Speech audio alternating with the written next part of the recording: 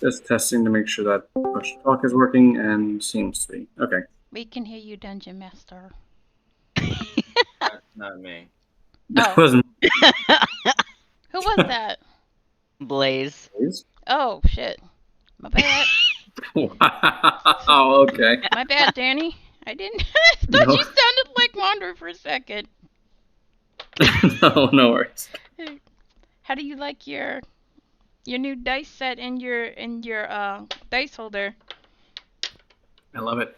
Yeah, you should take pictures for me Can't tell if after I'm the supposed to take session. offense to that yet or not. What? Can't tell if I'm supposed to take offense to that or not. I love you both, so you're not supposed to be offended. Good answer. Yeah, you thought you'd figure you would recognize my voice by now, considering I've been It talking. sounded like you for a second. My entire job is talking to you for this session. Meh. But is anybody else recording besides me? Streaming Nope. goes, I don't know. Or Can't say that streaming, I am. whatever? Okay. Never mind then. I will not use the voice mod. I gotta remember how to access everything again. Give me a second. I'm just gonna dump the dishes. You dump those dishes. Wash your dishes. Wash your dishes. Nah, that'll come later. Oh. Wow. Absolutely irresponsible. Irresponsible. No, you want irresponsible. Talk to my brother. Oh Okay. no, why is this? You ought to be punished, young man.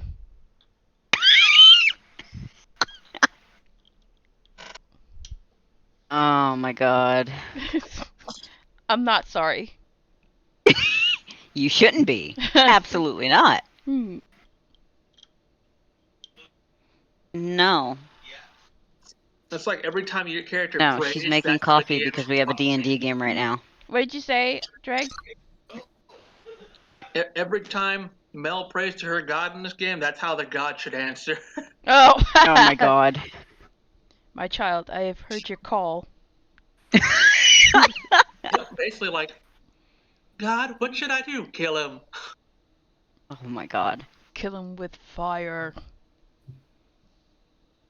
Bring down the wrath of God.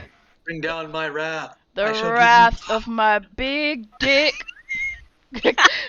Big Use dick energy. Yep. Use spiritual weapon, my dick. Like, this is why nobody worships you anymore. Or why everyone should worship me. I don't know about you, but I would gladly worship dick. Mm. Especially big dick. Oh my god. There's a whole subgenre of people devoted to that. Not We call hyper. them bad dragon. Oh, we got 29 of those. Wow. Damn. You might have I mean, some problems. we have a dick box. I've got so many. I got pictures of them too. Wow, dude. It's your dick in a box. Exactly. Did we break our DM because he's not saying anything? I think we did. He's dead. Are you? No, I'm Adjourned dead. No, I'm making sure everything's ready Oh, okay. while we're waiting on Shrine. Let's see. Yep. We need a faster coffee maker. She should be done now.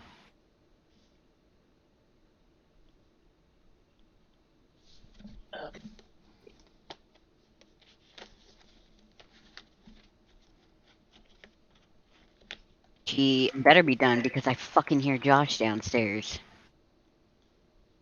Who says my name? Not you.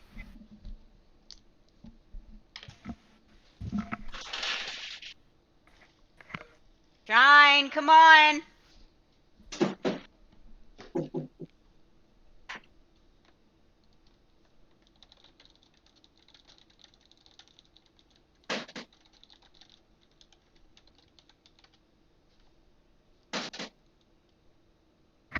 No D&D game is complete without pizza and soda.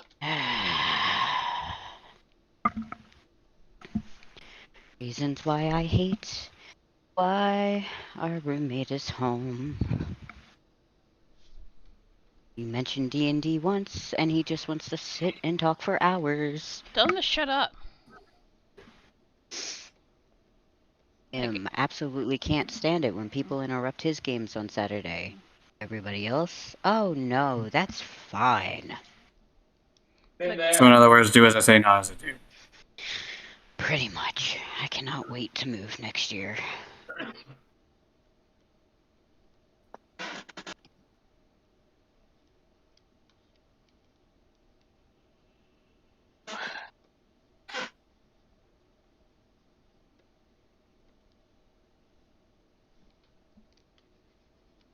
Note to self: next time I commission Mel is to get a proper headshot of Thomas, Hmm. rather than that placeholder. Ah, okay. Shut the door. To be fair, she did give everyone fair warning when she opened commissions last time. I did. I know. Do what now? Like, I think she literally added everyone in the group and asked if anyone needed her to fill in a slot for a commission. Ah, Hello. Hey, there she is. Hello. I'm so sorry about the delay. Okay. Just Everyone as a ready? heads up, I may have to like jump AFK periodically because I'm puppy sitting. So just a heads up there. Okay. Well, does everyone have their snacks or whatever, drinks, all that stuff ready? I am Thank situated in you. the kitchen, Mhm. so I'm good. I've All right, got my cool. coffee. All right. Welcome to the second session, everybody. Yay. Ready? Time to So- die! Okay, everyone got Hopefully their not. sound working and everything, because this session's gonna have a soundtrack. Oh, shit. Sexy! Nice. That means I don't have to play mine. Nice. This pleases me. I know This you pleases complained the about it dragon. last time, so I was like, you know what? Fine. I'm gonna make this shit into an actual RPG game. Yay. Now we gotta make sure it works. Yep. Okay. You So to box, you recap from last box. time, you guys basically defeated the animated armor, and you basically Sparta kicked it into the bottom of the staircase. Yep. Which is like 3 floors down. Yeah, I'm sure he's fine. But yeah, now our adventurers find themselves in where they left off, which is still in the balcony floor room. And let's see if this works.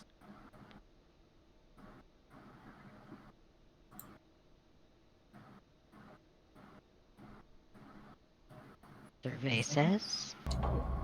Oh, what the yes, fuck? it does. Hell yeah. That actually spooked me. Good, because it's supposed to be creepy. And it will show you the song if you click on the jukebox. I mean, you do scare with a little easily, music though, note. so. Now, Ambient soundtrack for a more immersive experience.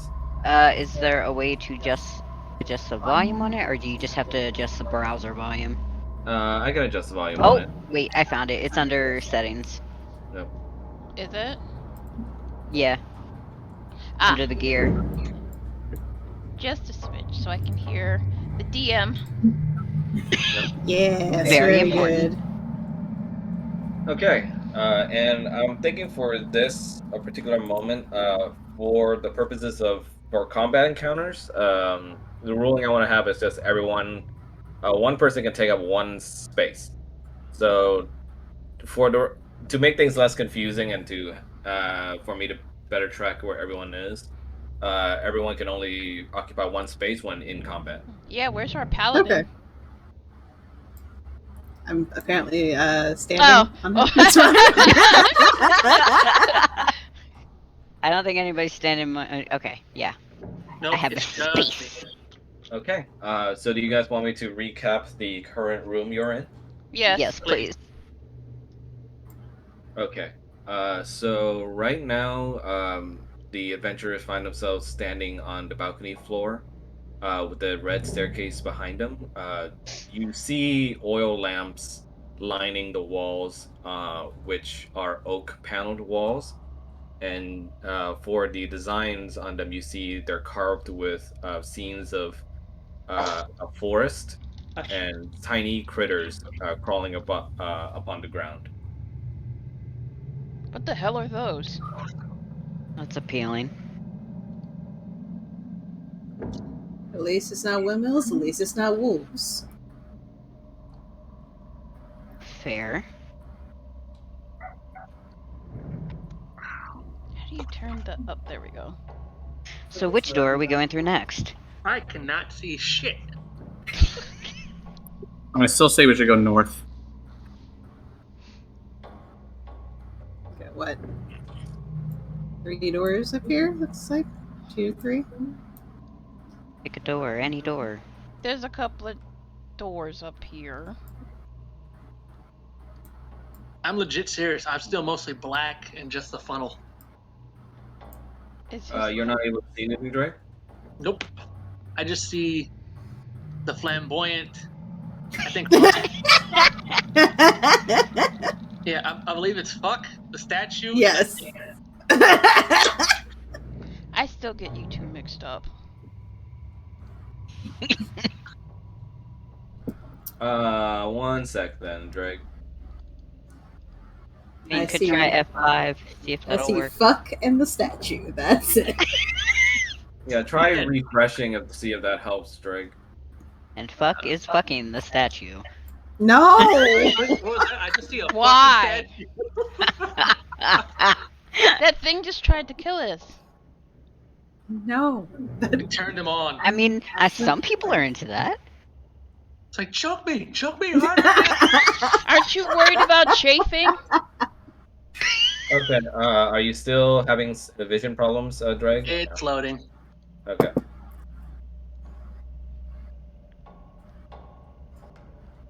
Like, what if you cut yourself? That's how you get tinnitus. Think you mean tetanus. Tinnitus is a hearing problem. I mean, with the sounds of all that armor banging around, I imagine. Probably. This is why you don't wear the helmet while you're doing it. Speaking of which, that helmet you picked up, shouldn't you clean it? Before It putting smells on? of must and death, so it should be fine. There's worse things it could smell like, trust me. COVID. I'm sure Roger can compare it to quite a mixture of smells. Jesus, that's taking forever. Okay, so I'm gonna open this door right in front of me. Okay. Gotta get tetanus. Shut up. Kanan opens the door. Do you open both of the doors? Because Yeah. it's a pair of double doors. Oh, it's a pair of basically. okay, then Kanan opens the double doors. Like, psh. Okay. One moment. Kanan slides back the door pretty easily, revealing the room within. And inside, you can see that it is a large, almost like a master suite room. There's dusty panes of stained glass on the doors, as you have noticed when opening them to reveal more lighting. And the designs on the window stained glass resembles windmills. What the fuck is with windmills? I suspect a theme going on here that we should probably remember. Okay. You mean Don Quixote? Okay. Stepping inside, the more of the room is revealed to you. It's a very dusty room. You can see cobwebs lining the corners of the ceiling and on some corners of the floor. And to your left, immediately upon coming in, you see that there's burgundy-colored drapes that are covering over with windows that view into outside. And there's a 4-poster bed that you can see that's built for 2 people. And also there's a vanity with a wood-framed mirror and a jewelry box on top of the vanity. The maid is clearly not doing her job. Maybe the maid's dead. Starting to Kanan, think everyone in this house is dead. Kanan steps onto what appears to be a tiger skinned rug that looks like it has been rotting for a while. Oh, gross. Let me just get off this, because this is fucking gross. Jeez. I gotta wash my boots. I was gonna say that looks like when we had the brothel, but on closer inspection, it does not. What kind of brothel did you go to? Greg, The one I work in. Greg, are you still unable to load in, or? It finally loaded up. It's still more or less the same. I only see the little frame of. I see the tiger rug when I moved up. Okay. You can see the room now, though, right? I see like my little. No, see, I like, don't. You can phone, though. screen cap it and then post it in the Discord chat. Yeah, I 'cause literally I have need no to idea see how to what do you're that. seeing right now. Click Alt, then print screen, and then copy paste. Yeah, Alt, hold down print- Alt and print screen. Yeah. And then paste. Yeah. Yep.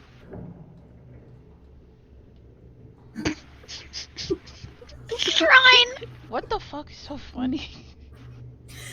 Oh, please put it in. What? So there was a comment on our buddy's comic that I just quoted because I was like, "Here we go! It's a conga line of fools." Yeah, I think you're fine, Drake. You can see the room. That's what's supposed to happen. 'Cause Yeah. Because this is what I'm seeing. Yeah. That's Yeah, so it. he's seeing. Yeah, you're fine. It's because you can only see little in the dark because you don't have dark vision. So you can only Yeah. see like a cone in front of you. Just making sure. Yeah. Both of us are blind. Yeah. Okay. Okay. Sorry, did I miss anyone's action here? No, we've just been standing No. I see a Dead bed, fool. people, Mel. here. You know, somebody probably has like a lantern. Nope. No, okay. Was it like 2 doors?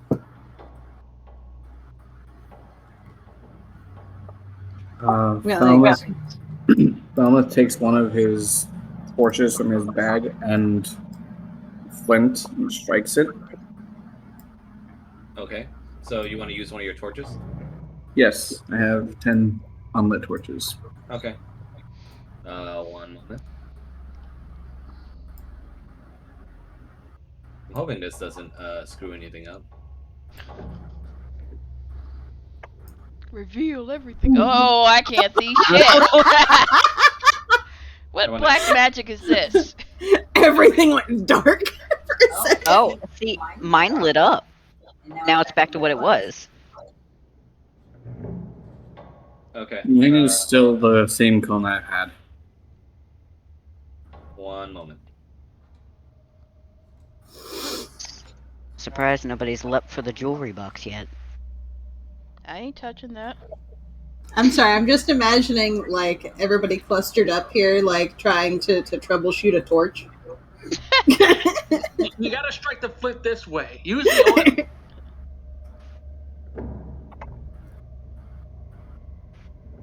Like, do you need me to light it? House is too humid. It keeps going out. And Cannon could light it. Just breathe on it.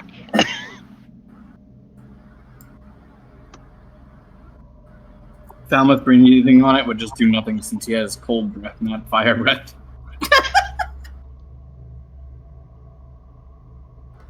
Well, that's a shame. Unfortunately, this isn't. There we go. Okay. So you have the torch lit right now. Everyone benefiting from the torch too? No, I mean, Rattles I- just has the regular cone. I can already see, so. Let me refresh. Hang on. Keep going. Everything is basically the same. Yeah. They can see the full room, so.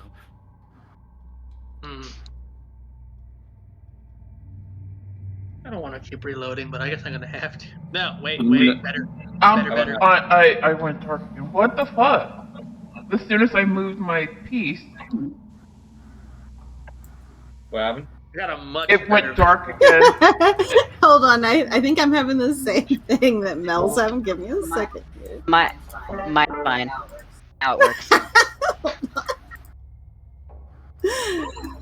Yeah, see, I'm having the same thing. Roll20 is being all kinds of stupid today.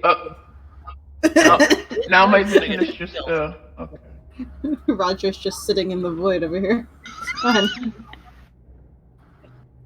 Hey, anyone mind if I check this door out up here? Knock yourself out. The one going up. And Falmouth checks the one that's next to the entrance on the southern wall. That's all we've Okay, been doing. before Checking we doors. Before we continue, though, is everyone still experiencing like issues with their lighting, or? Well, with the lighting that I have right now, I can only see what's in front of me when I turn my character. I have. I can't see anything. I can see outside the room, but not inside the room, apparently. See, Oh, I'm one assuming mine's working because I'm I can sorry. see the room and there's no fading. I can adapt, though, but... Please look at the chat. Alright, 1 sec. Let me redo your tokens then. What the hell?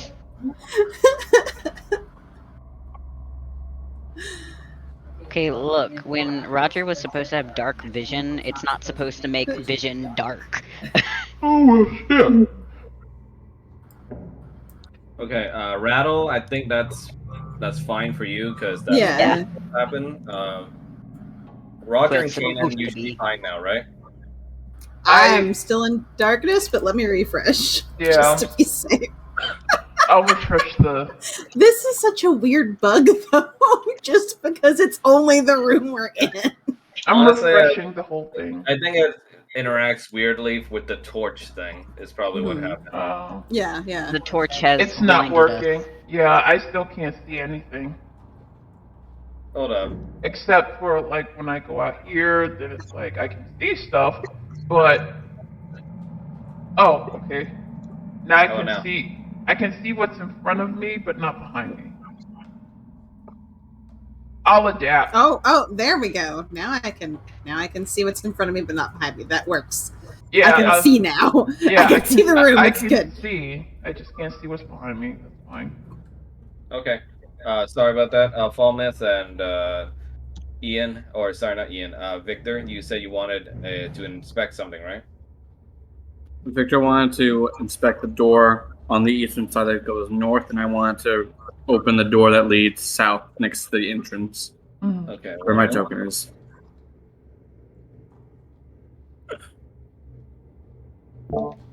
Around the little dining table. Grace, I literally just took you out like an hour ago. Yeah, I had to do the same thing with Osa. Okay, for Victor, the little door that you're in front of is actually a small grate that is the same as the dumbwaiter doors that you've found so far. I see. Wait, the door I'm in front? Okay. And for Falmouth, the door you're in front of, there's a big full-length mirror mounted on the wall for it, but it is still a door that you can reveal. So let me get ahead and open that up for you.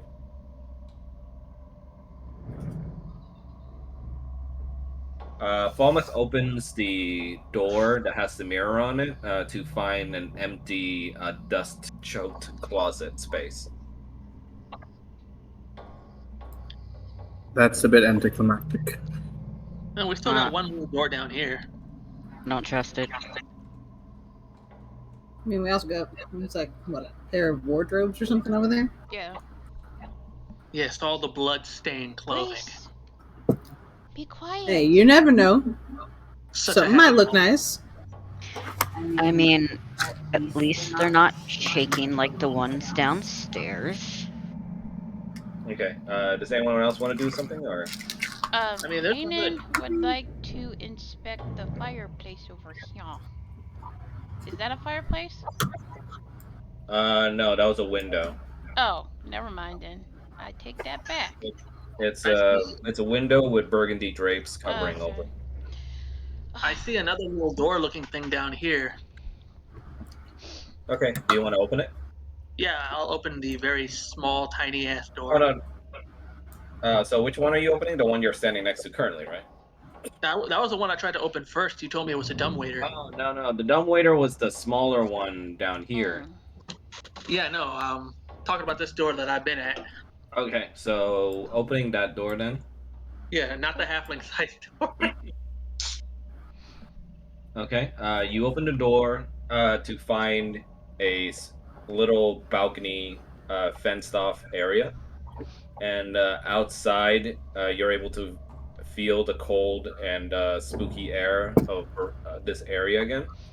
And down below you can see the mist still swirling around and covering the outside of the house. Yeah, that's not ominous at all. Well, guys, it seems we're fucked. No, that's me. I hate to do It this, only took us but 3 I have floors. to let the dog out before she pisses herself. Okay. Do So, it. if I miss combat, it's whatever. Well, I mean, we're gonna I pause. literally took her out like an hour ago. I'll be I right mean, we're back. gonna have to pause until you come back. So yeah. And I don't think anything's gonna jump out of the bed. Yeah. Hey, you So, never Clearly, stab that it, Lord rug is Grace going to style. come to life, obviously. Don't touch it. Don't acknowledge it. We got like what, 2 more doors down here, and then I guess we can start investigating down. yeah, there's plenty of doors in lots of places. So keep an eye out for them walls. Looking for doors in all the wrong places. Doors in too many places. No, this house looked a lot smaller on the outside. Oh my God, it's like Encanto.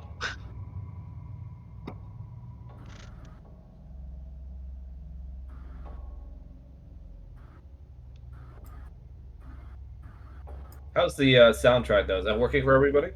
Oh no, I like it. Okay. Yes. Mine was Well, I mean, if it was playing, it already Yeah, went it's not- through the 7 minutes. Yeah, it's not playing for me at the moment, but Oh, it's supposed to be looping. it was looping before. It's just it says now playing, but nothing. It's not actually playing. Come on. Maybe it's because you had to refresh. Hold on, let me replay it. I think so. Oh no. Now it started Yeah. again. Before it was Yep, paused there for we me go. too, even though I didn't refresh. Oh, we can hear it. Now we can hear the spooky ambience. Perfect, because it took a while for me to find that.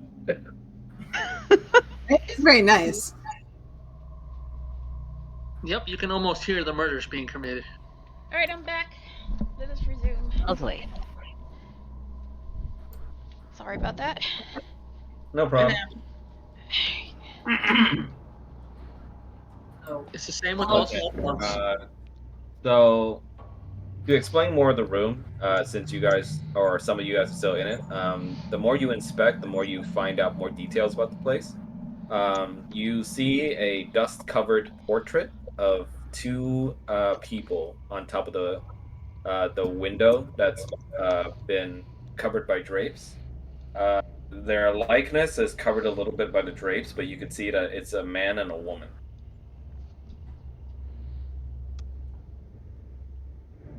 I'm assuming this is the parents of the kids. This must be the master suite. Yeah, it's a portrait that's currently being covered by those drapes. can I check behind the portrait? Yeah. So, do you want to move the drapes apart, or? Yeah. Kanan will Oh. move the drapes apart and then peek. See if he can peek behind the portrait. Okay. Kanan spreads the drapes apart, and almost like for an instant, you swear that you could see the man and woman in the portrait become just skeletons. And Okay. when you blink, they're just normal portraits again. And it's an entire portrait of the same man and woman that you saw in the portrait before this floor, and with the woman still looking rather unhappy and scowling at the man, as the man is holding a newborn baby in his hand. You can just see the love between them, man. Clearly, that's not her kid. That's a little bit horrifying. Is there anything different about the child in the portrait with the? You can't make out details because it's wrapped in a blanket, but you can, however, see that it hair color is different than that of the man and the woman's. Well, lords and ladies were given to infidelity, so it's not that surprising.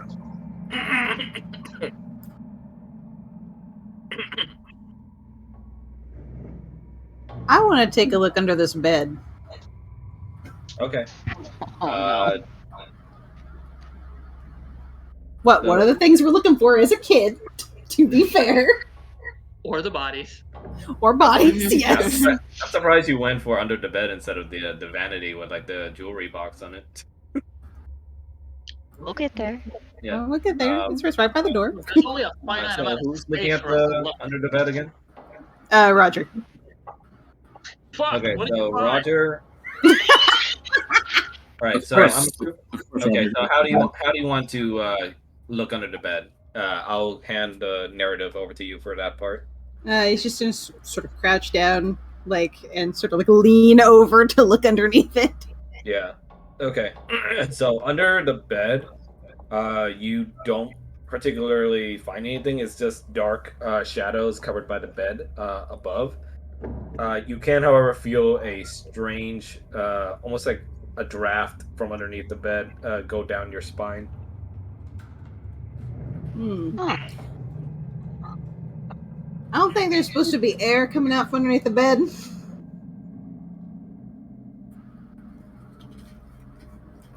It's maybe.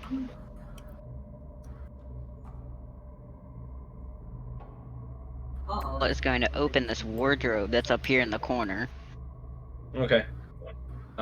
So Paul opens the wardrobe and he finds the old dusted clothing that belonged to the owners of this master room. I don't know what I expected.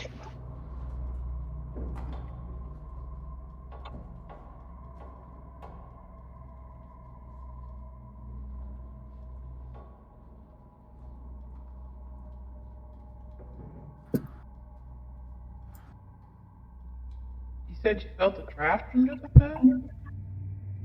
Yeah, I was hoping to see if there was any interesting items under here, but it Is there seems any to way more we have can it's a move draft. the bed?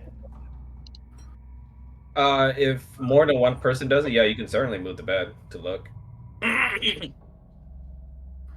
Falmouth will assist with moving the bed, considering he has high So will front Paul. support. Okay. So you're each of you take a hold of one corner of the bed and you start moving it. But as you move it, Roger feels like something brush against his leg, like almost as if someone had just gripped onto it real fast.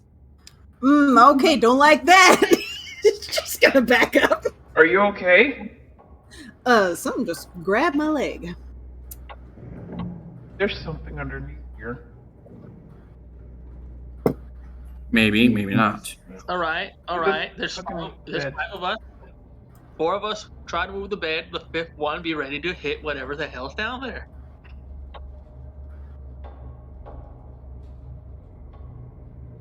I mean, that's a pretty solid plan. Okay, is that what you guys want to do? Yes. Okay. Get my Are head we all ready. consensus? I guess so. So Victor's prepped with his hammer ready to swing, and you continue moving the bed. Child. And underneath the bed, you don't really find anything. It's still just dust and cobwebs. Don't like that. Don't like that one bit. Sure it wasn't a spider web? Or a rat. I'm sure that was not a spider web. Or this place is simply haunted. You know what I do for a living. I know what a hand feels like, all right? Oh. All of your years of horror coming to What's this behind the bed? What is that? Sorry, what was that? There's something behind the bed since we moved That little it? space, I think. Yeah. Oh, that's a Window. window. Yeah. Oh.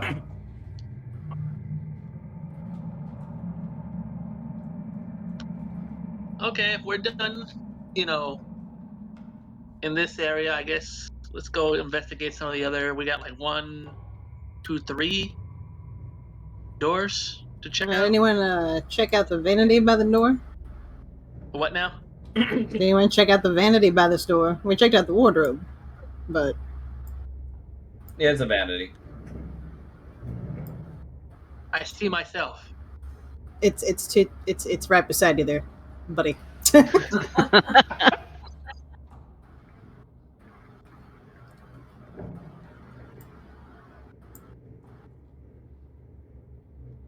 Okay. See anything interesting? So you want to inspect the vanity, or? Yeah, I'll check it out. Okay.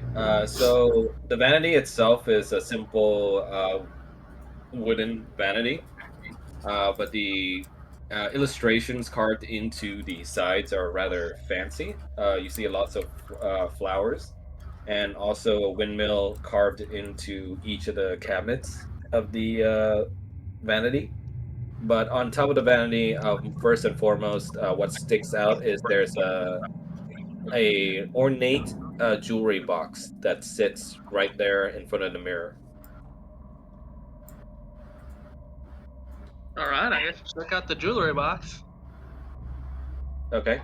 So you open the jewelry box with no struggle because it wasn't locked, as you find, and you see that inside is a 3 gold rings, and also a thin platinum necklace that has a topaz pendant on the bottom of it.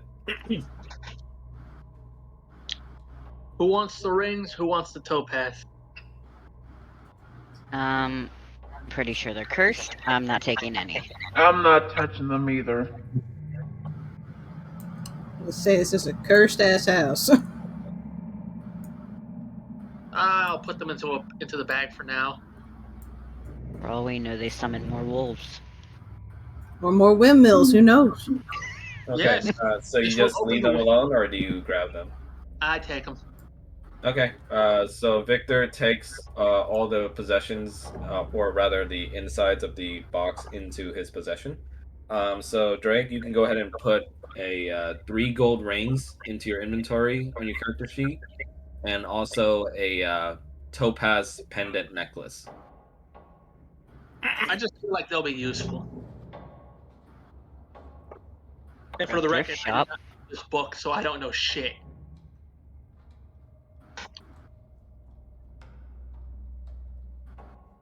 Okay.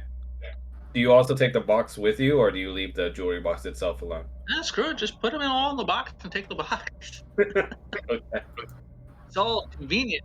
Okay, so you can add silver jewelry box in your inventory too, then. Okay. Cool. Alright, what other room of darkness are we gonna look at next? Guys, I got a good feeling about Pandora's box here. And No. you opened it. Look, the world's already gone to shit. I don't think me opening this is gonna make things worse. Of course. As Kanan moves out of the room, almost out of view from everybody when they're not looking, the reflection of Kanan that would appear on the mirror that was on the door earlier that Falmouth opened, even as Kanan walked by, the reflection of Kanan just sticks there for a while, standing. Was that inside the room? Yep. Okay, so I'm out in the hallway. I would not have seen it. Same.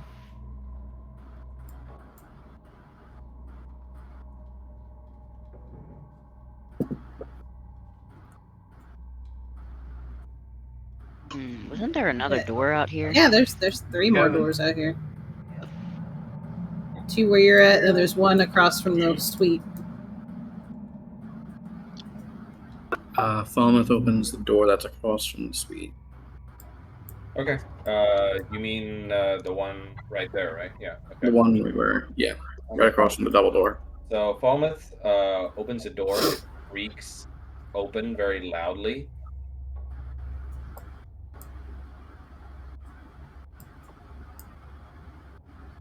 And right in front, when he enters, he would see a Bathroom. Right, with a small. So the bathtub itself has a rather interesting design with clawed feet holding it up for the design, and there's a small iron stove with a kettle resting atop of it, also at the other end of the room. And opposite of that is a barrel that's under a spigot on the east part of the wall. Okay, so the kettle must be to boil the water to make it sanitary for use. Okay, so standard fare for a bath.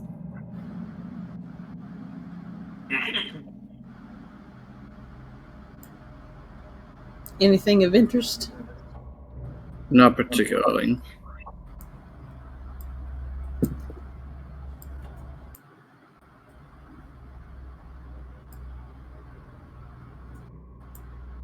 Paul is gonna check the door all the way at the bottom. Okay. Which one? At the bottom to the, I guess it'd be the right of the statue. Okay.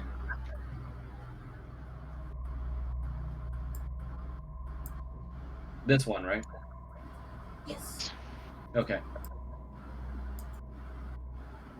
So Paul opens the door into this particular small entryway that leads into a larger room.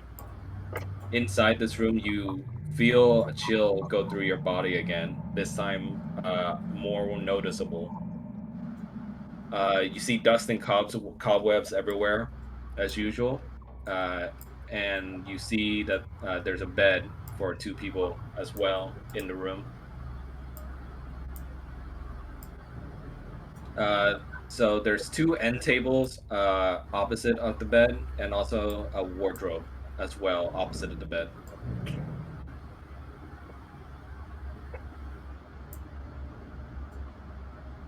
Mounted on the wall next to the wardrobe is a full-length mirror that has an ornate wooden frame, looking like ivy and cherries.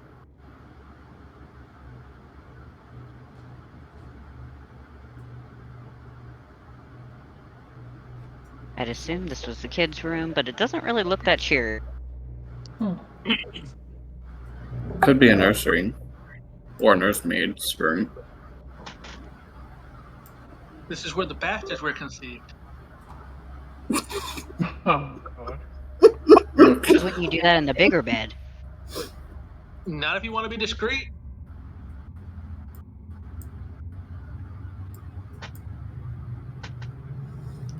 I think I want to check under this bed too, just to be safe. Hey guys, I'm getting a phone call. I'll be right back. Okay. What a suspenseful place to have it hold on. Ah! You getting the chills, Mel? Give me a A second. bit. That's why Kanan's standing in the doorway, ready to run. Hmm.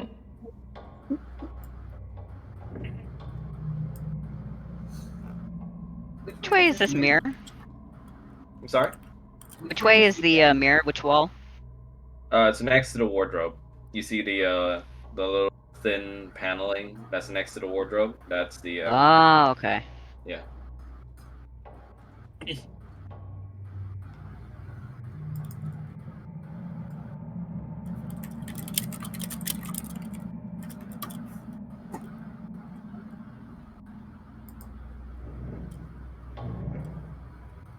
How Roger wants to keep checking under beds, like he wants it to Yep. get handsy with him. No, he just wants to make sure, one, there's no kid there. Two, he's a little curious as to what they might have under their beds. People had interesting stuff under their beds, didn't you know? It really wants to be grabbed on the leg again. Also, One day. Kanan standing in the doorway just for some reason made me think of this fucking meme.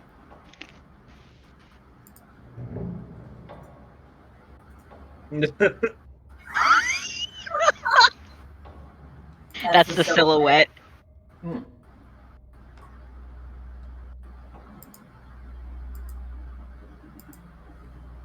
Yeah, I've been replaying a lot of Fatal Frame just to get back in the mood for the spooky shit, and I'm living for it. The original, or are you playing the one that came out on Switch? The old ones. Lucky. Yes, good. So expensive now. Yep. Thank God I had it from back in the day.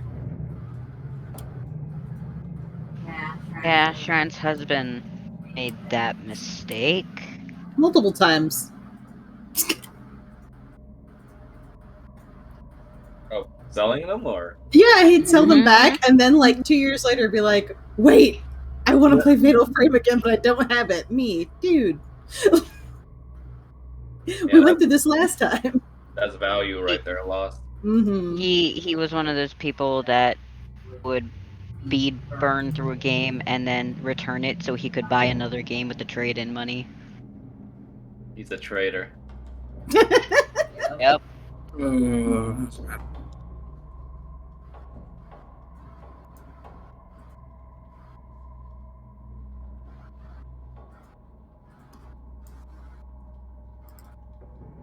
Also reminds me of this meme specifically too.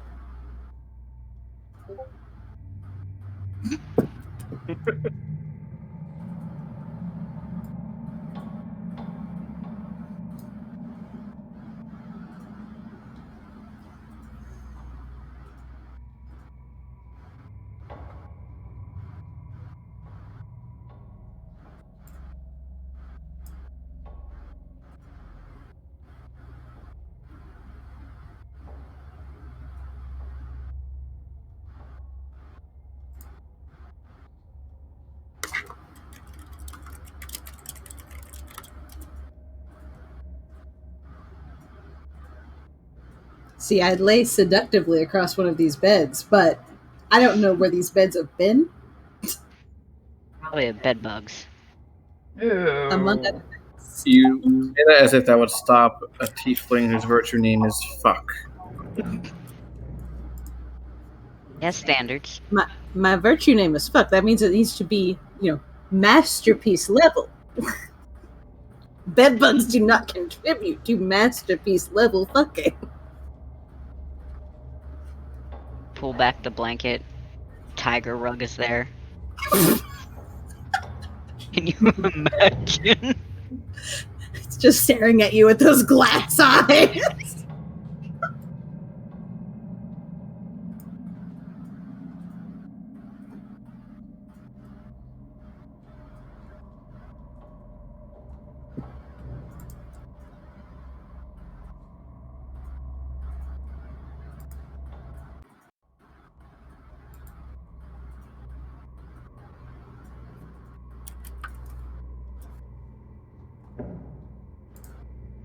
How's everybody doing?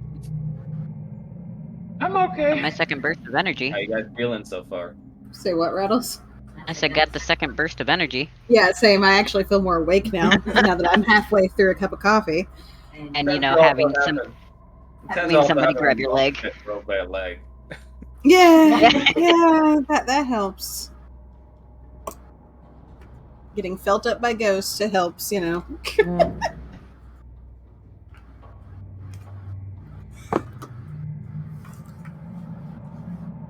Roger starts looking under the bed of every single bed he ever comes in contact with.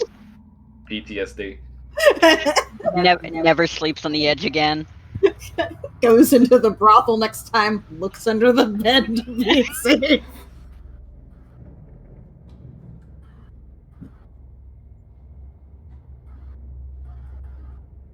Okay, but Paul just starts putting things under the bed, thinking he's just looking for something under the bed.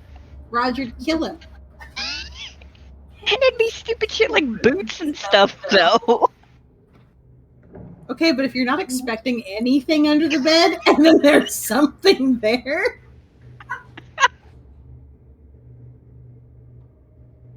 This is also Roger, remembering what we're here for. There's supposed to be a small child in this house somewhere. I mean, we were supposed to go to the basement, and somehow we're on the opposite end of the house. It's true. We're saving the sex dungeon for last. Oh, you guys have no idea what I have prepared. I don't like that. In any capacity. Yeah. I love it. Of course you do. Of course you do. You're the You're DM. sadist. Beaming with surprises right now. What'd I miss? We're waiting on you. Sorry, man. It was All right. family calling. Yeah, You ready? okay. That's cool. Everyone good? Yep. Okay. Roger wanted to check under the bed. Yep. Okay. Same plan as before? Sure, why not? We'll just move the damn thing. Moving the bed. Okay. You slide open the bed to the side, and underneath you don't find anything. Anything grab your leg this time? Nope. I'm going to roll for perception to see if there's anything unusual in the room. Okay. There's 5 weirdos hanging around a kid's room. Nat, nat, This is what- 15, nat, What's it? 15 with, nat 15 with a +1 mod, so 16. Oh, nice. Okay. In the room, as Falmouth inspects around, he would feel something almost off about the mirror that's in front, facing in front of the bed. The one that he's standing near. It's that you almost feel something quite strange coming from it, and you feel almost like a chill go down as you get closer to the mirror. Good thing I have cold resistance. Go to move the mirror then. You see your own reflection in the mirror, but as you stare longer at it, you start to see something that wasn't there before, and when you blink, you see a specter appear right behind you.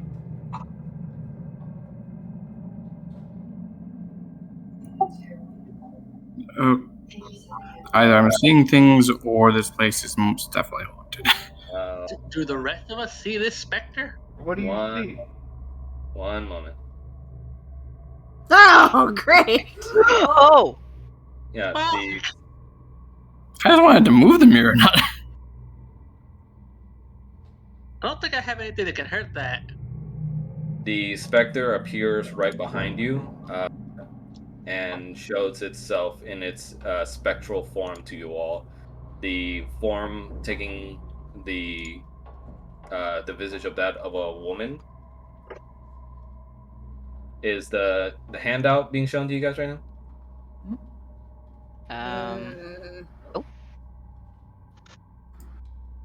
Could you repeat that? I'm trying to hand something out to the players right now. Are you guys not getting it? Hold on. Only That's hand in hand is Rose and Thorn. I'm not receiving anything. All right. Neither am I. Strahd's Crest. Mysterious Visitors. Yeah, that's basically it. Yeah, not a. Spectre. There it is. Yep. There we go. Oh, there it is. There we go. Oh. Oh, joy. It's fine. Look We how all just silly failed she looks. perception. And If you the notice that bitch. Spectre begins to unhinge its maw with some spectral, almost like smoke coming out of its maw as it starts speaking in a very low, garbled tone, almost incoherent, but it tries its best to basically make the words come out, basically. And it states, who are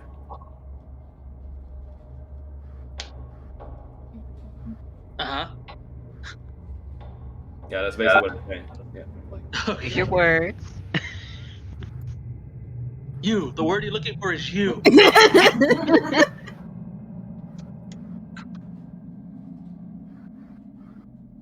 For people passing through this area who've been asked to come here by the children of this house. The children. The children. Will somebody please think of the children? The specter raises one of its shambling spectral hands over at Falmouth. So, please save them. They know not what they do. The master. It was my fault. It was my fault. The lady, the mistress, she. And then, almost as if in pain, it starts to writhe around and starts to almost as if to stop itself from screaming aloud, just reverberate back from Falmouth a little. Okay, I don't want to be that guy, but priest, paladin, I got a fucking ghost looking at me right here. Oh. Hi.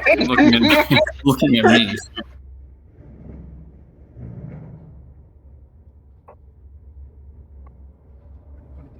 So it's just back to the wall now.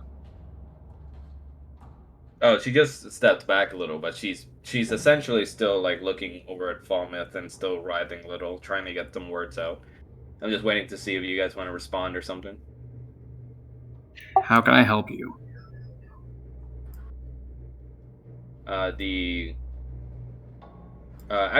Roll for charisma for me, Falmouth.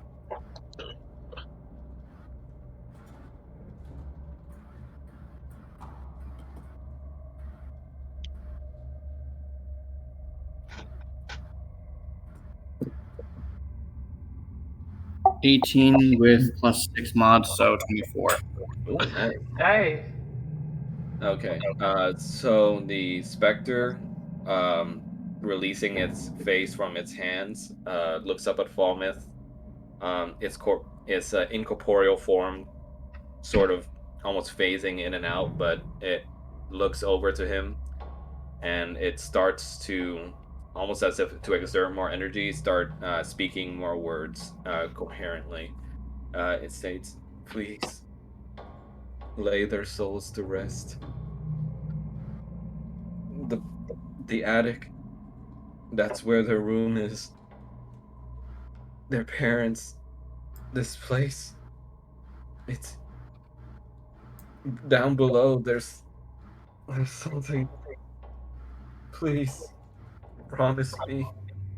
The children are blameless. Please save them. Put them to rest." You have my word. And she lets out a shriek, almost as if her time was up, and she phases backwards through the wall and disappears from sight. He doesn't speak for the rest of us. Well, we found out something. We've learned that the children are dead. We found out something. Yeah, that people died here. We pretty much all knew. This place is fucking haunted as well. We found out. I mean, we just we figured out. Confirmed, yes, that'd be the word. We also figured out this is not the children's room. Then who the fuck lives here? The nursemaid. So I guess we got two options. We've got a creepy basement or a creepy attic. With the specter gone, the mirror behind Falmouth, with a slight pop sound, it almost like it unhinges, and you see that it was actually a secret entrance door. Oh, That's not creepy at all. Dare we venture in? Well, if the children's room is up there, and we were asked to lay them to rest, I suppose we have no other. We don't really have much option, especially since we don't seem to be able to get to the basement just yet. Yeah, we kind of gotta appease Reverend Lovejoy's wife here. does anybody remember the last time we went into a secret entrance?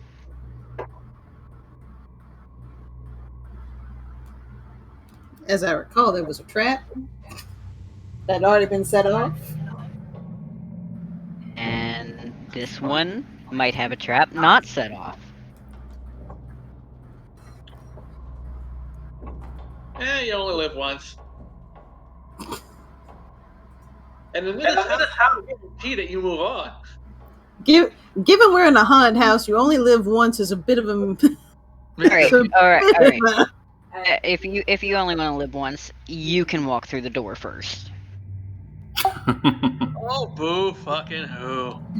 Up I go. Victor steps through the secret entrance to find a very narrow, small passage with stairs that lead upwards. Yep. Up I go. Telling you, this kid's been dead since we got here. Who put stairs to their attic behind a mirror in their room? I lived in a house like that once. You live with dwarves. Probably someone with secrets. That's fair. That sounds awfully cramped. Okay, so you guys all go upstairs? Yes. Yep. Give me one moment, folks. Let me move all of you onto the next floor. You gotta see him. He's still ducks walking through doors.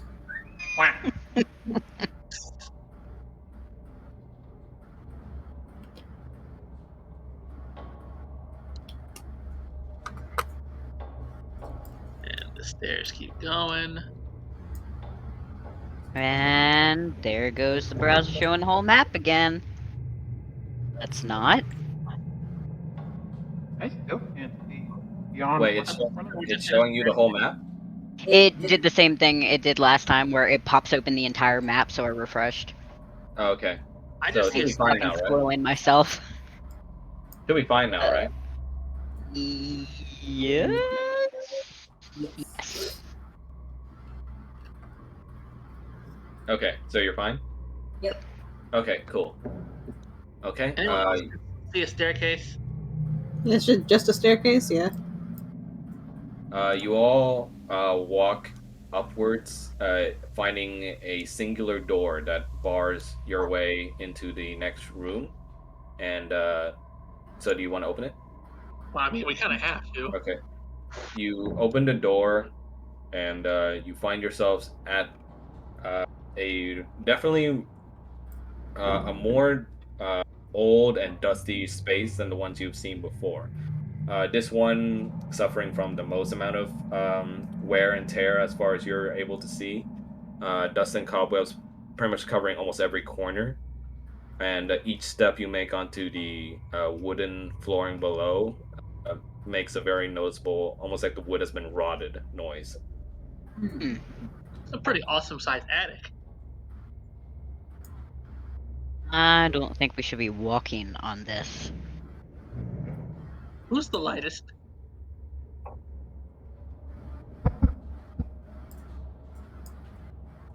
That's a good question. It's probably Roger. Wow. You get a lot of exercise. Lead the way, Roger. I like how you're all fine with that. Fantastic. Sacrificial death. And this is when my browser decides to lock up. So give me 1 second.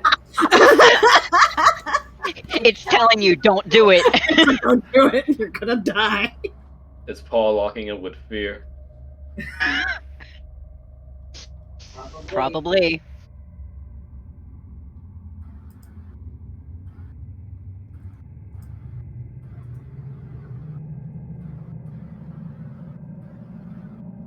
Beautiful. Give me 1 sec. Still not working for you, or? It's taking a hot minute.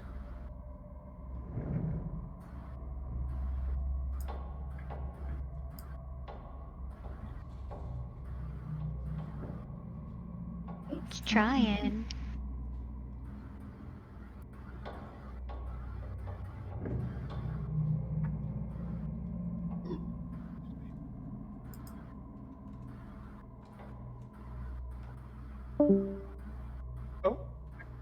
Oh, What happened? who did we lose? Greg is connecting, I think.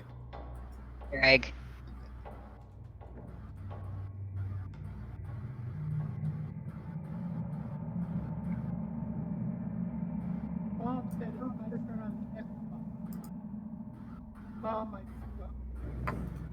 Yep, that's just Kanan standing in the doorway. Big dragon man. Just mama foo up. Okay, 1 sec.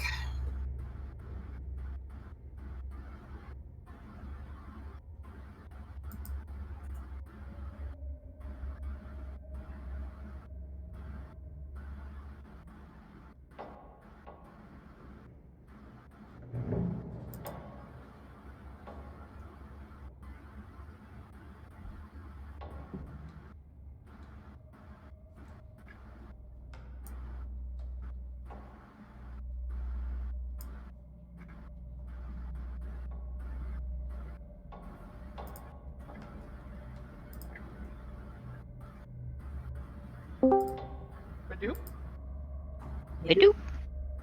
Welcome back.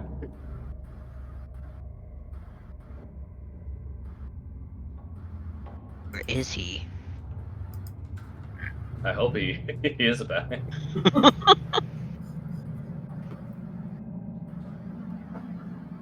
It's fine. Him and Roger are both just buffering. Oh my god, hold on.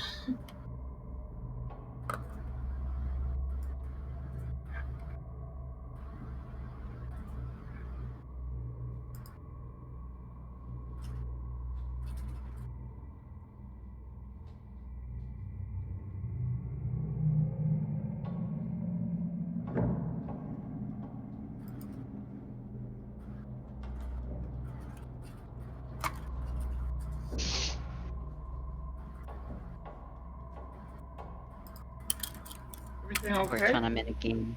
Testing. Yep. There he is. Yeah, we can hear you. Freaking whole thing cut out on me. Oh. That's all kinds of difficulty. Okay, let's see here.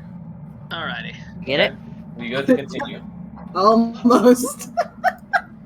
The page is loading, so I'm just like sitting here like, come on.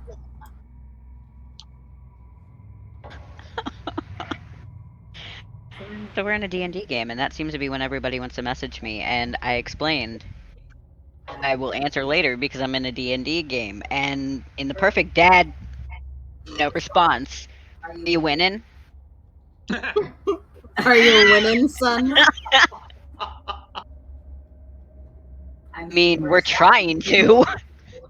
It's funny because that's what my brother was asking when he called. You find his dead children yet? Are you dead yet? Have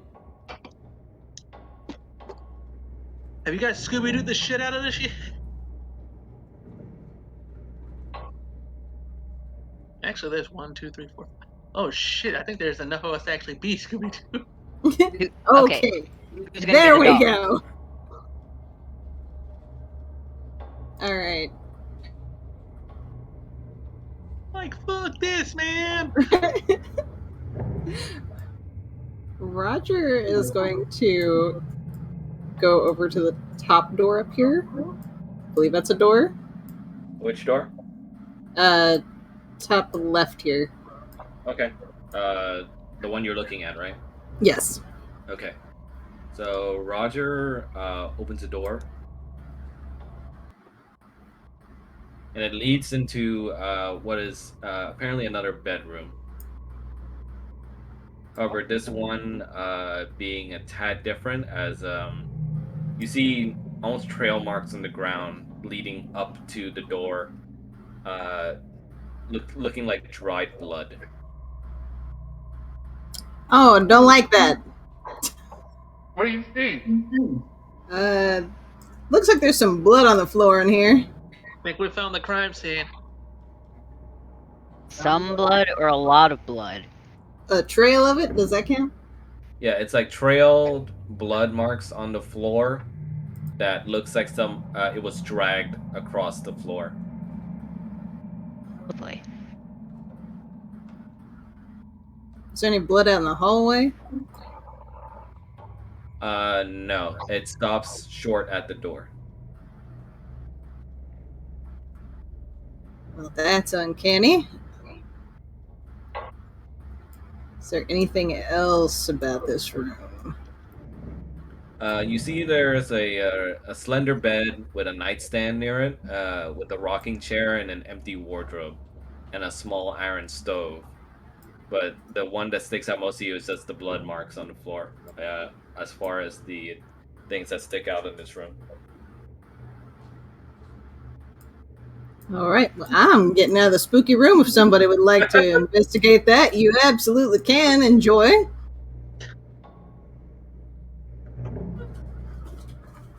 Would you check it for a Scooby snack? No, I would not. Are there any doors near Victor and Falmouth? Or There's one near Paul right now, opposite of the door you just opened. There's another door. Yep. Want to open that one?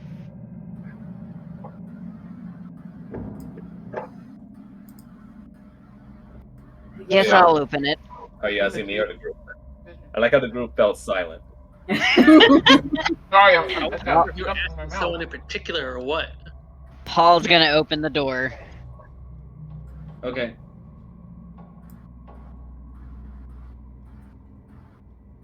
So Paul opens the door into a rather large room. From the outside in, you can see that it's a dusty chamber that's packed with several objects that have been covered by white drapes. Yeah. Paul's backing out of there real fast and going back in the hallway. Okay, I guess I'll check this bottom door down here. Okay. So you want to open it? Yeah, I open it. Okay. So Victor opens that door, and it leads into a bedroom that's only slightly bigger than the previous one that Roger had found. This one containing no blood marks, with the same items inside, such as a small iron stove, a nightstand, and a bed. And but there's a smiling doll in a lacy yellow dress that sits right on the north window box. Oh, fuck that. And it stares right at you when you enter. Alright. Fuck, since you're here. Yep. Watch the doll while I search the room. If it moves, let me know and we'll kill it. Sounds like a plan. Hey, Paul, we found one of your favorites. I don't like that. What did you find? Hey, hi, Andy. We found Woody's precursor. You should come and take a look. The hell did you find in here? Nope. No. You know what? I'll wait by the stairs. You can have fun here. Everyone's afraid of the creepy doll. All right, I'm searching the room. Okay. Can you roll for perception for me? Yeah, sure. Also, just so we're clear, anyone have a problem destroying this doll regardless? Because that's very clearly evil. Make sure it's in 1,000 pieces.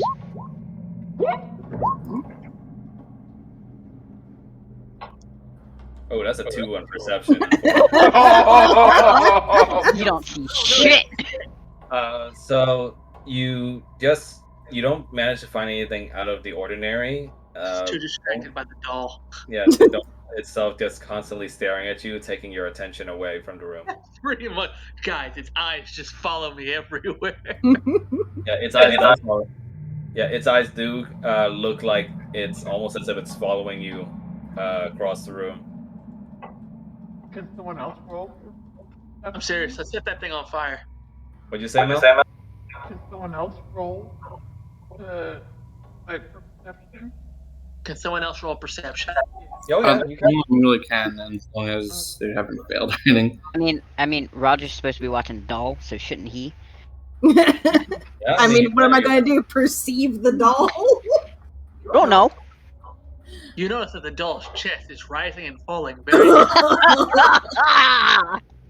No. Oh man, that gave me goosebumps. No. I mean, I could roll for perception. I don't recall what I need to do for that. Hold on. Let me... It's fun because you might not even want to have good perception on this. Right? I don't like that either. It's roll 20 plus your whiz mod. Okay, so all right, there it is. And the doll's hand Uh-oh. slowly. Oh, damn, you guys in your perception rolls. Beautiful. Everyone's distracted by the doll. Yeah, the doll just continues staring right at Fuck, and it just, like when Fuck starts to blink, you can almost feel almost like it moved a little bit, but you're not sure. Like its hand moved. Okay. I'll roll perception as well. Yeah. I don't like this thing. Nat 18 plus 1. Okay. So Falmouth is able to inspect around the room. You don't find anything out of the ordinary, other than the doll. But upon closer inspection, you see that the doll is wearing clothing that's unlike regular dolls that would be around. It's instead of wearing a regular dress, it's almost as if it's wearing a wedding dress with a wedding veil over it. Right, I vote we destroy it.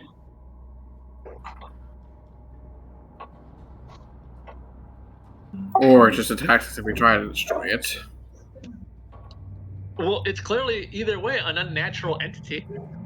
Decisions. I was just standing outside thinking you're all goddamn nuts. Everyone's inside arguing whether or not to destroy a Beanie Baby. Did you just say destroy a Beanie Baby? I'm telling you, Princess Di is evil.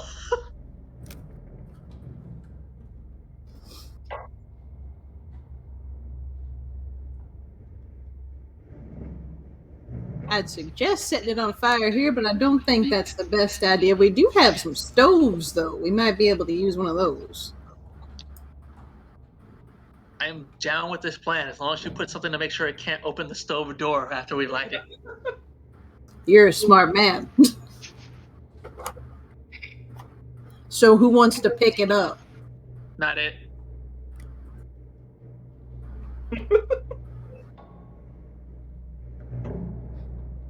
You don't Nobody? know there, Mel? Oh, I'll do it. Do we really want to risk the healer? I'm just asking, Mel, because you've been kind of quiet, so... What? Oh, I was just asking if you're okay, because you've been Oh, kind of I'm quiet. okay. I was just taking my medication. Ah, you okay? I am. Yeah, I'm fine. I just had to take my metformin. I am All right. good.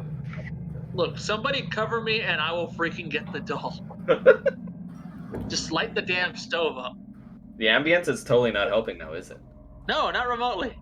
No, earlier there was like a knocking noise while they were looking at that mirror, and I was like, nope, I'm good.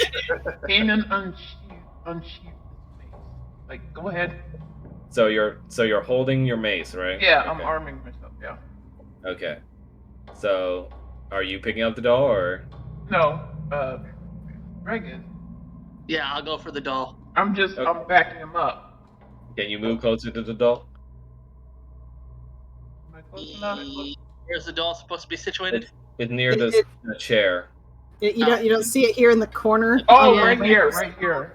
How do you That paint? big ass Annabelle looking shit. Oh, yeah. I see it.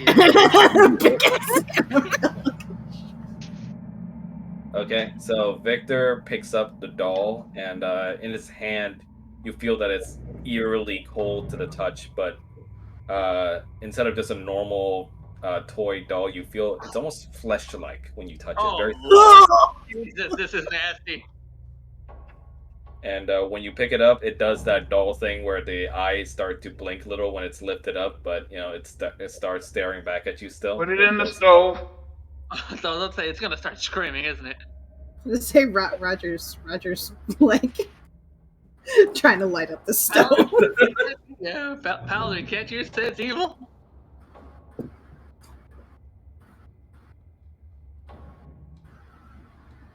Yes, I can.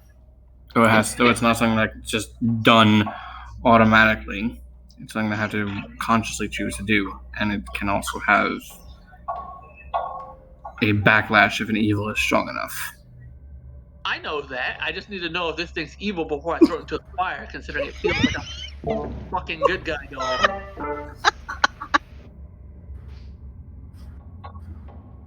And I'm gonna grasp it by the arms, that way it doesn't have any surprises. Like it's a football?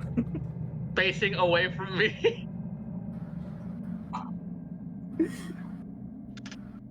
I would imagine that would feel worse because it's all flesh-like.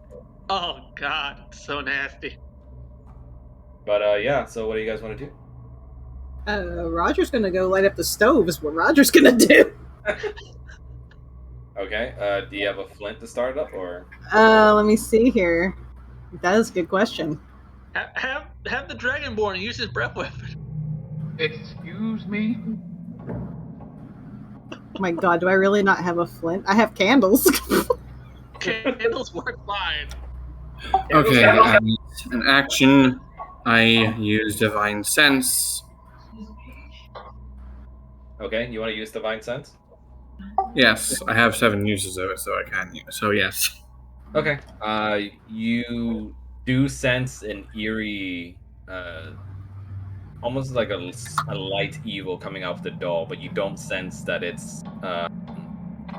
You don't sense that it has animosity towards the party. It's just kind of, there sitting as like a part of the house. Passively evil. So it's slightly, it's the doll that you look away and it. Yeah, you definitely sense that it's not a regular doll. But it's not. You don't sense ill intent from it. In other words, this entire house is evil, and this is just a small part of it. Yep, light the fire. Well, we don't know if, because it's potentially a part of the house, if the house can just make it rebuild after a certain amount of time. So setting it on fire might be pointless. Show of hands, will that make anyone feel better? I'd feel better lighting it on fire. Into the fire it goes. Okay, so who's tossing it into the fire? I'm the one holding it, so I might as well toss it in there. I don't like that he's specifically asking that. No reason. Yeah, But so did someone start up the stove in the first place, though? It's the question, because you still need to light it up. I believe Fuck said he was doing it. I was going to, but I don't have a. You need a flint. I do not appear to have a flint. Nobody has a flint. Hold on. You might have to dig through my fucking pockets. And Falmouth just tosses the flint that he used to light his torch earlier. Yeah, I got it. This entire thing has become an exorcism. So we're just gonna Write that up. Okay. So you're lighting up the stove. After a couple of flint hits, you see the fire start up in the almost used wood inside. The wood doesn't burn too brightly, but it burns enough to where you can use the stove. Okay, we're gonna just toss the good guy doll in there. Okay. Can you move closer to the stove? unless you're like eating it from across the room. Throws it. All right, yeah. Look, I'm getting rid of Raggedy Eel. Do it already. Roger's going to toss the flint back to Falmouth. Okay. So Victor, you're tossing it inside, right? Yep. Okay. You toss the doll inside, but as you toss it, as the doll like slides free from your grip, it's almost like its hands scratch your hand, and as it leaves you, leaving a kind of a noticeable, almost a mark on you, like a cut, Great. and it flies into the stove and it starts burning inside the stove, but you don't see it be affected by the fire. Like it just kind of sits there in the fire while it obviously burns, but you don't see it leave any kind of mark on it at all. It just continues staring back at you inside the fire. Close this freaking stove and put something in front of it so it can't open it. Okay, is that what you I want don't to do? think we have to move the bed. I don't think moving the bed's a good idea. Hey, I just want something heavy so this thing won't break out and be all pissed off. You put something flammable in front of a stove, sir. I love that Paul is still outside during all this. Yep, he's just pacing back and forth and just hearing you all talk back and forth. What the hell's going on in there? We're trying to kill a good guy doll. There's no dolls that are good guys. Okay, Oxymoron. so do you want to just close the stove door? Yeah. Okay. You slam the stove door shut, and you hear it latch closed. Sweet. All right. Well, I'm out of this room. That's why. Let's get the hell out of here. And I feel like there's gonna be ramifications for me freaking doing the very, what do you call it, justified / practical thing. Paul is just staring at all of you coming out of this room. And it's just like, why were you in there that long? We had to throw out the fire. For what? You won't get rid of it, right? Get rid of Burn the doll. Don't judge us. You burned a doll. Oh, Drake, are you inspecting that room? Yeah. I'm gonna inspect the room. Because you were inspecting that room, like, remember to tell me, just so I can, like, describe the room to you. No, actually, I was just looking around to get a better layout, but yeah, since you asked. Yeah. Yeah, when you make movements, just try to at least tell me before you enter a place, just so I have, like, an idea. Sorry. Okay, But, so yeah, what does the party want to do now? you burned the doll. Did it burn? Apparently justify our actions. I got no idea. I just know that we tossed it in there. It's the devil. Okay, I think we got one more door that we haven't opened. The one just north of us. Yeah, before we have to actually actively search some of these rooms. Okay, Falmouth on the door that he's next to, at the northern end of that hall we came into. Where's Falmouth standing again? Again, it's kind of hard to tell with you guys standing over each other. Okay.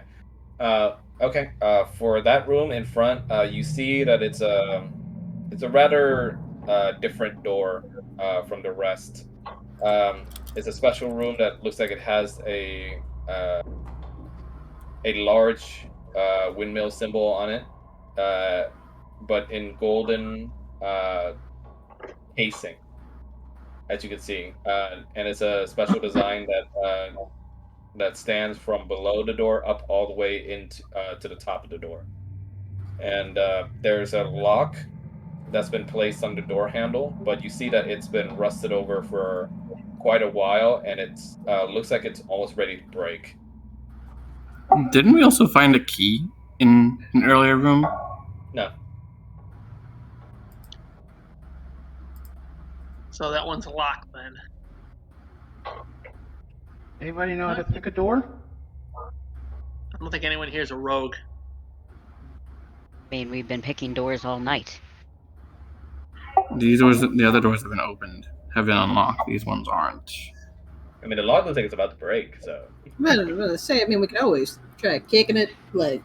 I guess Falmouth just goes to smash it then, since he has the highest strength mod. Okay. What are you smashing it with? Probably the great axe I have. Okay. Can you roll for strength for me?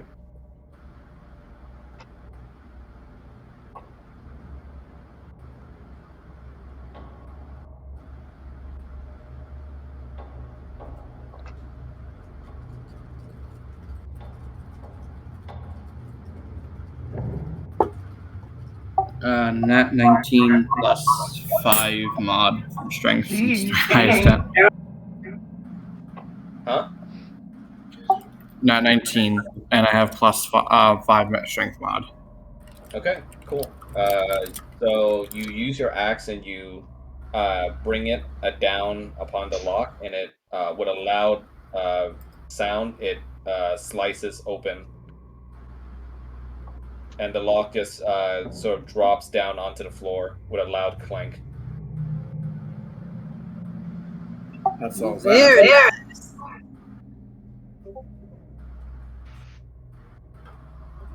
Do you wish to open the door? Yep. Okay.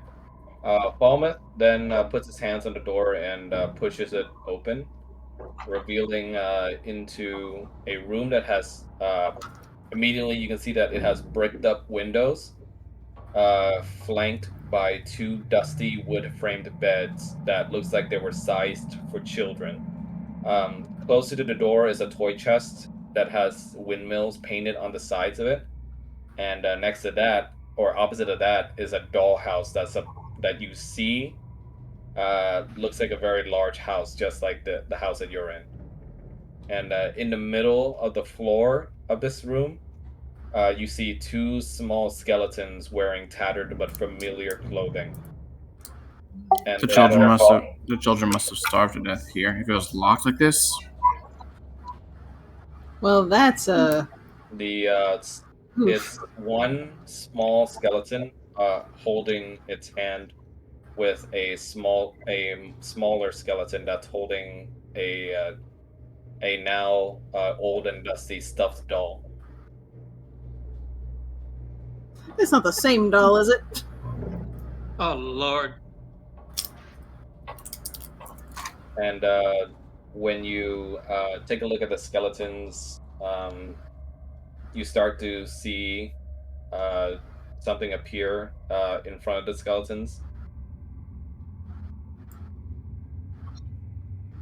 And it's the 2 children again that had led you to this house, Rose and Thorn. Called it. This time, with their true natures revealed to you, they appear as just almost see-through spectral beings that just stand in front of the skeletons, respective of their sizes.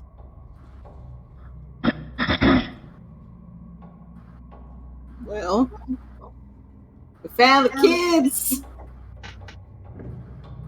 The kids almost look at you as if nothing's out of the ordinary.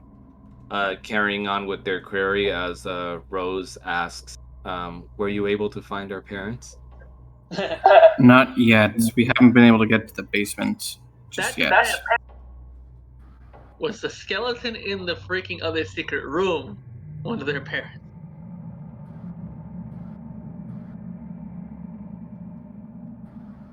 Questions indeed.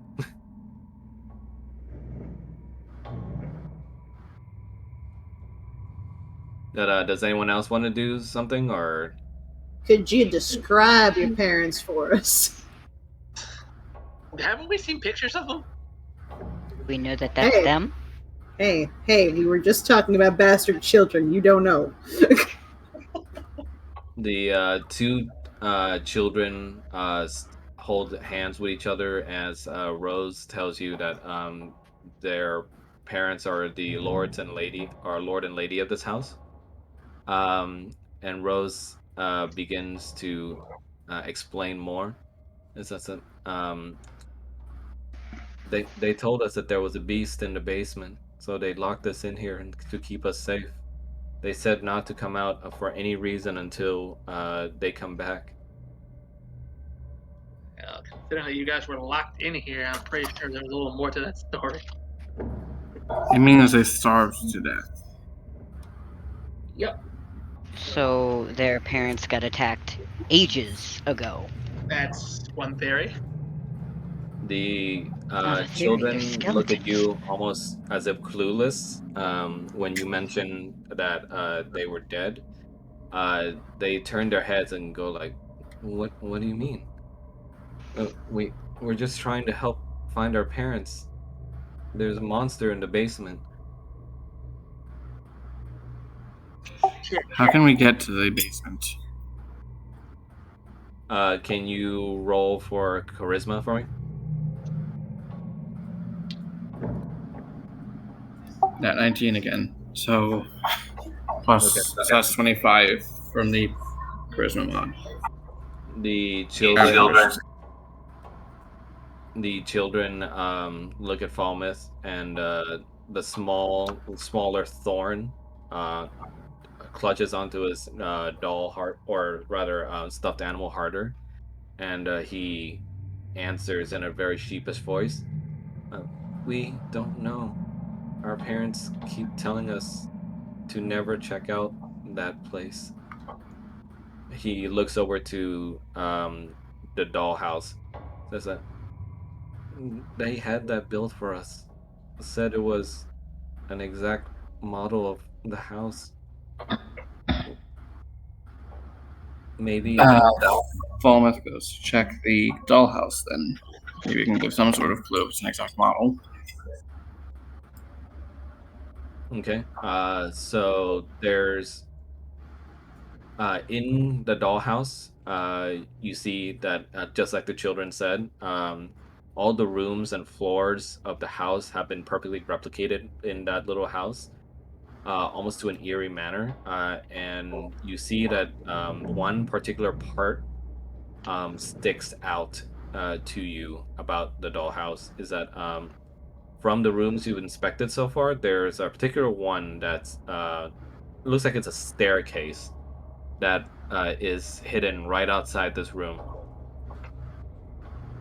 and the entrance for which is accessible from the room that had the draped objects that was found earlier by Roger.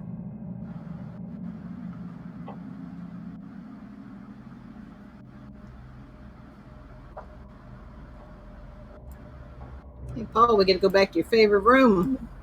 No, I would rather not. Why do we have to? Fuck it. Go check it out. I'm As coming with your you. party tries to leave the room, the children, almost as if shouting loudly, in a fearful voice, says, "Please don't leave. Don't leave us like they did.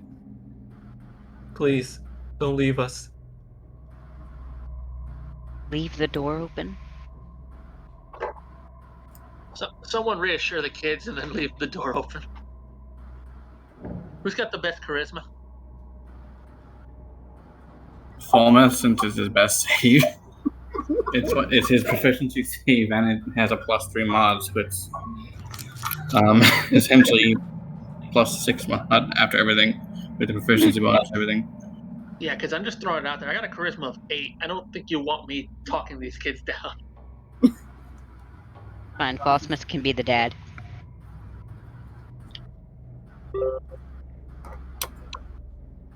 You see that smaller Thorn now begins to tear up a little underneath his hood.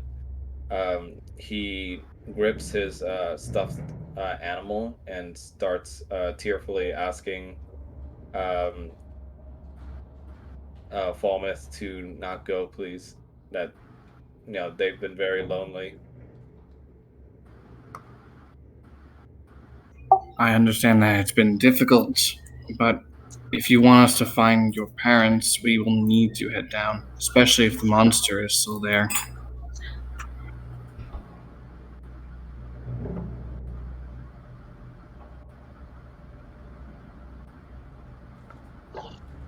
Thorn looks to his sister as his sister sort of just looks on the ground and sort of kicks the floor a little bit and goes like, "You promise you won't leave us?"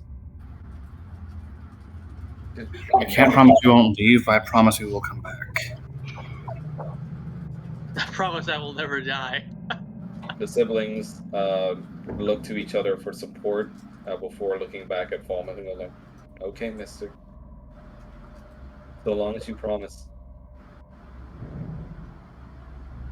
On my word.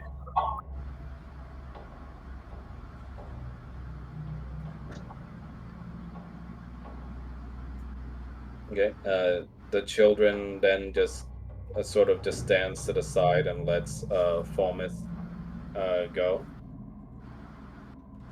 Their spirits still standing in front of their skeletons. Do you know where we might be able to put these skeletons to be properly buried? Is there any sort of crypt or any sort of burial ground within this manor or near these grounds, since your parents were the lord and lady? You could check that little house diorama. It might actually show you someplace. The little boy and girl just looks at you and shakes their head. Says, "We don't know. We have a plot of land outside for the flowers, but that was about it."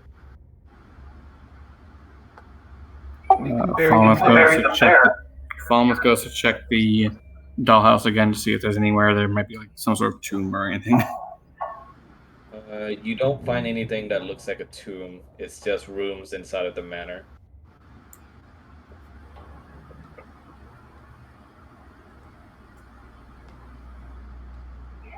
Falmouth goes to collect the skeletons in the meantime, just as prepared to put them to rest whenever they're able to. When Falmouth goes to gather the skeletons, their ghost starts to dissipate a little, almost as if entrusting themselves to Falmouth to keep his promise.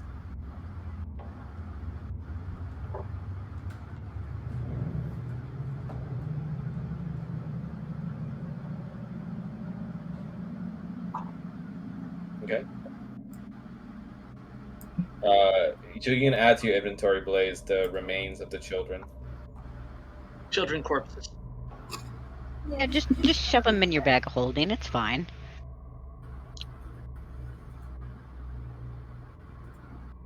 Okay, I'm gonna search this other room.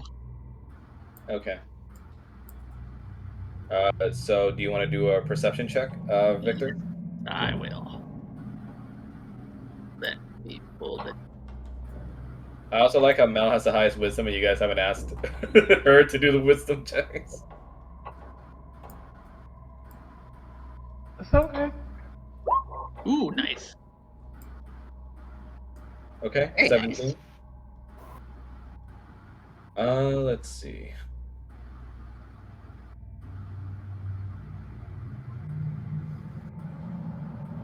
Okay. So upon inspecting the room, you see that other than the several items that are covered by drapes, you see what looks like an iron stove, but nearby it is a skeleton, uh, or at least a skeletal hand that's sticking out of a wooden trunk. The wooden Okay. trunk being only partially covered by the white drapes. All right, check it out. Oh, okay. Blaze says he's taking the dog out for a sec. So, quick break, everybody. So how's everybody feeling so far? Okay. Creeped out by that doll. I know you guys practically performed an entire exorcism there. Performed an entire exorcism and then took 2 ghosts with us. Are you very scared of dolls, Rattles? I have a phobia of them, yes. I tried to suffocate one once. Oof. Like, literally in real life. Yes. Yes. I was napping on the couch at my friend's, and one of them decided, hey, he doesn't like dolls. Let's wake him up with one. And I screamed. I leapt on the back of the couch. I took the doll and I stuffed it under one of the couch pillows and tried to suffocate it. And then I tried to suffocate my friend. Hmm. I do not like dolls. Will? I have Barbies from when I was a kid. Rattles makes me keep them locked in a trunk. Really? Yes. Hmm. So that they can't get out, potentially. Oh god. It sounds like And a I- premise for an awesome Go on. horror movie. And I don't go down the aisles at stores with dolls. You ever seen a movie called, I want to say The Dollhouse? Probably. I, for some reason, like self-harming and watching movies with dolls in them, and then I regret it. It was basically a movie about a pair of doll makers. The entire house is just filled with these really fucked up looking dolls that you find out used to be people because the old couple are witches. And every time I think I have seen that. every time someone evil comes in or not innocent, they turn them into these dolls. You want to know something even better? Another thing on his list is like ghost The- children. There's that, and there's this current room where underneath could possibly be mannequins, and that is another thing yeah. on my list. Yeah, mannequins freak him out. Oh no, I man! swear to God, I didn't know about the fear, but I think it made it more entertaining. As far as the mannequins go, we were out at the mall and we were sitting there eating ice cream. I was across from Shrine, and behind her is the Rainbow Store, which is a clothing shop, and of course, there's mannequins with clothing on them. I didn't see the retail worker behind the mannequin, and then the mannequin started moving, and yeah, I don't ever want to relive that moment again. We're sitting there eating ice cream, and I just see him get this 1,000-yard stare. I have never seen him look more scared in my life. And I look over, and then he's just like, "Oh, thank God, there was somebody moving." Back Fuck when that. I was at Kmart, they used to have me do the security checks because they were cheap, and I was one of the only 3 or 4 guys working in the store. And We all have our phobias, so I understand. part of the security check is going up to the 2nd floor in the back that's like almost empty, except for it's like dark as fuck and there's a shit ton of mannequins back there. And even my boss did not like going back there. I also just opened the mail stream and I can see your face. Mm-hmm. That Hello, and like Hello, speaking pretty of lady. corners. Yeah, we both have that issue. Things peeking around corners and then they dart back behind real fast. At the same time, we want to go on ghost investigations. Because again, we enjoy self-harming.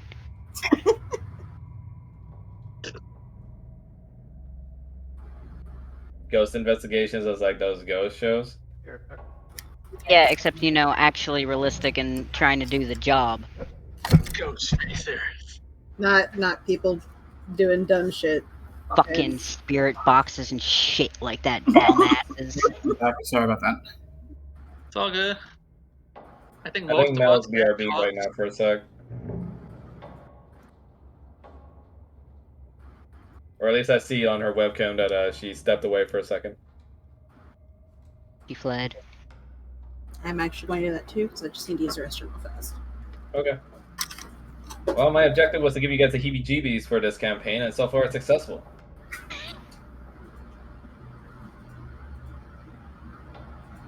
If there's any other fears you guys would like to let me know, please feel free. Why would we do that? You apparently can just guess them. I mean, thank you.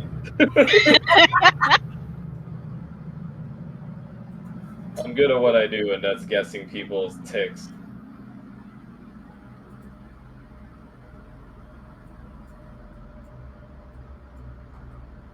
I think if I put a giant spider in this campaign, though, Mel will never forgive me. Oh God, he would just outright kill you.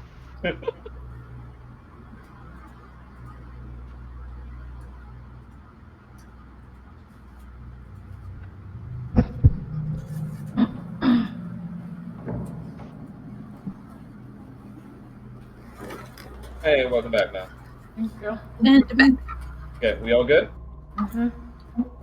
Okay. But yeah, as I was saying, there's a partially covered wooden trunk with a skeletal hand sticking out of it, with the same blood marks that were from the previous room that you saw, almost like dragging towards that trunk.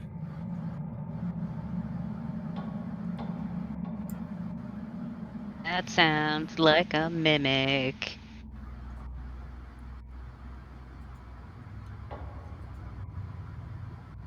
I mean, should probably still check it out.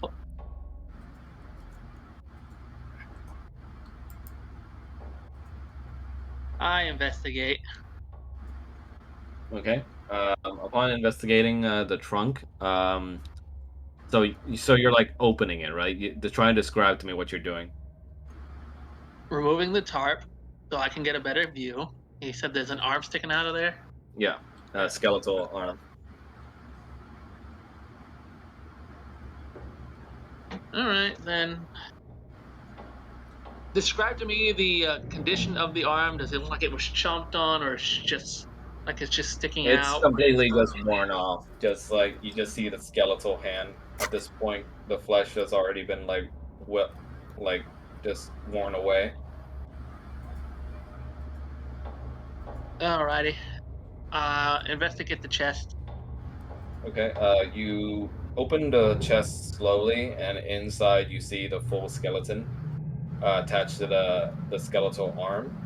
You see what looks like the skeleton that with its rib cage quite damaged, uh, with several openings within the rib cages and a knife inside of the rib cage. Bummer. Was he stabbed to death? Looks like. I guess take out the remains, search the chest just in case a little more further, make sure there's nothing underneath it, and then we can ascertain what the hell is going on with this body. When you try to move the skeleton, the hand almost eerily starts moving on its own, and it starts just bending a little bit and pointing towards behind where Kanan is currently standing.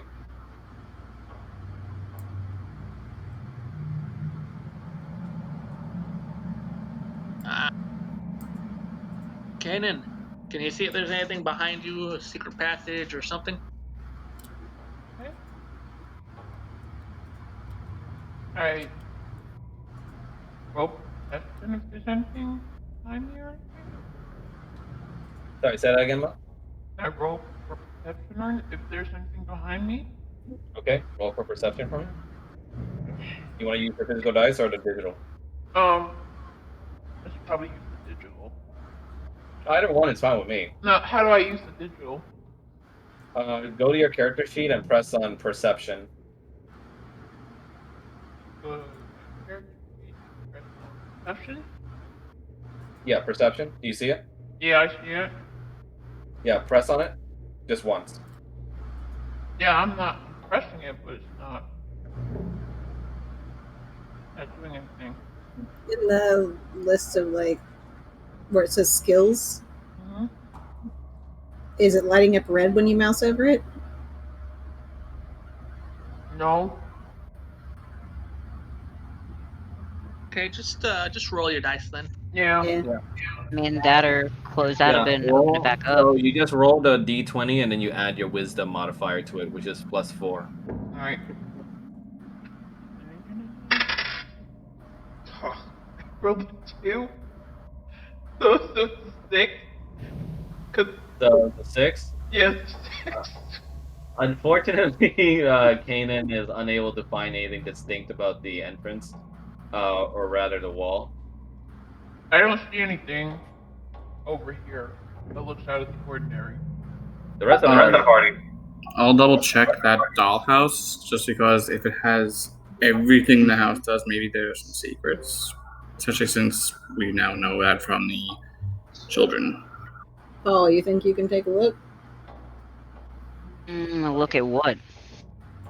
Behind Kanan there. Say the word and I'll move over there. Yeah, other party members are free to try their hand at the perception check. Sure, why not? Same. Okay, roll for it. Already did. Okay. Unfortunately, that's a 13. I see a wall. Yeah, that's another fail. Anyone else want to try? Holy shit. Jesus. Man. I'm just checking the dollhouse, the perception check first. Okay. Look, if we don't see anything, then I'm just gonna take my hammer and start smashing the wall.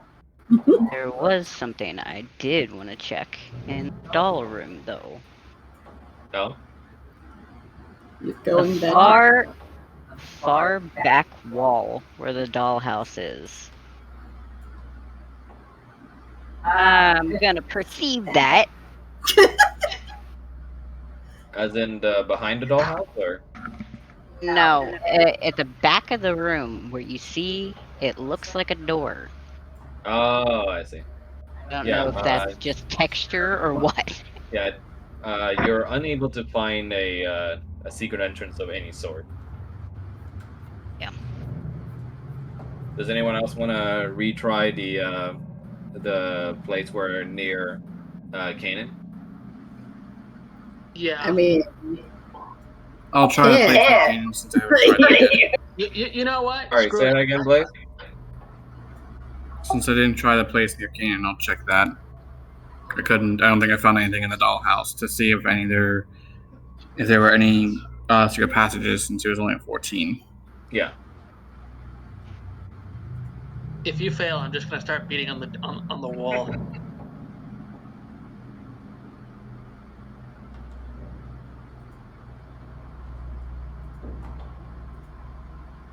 Oh damn. Nice. Yeah. Nice play. Okay. You're able to feel around the wall, and until you find almost like a space in the wall that just pushes in when you look over it.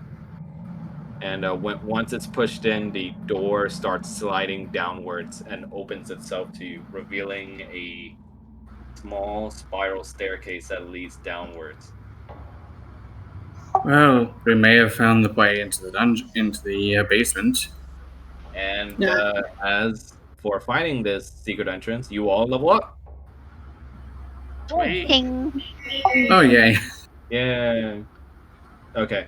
So does anyone need an explanation on how leveling up works? Yes. Yes. yeah. Okay. It's been a hot minute. So first and foremost, check your classes and see if you get anything added specially at level 2. I get a fighting style, I get spellcasting, and I get divine smite. Where would I find this info? You can find it on Roll20.net. Roll20 has pages for the classes and it lays out everything you get. You can also just look in the compendium here. Press on the I symbol on the right tab, and you can just look up your class. There we go. Yeah. Oh, the compendium thing is very nice. Yep. I get channel divinity. Ooh, nice. Shit. So you can add that to your character sheet. You see on your character sheet on the bottom right where it says your other traits like Disciple of Life and Dark Vision and all that. Mm-hmm. If you can, drag that entry that you found for Channel Divinity and drag it over to that box.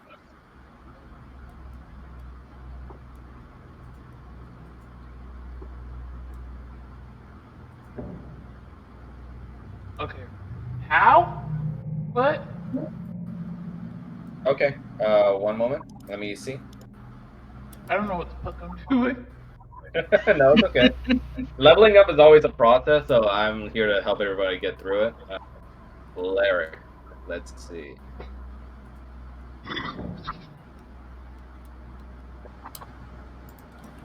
You get Channel Divinity.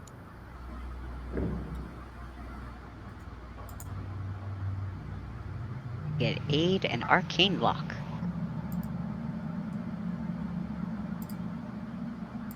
So how do we actually level up through Roll20? Just because I've never really done it do that before. One moment. Let me handle that.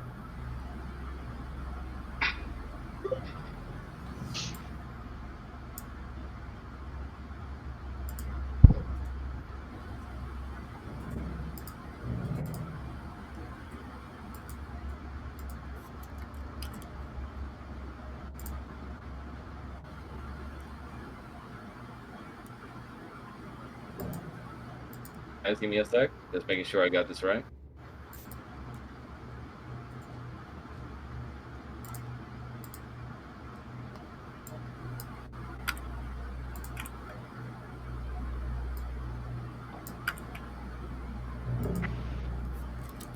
Okay, so you see the little cog wheel on your character sheet next to the box on the top that says what class you are and what race you are and what alignment you are.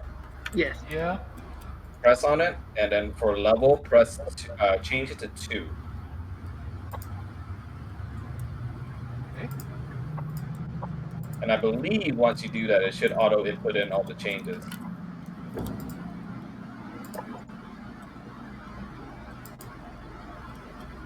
I didn't see anything change. Okay. Now that you put that in, let's see.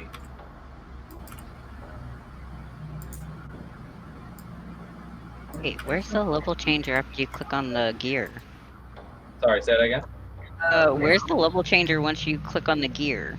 You just when you see the level, change it to 2. At the very top or in one of the boxes? You see the box that says what class you are and what background and race and alignment you are. Okay, so it's that one. All right. Yeah. I see it there.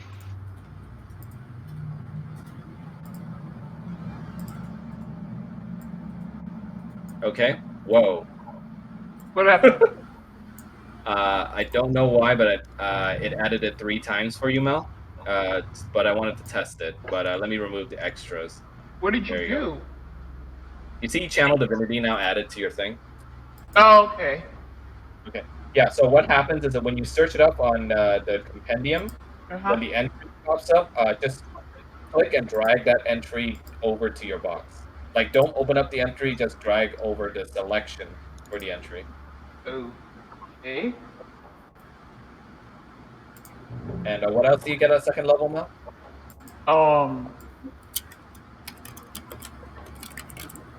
Shit. Hold on. Okay. Take your time. Should have dog in my lap. I think it's channel divinity plus 2 proficiency bonus. Nice. So now you can add a +2 to your proficiency. And I get an extra spell slot. Instead of 2, I get 3. Nice. So you can add an extra spell slot to your thing now.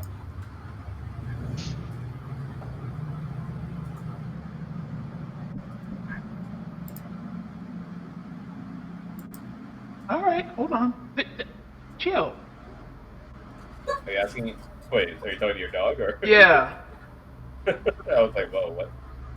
Okay. Does anyone else have questions about leveling up their dudes?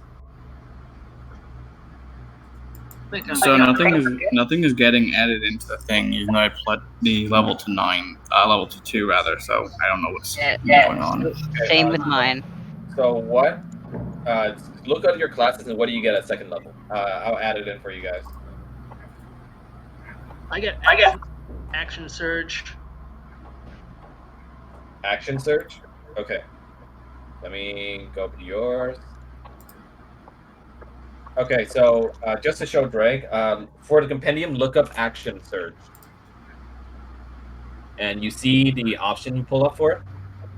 It says, starting at second level, you can push yourself beyond your normal limits for a Yeah, moment. don't open it up, but you still see the selection for it, right? Yeah. Press and drag that selection over to your character sheet into the box where your traits and skills are. Give me a second.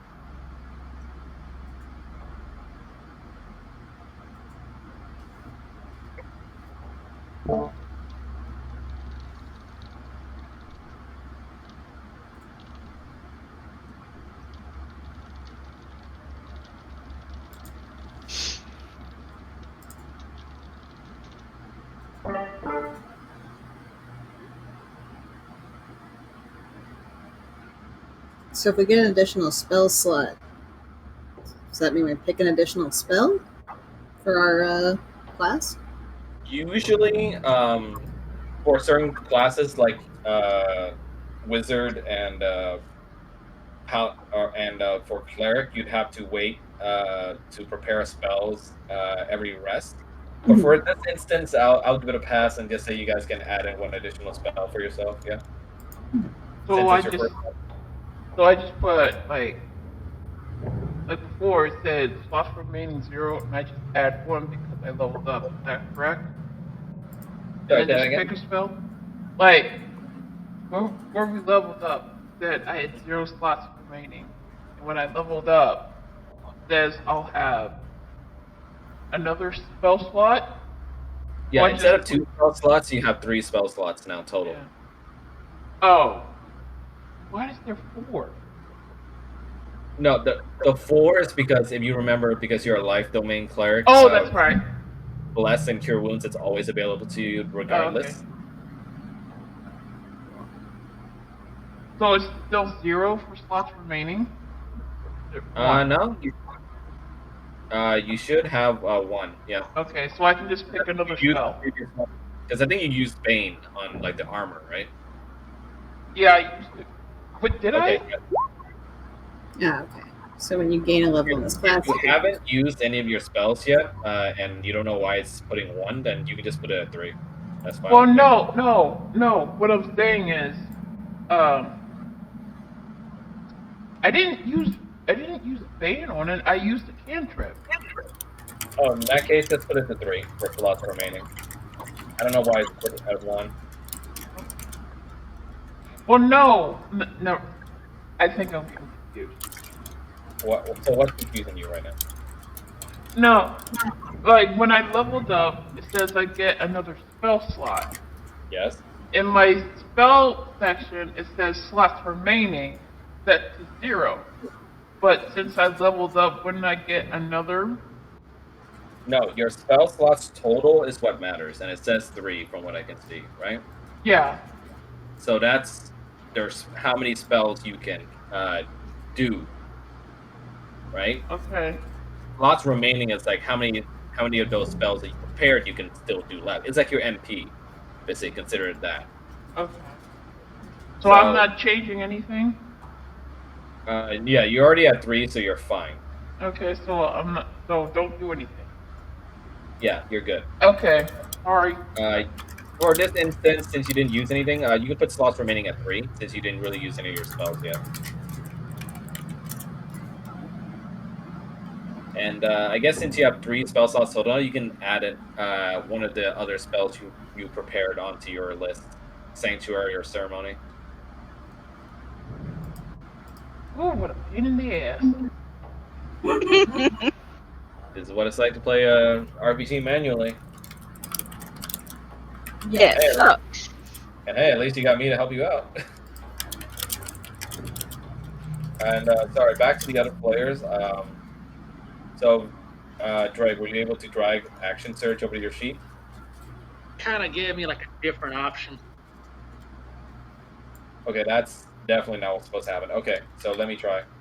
Like it copied the link, and that was basically it. Yeah, I'll give it a shot.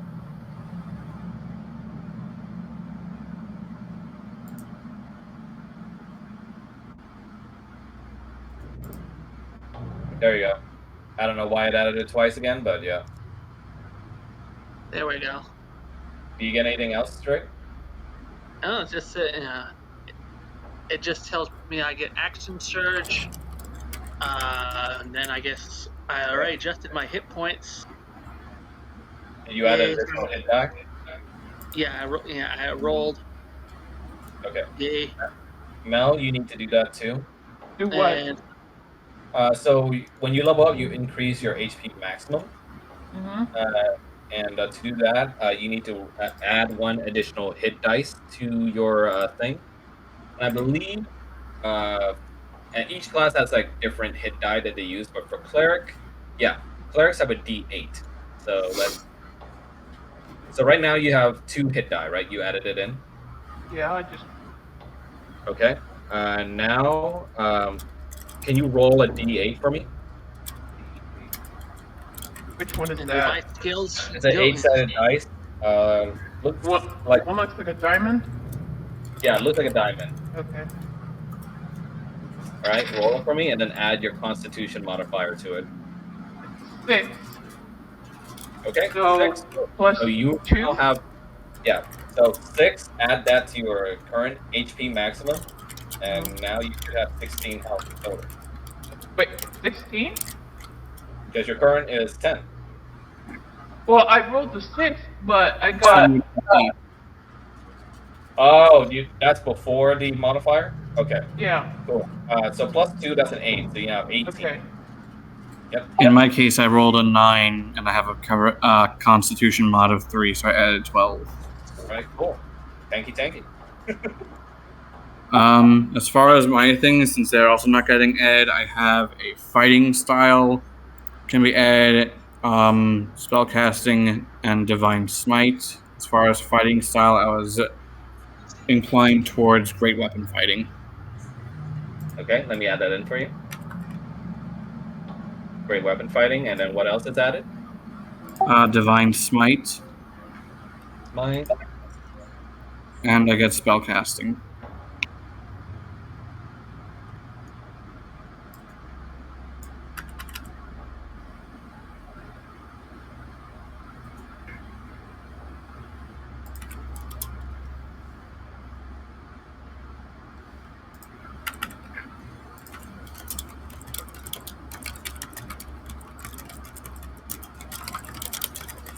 So do our core stats raise at all? Or is it? So you mean like your ability scores, right? Yeah, like my strength and. Yeah.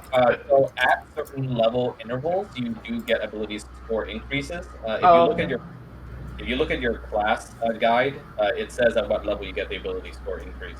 Oh, okay, 4th level. You mean? Yeah. Do we get question? Do we get skill increases? What do you mean? Do we get skill points when we level up? That's what I was telling Mel. For those, you got to look at your class guide and see at what level interval you get ability score increases in. Oh, okay. So ability score and skills are the same now. We're talking about stuff like strength, intelligence, wisdom, right? Or do you mean something else? No. He's referring to things like acrobatics, athletics, insight, intimidation. Yeah, at certain level intervals, I believe it gives that to you as well. Okay. Not that I'm seeing.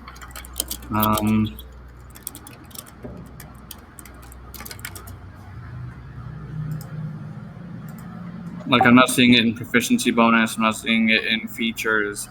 Proficiency bonus, it does go up every so often, but not that much. Okay, one moment.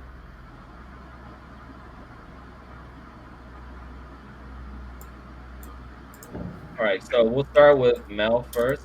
For cleric, I believe you also get a proficiency bonus of +2.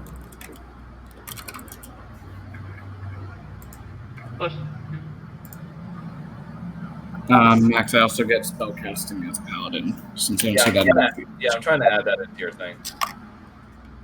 One at a time, folks. Sorry. Only one DM. It's okay. Shrine's helping me out on my end, so. Okay, I'm attempting. Yeah, I get a proficiency bonus +2. Where do I? So you see that big number that says proficiency bonus underneath? Yeah. And yeah, just add a +2 to it. Add 2, so it'll be 4? Yeah. Okay. I can't edit it.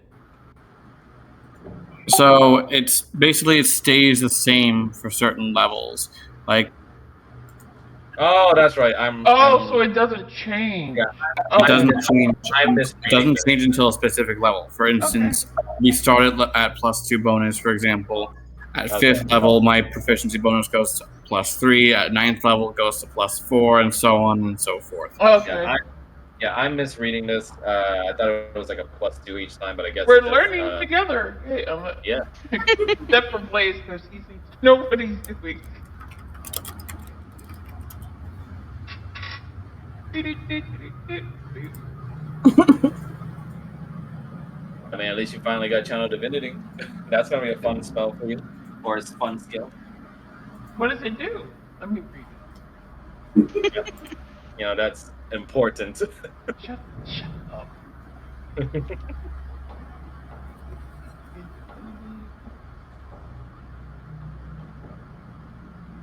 Turn undead. Oh, I can scare undead?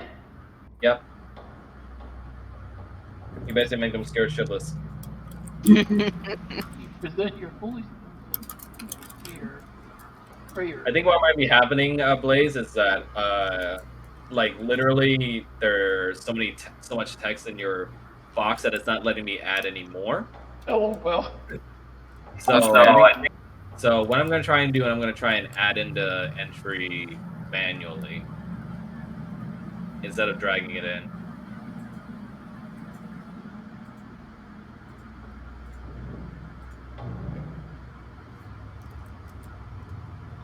Ooh, excuse me. Bless you. Thank you.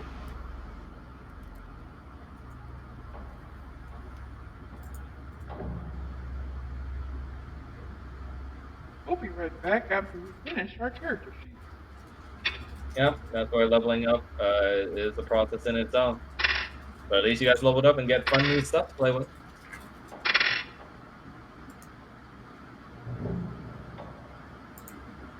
Okay, yeah, I'm just gonna add it in manually. Like Paladin spellcaster.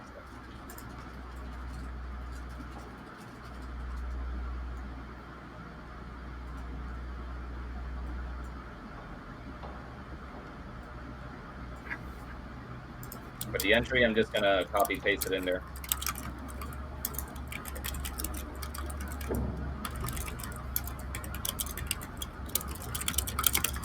Oh, we're figuring this out. I need to go use the restroom. There you go. I'll be right You see it now?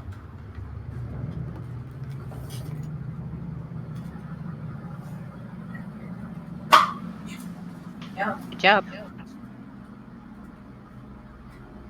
Do you see it now, Blaze? Yes, I do. Okay. So follow the rules for that. As far as it says here that you can see from your Paladin guide that how many spell slots you have, right?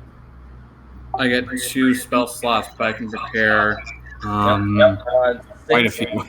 Yeah, since it's your first time leveling up, I'm just gonna give it a pass and say you don't need to prepare them. Just pick 2 that you like.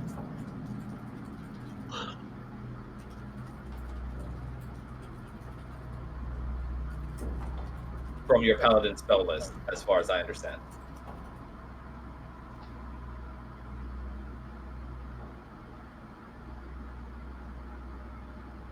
And if I understand right, spellcasting ability for a Paladin is fueled a lot by charisma. From what I'm seeing, it looks like it's where I can choose a number of spells to prepare, like more than the 2. Like I can only cast 2 spells, but I can cast as many as my charisma modifier, which is 4, plus half paladin level, which is half 2 is 1, so 5 different spells, but I can only cast 2. Right, but overall you have 2 spell slots, right? Means you can only cast 2 at a time. Okay. Yes. Yeah. So go ahead and just pick the spells you want to prepare. Just 2 spell slots. Keep that in mind. Okay. Drake, do you need anything else other than action search? No, I don't believe I get anything outside of that. Okay. Action search is still goddamn good though, as Mel also knows from freaking Baldur's Gate. I still need to put that in. What do you say, Mel? That fucking Get Yankee chick is like OP. Yeah, that's because she's a fighter. Fighters are known for one thing in D&D. It says attacking a fuck ton of times and making the DM sweat.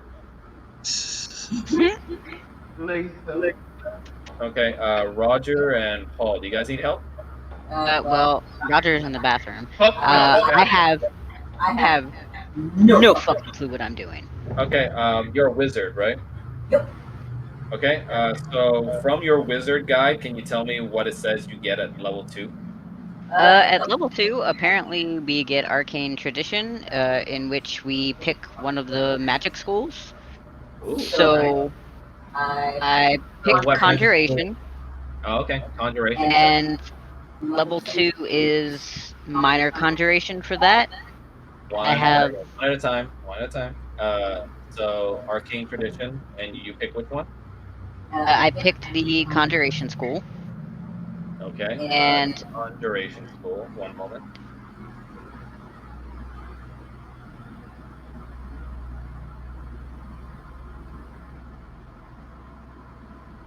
apparently with that, level 2 gets Minor Conjuration.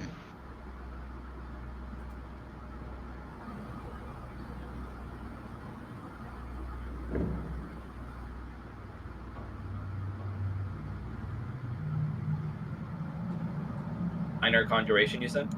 Yeah. Okay, Minor Conjuration. And let's put that in there. Okay. And I'll manually put in that you are of the Conjuration School. And I have no idea if that needs, if there's like any stat changes or anything. Does it say you get ability score bonuses at level 2? I have no idea where to check that. In your wizard guide, it should say what things you get at each level. And does it say ability score bonus on level 2? You'll have to show me where the wizard guide is, because I had another. You have the I player, had the 5th edition thing up. you have the player handbook, right? Not in front of me. Okay. You can just look up in the compendium too. Just look up wizard. Let's see.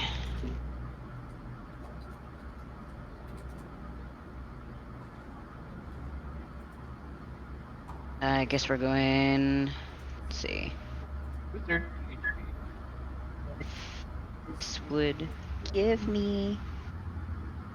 Let's see, Arcane Tradition.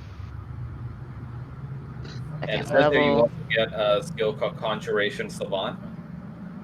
Is that right? I think that was for level 6? I don't know. Or maybe that's the starting one. I don't know. Where would I check for these stats?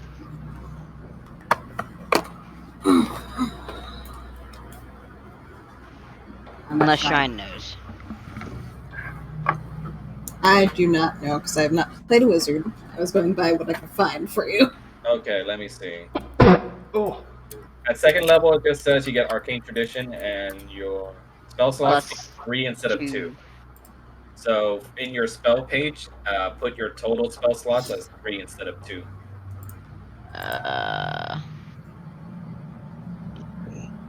Where do I put that? I already set the 3 slots. Okay, that's perfect then. For slots remaining, you can just put it back at 3. Oh, wait, never mind. That was for level 2, I think. I can't function today.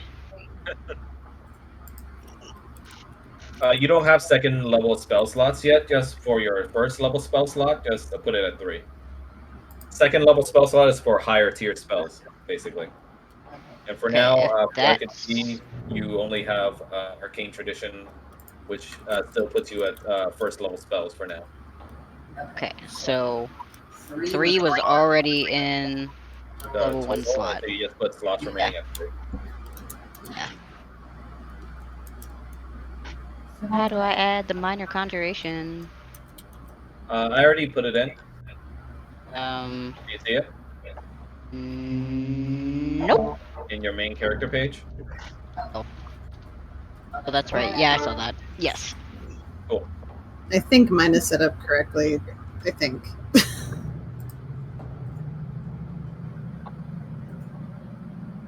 I'm just making sure here. Arcane Tradition.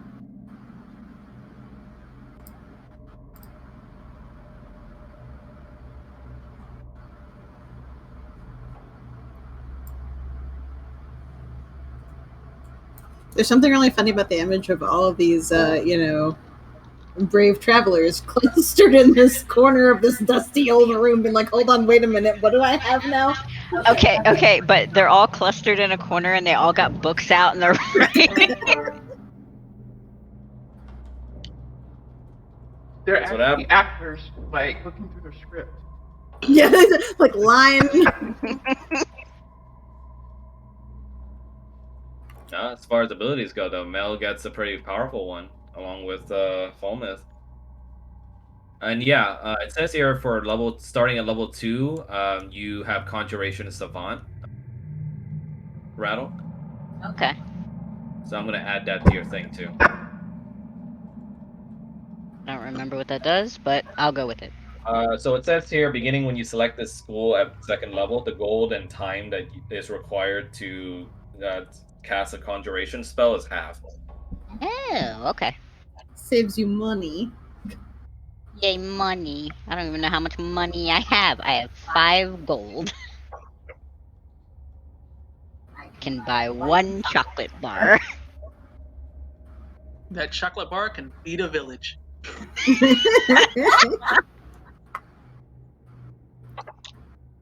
For the price of a Hershey's bar, you could feed an entire. God, I wish. I mean, these kids could have used it.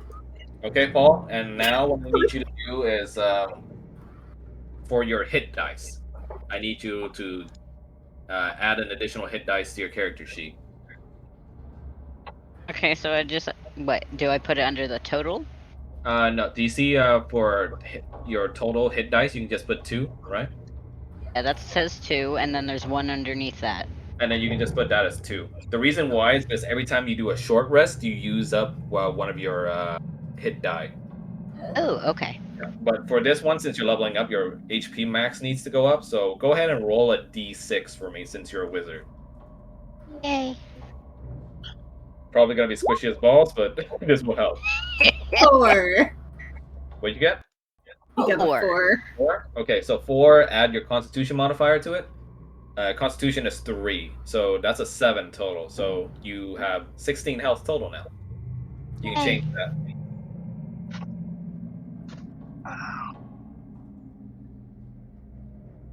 That's why I play video games. I am the video game. I mean, really, that's how this works. Process it faster. We're playing a freaking episode of Bloodborne. Max station 4 right now. Okay. So Drake, you already added in your new hit points, right? Yes. Mel, you already did too, right? Yeah. Okay. Shrine. I have not. Yeah, but I haven't done my hit points yet. I added in the Jack of all trades and Song of Rest that I get at 2nd level. I wasn't sure about the spell slots and hit points, so. Using the bathroom right quick. Okay. Let me check your guide for Bard. Mhm. Having a Bard in the party is gonna be fun for me as a DM. Are you being sarcastic or being? I don't know. Time will tell. Because the Bard is always like a Pandora's box you open up. Yep. To. Like, for all I know, you could be seducing a goddamn dragon eventually, for all I know. Okay. Hello, Strahd. So you get 5 spell slots total. Okay. Shrine. But your current spell slots for level 1 are 3. Okay. So basically, does it stay the same as what I've got on my sheet? Because right now I've got 3 slots total and 1 slots remaining. I put that as 5 slots total Okay. and 3 slots remaining. It does not let me change the total for slots. That's weird. Allow me then.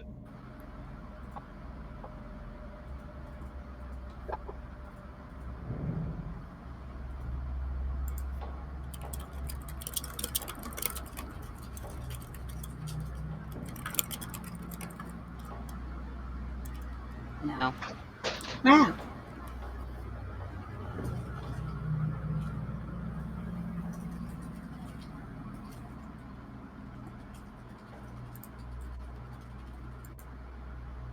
Oh, can you not move the page? It moves it for me too. Oh, sorry. No, it's okay.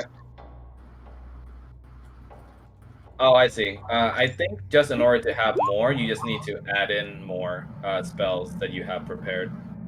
Okay. So you can go ahead and add in 2 more bard spells. 2 more card spells. Okay, alright, I can do But that. you only pick 3 out of the ones you have ready, is the thing. Yeah. Okay, alright. So I will add in 2 more bard spells. For HP. For HP, for bard, I believe is also a D6, but let me double check. Okay. I can Actually, no, for bard it's a D8. a D8. Okay. Yeah, so you have 2 hit dice, so change that, and 2 hit dice currently as well, and then you can roll me a D8 for your new HP maximum. Okay, let's see. How do we do that in chat? Is it /R and then a space D8. okay? Right, so that's 4. A Your 4? Fire is 0, so we don't plus anything. So you get a +4 to your 8 HP, so you have 12 HP total now. Okay. So and it's 2 hit die. 2 hit dice total. Okay. And then I just need to figure out which spells, which additional 2 additional spells. Okay. Yep. All right. That I can do. That part I understand. All right. Does anyone have any questions about their new abilities? Well, I'll ask. You can ask right now since we're. Yep. I What's don't up? like the channel divinity. So it's like if I want to use that, like I declare that I use that and make it into. Yeah, you can say I want to use channel divinity, and then you can tell me which effect of channel divinity you want to create. Okay, I'm good. The spells I should be adding are both level 1. Yeah. Sorry, say that again. Spells I should be adding should be level 1. Yeah. Okay. All right. First spell slots. As you get more powerful, you'll gain higher tiers of spells that you can use. Yeah. Yeah.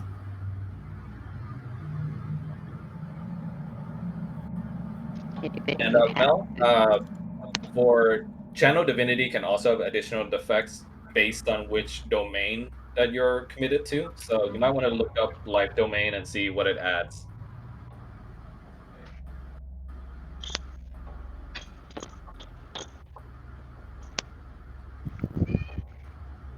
Man.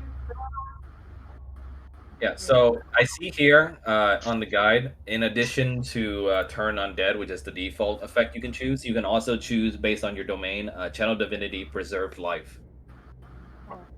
Which means you can use your Channel Divinity to heal. Okay, I've chosen my spells. They are prepared, and I've... Okay. Nice. I feel like Drake got out easy on this. There's a reason I chose a fighter, man. Yeah, just get action surge. Yeah. But yeah, for Preserved Life, Mel, Yeah, I see it. I'll go ahead and add it into your thing just so you remember to. Okay.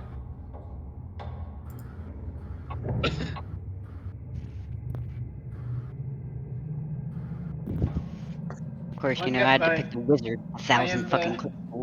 de facto healer. Yeah, you literally chose the domain for it. If you wanted to just go choose violence today, you could also be a war cleric. Or You just choose violence. Just woke up one day, I choose violence. I can't, like, I've always been a healer. Like whenever Yeah, I play. crazy motherfuckers. What? What do you say? What did you say? Death domain clerics are crazy motherfuckers, though.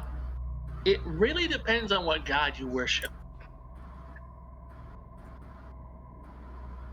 Because if you look up the guide for death domain, fucking clerics, they're literally just death worshipping, like just reapers essentially, and they can learn necromancy spells.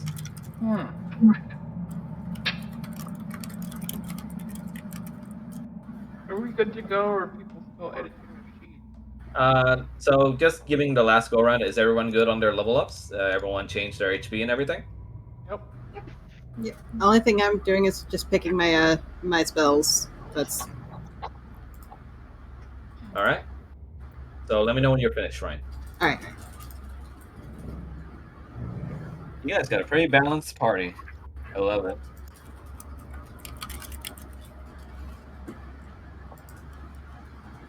Makes it easier for me as a DM to balance certain fights. Will we have to fight some? That's not what I meant. Will we have to do what, Mel? Will we have to fight some? We'll see, won't we?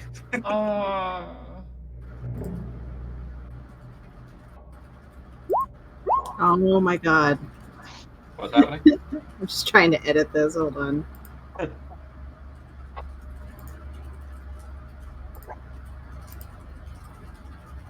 Oh, excuse me. What happened? I belched. Oh, nice.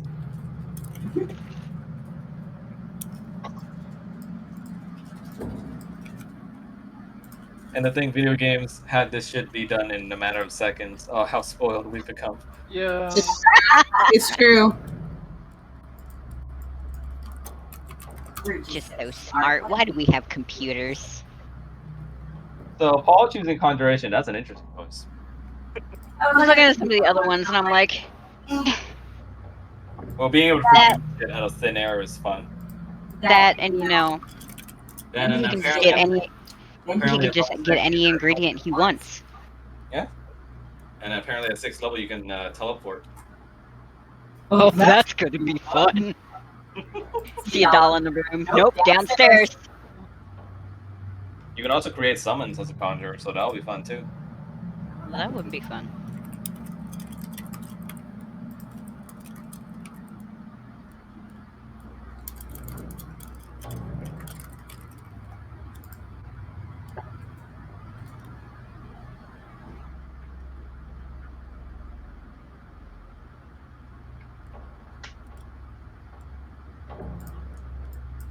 Be right back. Quick back. He's abandoned us.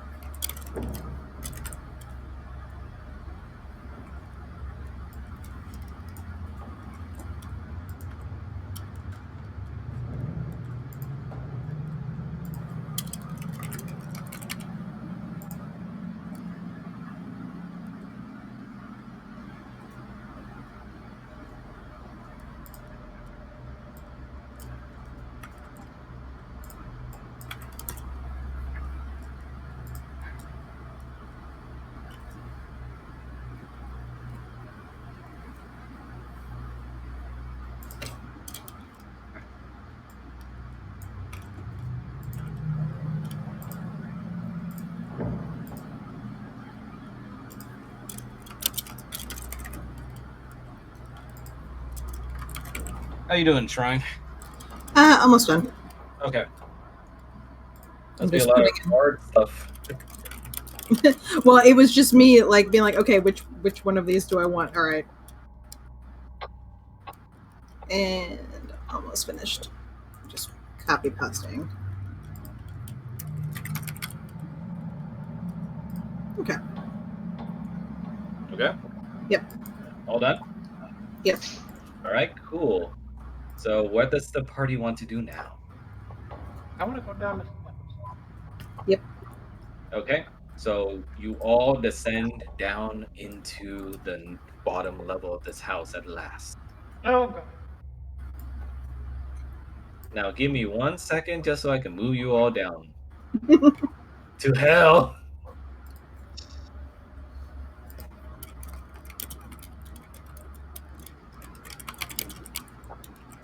There we find the monster is a chihuahua who was just never fed. Chihuahuas are fucking assholes. Well, Chihuahuas are fucking adorable. y'all ready to see this I mean- sex dungeon? Yeah, Actually, they're cute, but can they're you all assholes. can you all stand in different spaces for me real quick, just so I can copy you guys down to the next floor? We go down, gone, form of man, rise, the demon, Etrigan. What? You guys all good? I Yep. guess so. Okay. On to the next floor we go. Or the bottom floor.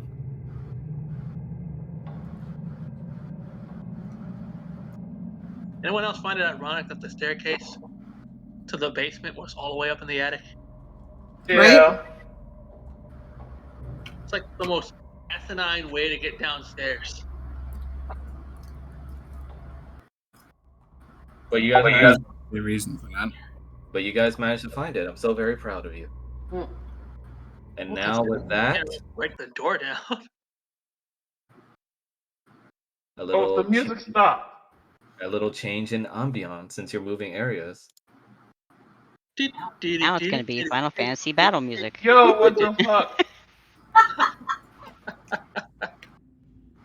I hope it's FF3. Is it playing? I can hear Kiss. Yes. Okay. Now, you guys are into the good part. Oh, joy. Boy. Okay, so you descend a wooden spiral staircase from the attic, and it ends down here at last. The narrow tunnel stretches southward before branching east and west from where you're standing. Seeing three potential And, ways the we can moment go. you arrive, you start to hear echoing throughout the halls a sort of chanting. And it's impossible for you to gauge right now from where the chanting is coming from, but you hear just low, muffled chanting throughout the halls. You can't discern what words it is yet, though. It sounds like nonsense. Ooka chaka, ooka chaka, ooka chaka. See, we found the sex dungeon. Yeah, you're partly right. I guess that means you should go first.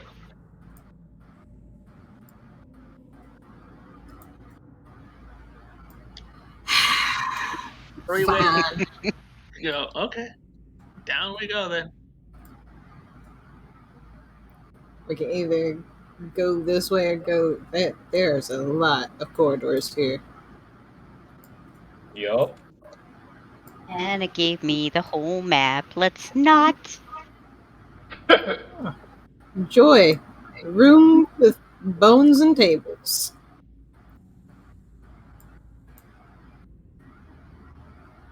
Okay. So you guys make it into that room, right? Mm-hmm. Okay.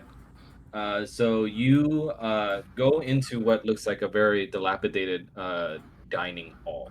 It contains a plain wooden table that's flanked by long benches on each side, and there's moldy, almost humanoid bones strewn about on the dirt floor underneath you.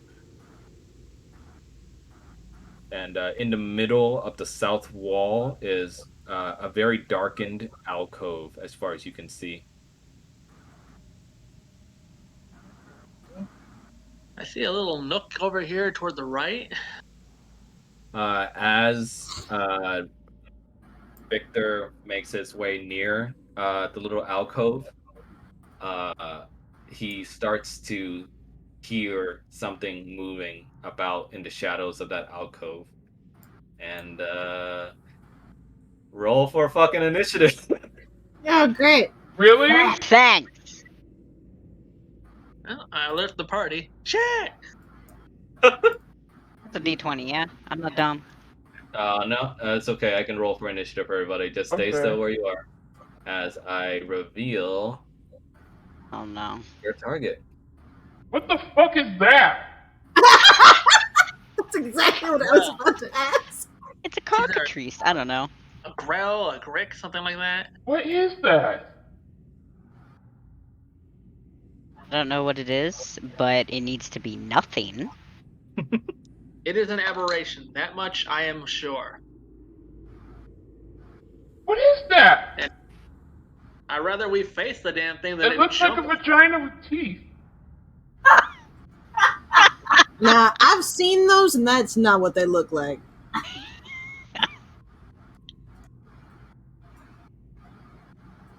Wow, I am just barely before this thing. Okay, so the turn order has been decided. Falmouth goes first. So the alcove, as far as you're able to now see from within it, springs out a grick. It slithers out to attack Victor, since he was the first target that went anywhere near it. And could you roll for perception for me, Victor? Yeah, sure.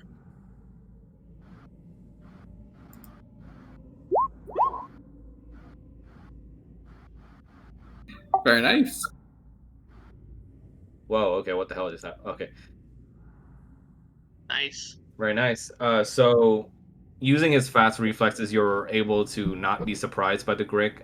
You basically leap back towards the party, and you're able to be prepared, or more prepared in your encounter with the Grick. Rampant paranoia. All right, so Falmouth, you are first. So, what would you like to do? Take a 5-foot Oh, step. let me go ahead and show everybody what this thing looks like. Oh! It's Leave. Shrine's boyfriend. Oh my god, gangster. Straight out of a hentai video. It looks like a vagina with a beak. You and I. Really, Those suction cups make me uncomfortable though. You never seen this one before, Mel? Those suction cups make me look uncomfortable. That's not the suction cups I'm worried about. It's the barbs at the end of the tentacles. It makes me tingle. It makes me tingle as a DM being able to whip out monsters from the bestiary that you guys don't know Stop about. whipping out your dick like that. It's Cthulhu's dick. Okay, I move towards it. Okay. Brick, dick, they sound the same. And since it's still within 5 feet, I swing. I attack. Okay. What would you like to attack with? Great sword. Okay. Roll for AC for me real quick.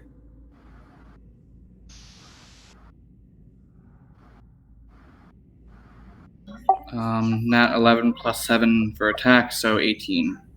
Okay. Now roll for your weapon damage.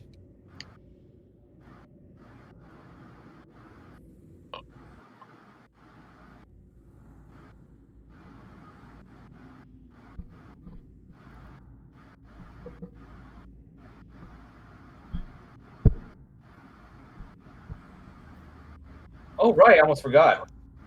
Huh? There's a battle soundtrack for this.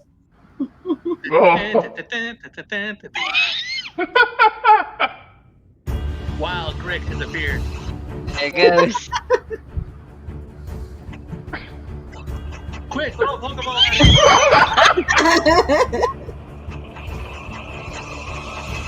Oh! Oh my god! Flashing. Okay, so you Yeah, deal. that chanting really picked up in the background, didn't it?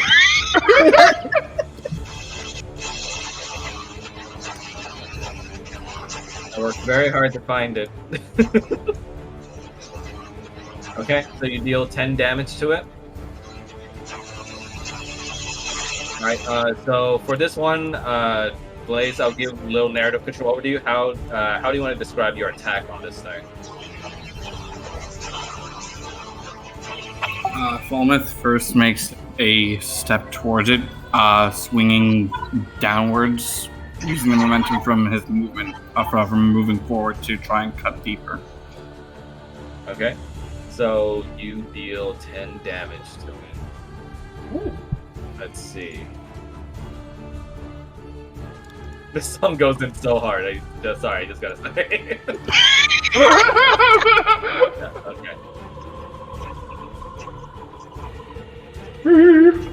Yeah, you guys are in the good shit now. Alright. So the monster reels back a bit and starts shrieking out at you in response to your attack. And with that, Paul, you're up next. Okay, question. Yep. On somebody's turn, can other party members move? What do you mean? Like, if it's during your turn, can other people move? Yes. No. In the sense of physical movement, like if I were to say, tell them to get behind me, for example.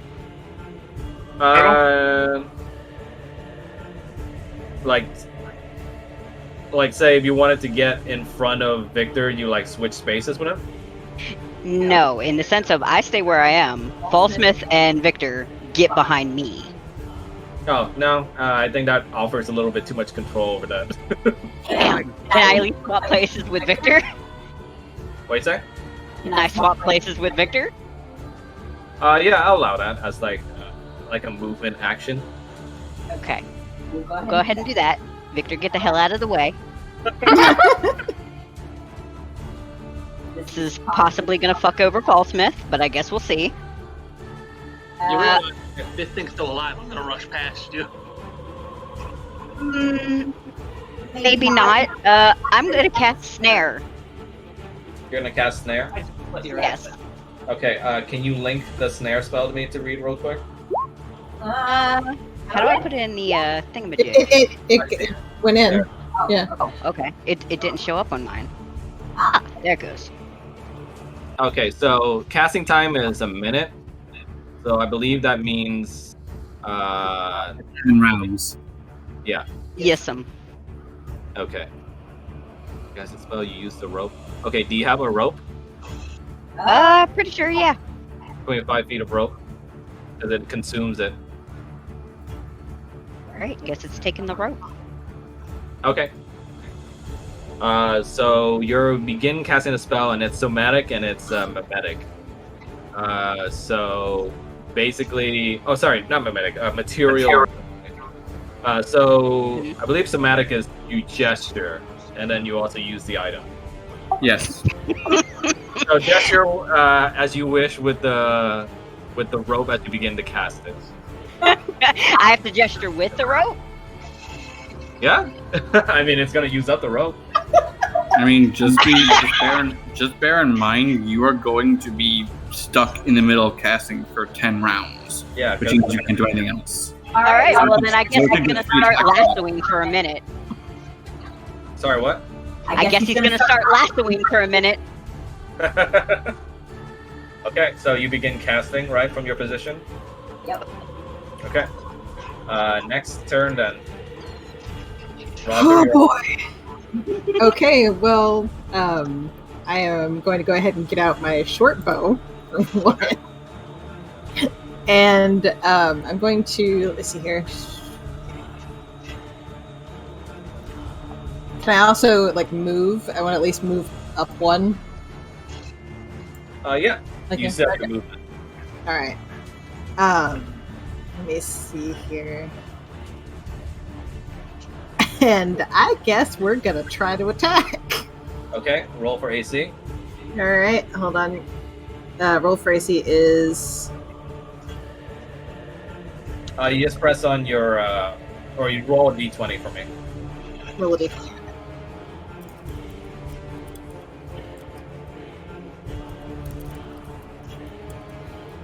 Is it RD20 or is it roll? It's 1d20. I mean, for the command in the chat. Oh yeah, /R d20. All right, that's what I thought. Ooh. Even with the modifier, unfortunately, that doesn't hit. Your arrow just flies right past the head of the Grick as it almost like slithers off to the side of the walls and starts slithering on the walls. I really got to get you to an archery range. Yeah. You suck! I know! It's my job! You're up. Okay, Kanan takes a step closer towards the creature, and he will cast the cantrip Word of Radiance. Which cantrip are you using? Word of Radiance. But how do I move it to the box? Here. Let me, So which cantrip is it? Word of Radiance.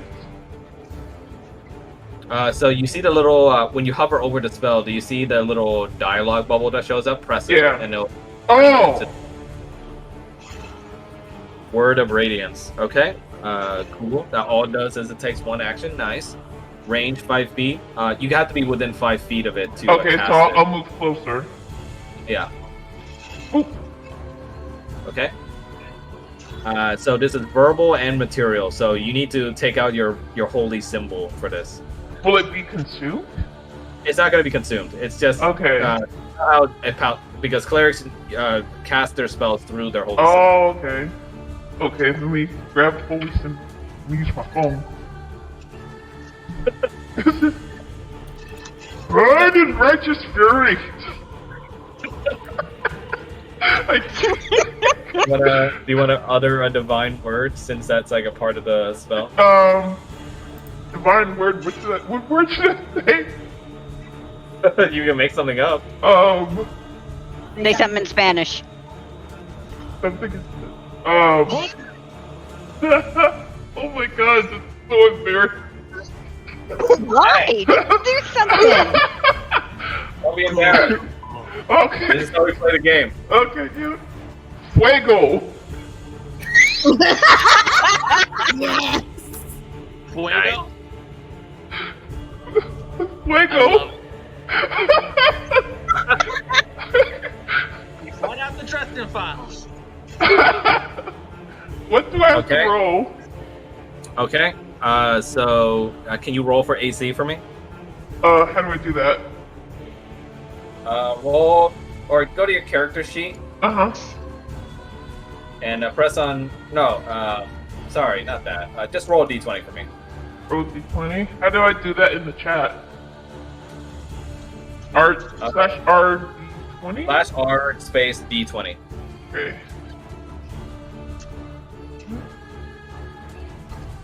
Oh. All right.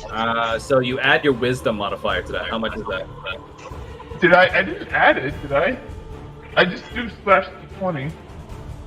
Oh, you still add it because spells for clerics use wisdom. Yeah, but is it automatically added into the roll I just did? No, because all you did was roll a d20 for.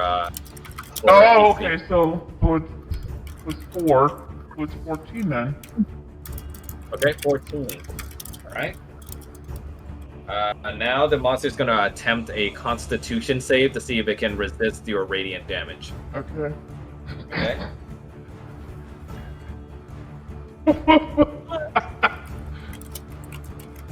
Ooh, rolled a 1.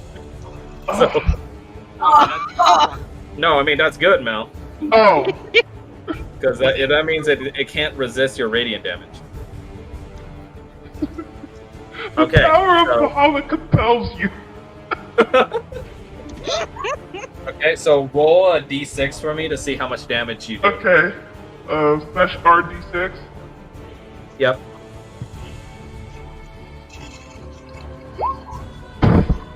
Oh, okay. So you deal 1 damage. Ooh. That sucks. You tried. It's good. Good. But hey, you good. hit. I'll end my. Might want to get out of the way though. Oh. At least you hit it. Yeah. Boop. And you All didn't right. wait. See, this is why these are cantrips. Okay, I'm gonna end my turn. Okay. Next person is gonna be Victor. Okay. Oh. I'm gonna swing my hammer.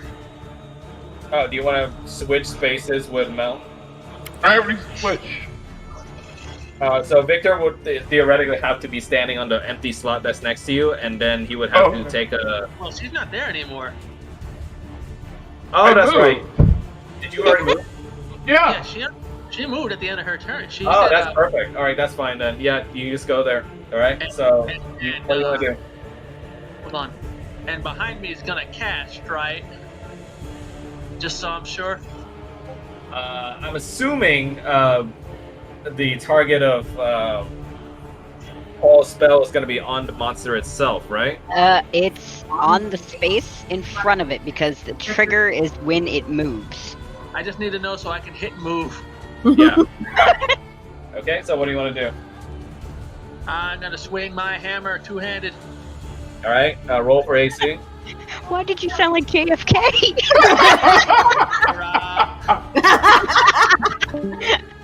Oh, no. Oh no! Did somebody disconnect? Oh, okay.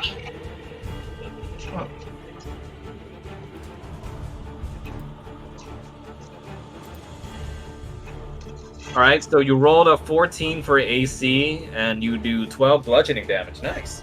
Sweet. So let's see. Then I'm gonna move. All right, do you want to? All right, I'm gonna hand narrative control over this to you. How do you want to land your strike on the monster? I mean, with the enclosed corridor, it's better for me to swing down. Okay, so describe it.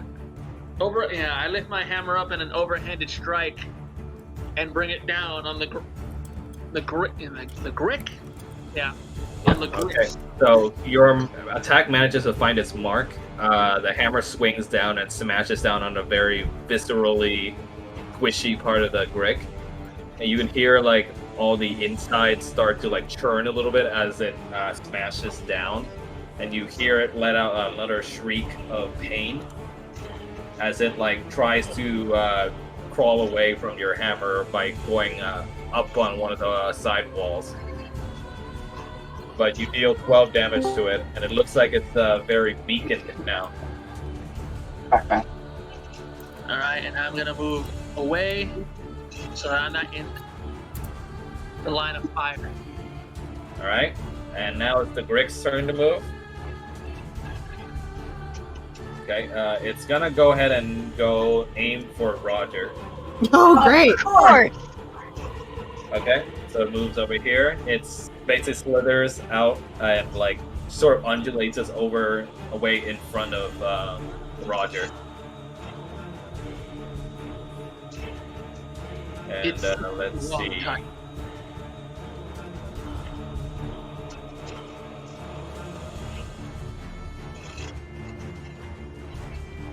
Let's roll for a. What's your AC again? Remind me, Roger. AC is, hold on, check. 12. 12? Okay. So the monster's gonna make its AC check right now against you, and it's going to try and attack you with its tentacles. Ooh. Of course it goes for Roger. Right up the ass. Of course it goes. It's trying to fuck. It knows experience when it sees it. I don't think you've experienced this yet. Be surprised. Okay. So roll an 11 with its little modifier. It bumps it up to 15. Oh god. Oh, fuck. Oh fuck. Fuck is like, you think you can take me? I'm from Japan. So it latches out its tentacle like sideways, like almost like a backhand hit at a Roger, and it's going to deal D6 plus 2 worth of slashing damage. Roll a 4 plus 2, so that deals 6 damage to Roger. Okay, yep. So Roger gets those. Oh, you already calculated the health? Okay, cool. Yeah, because that would be down to half. Right. And then next, we're back to Falmouth for one round. Okay, Falmouth goes up and attacks again with the greatsword.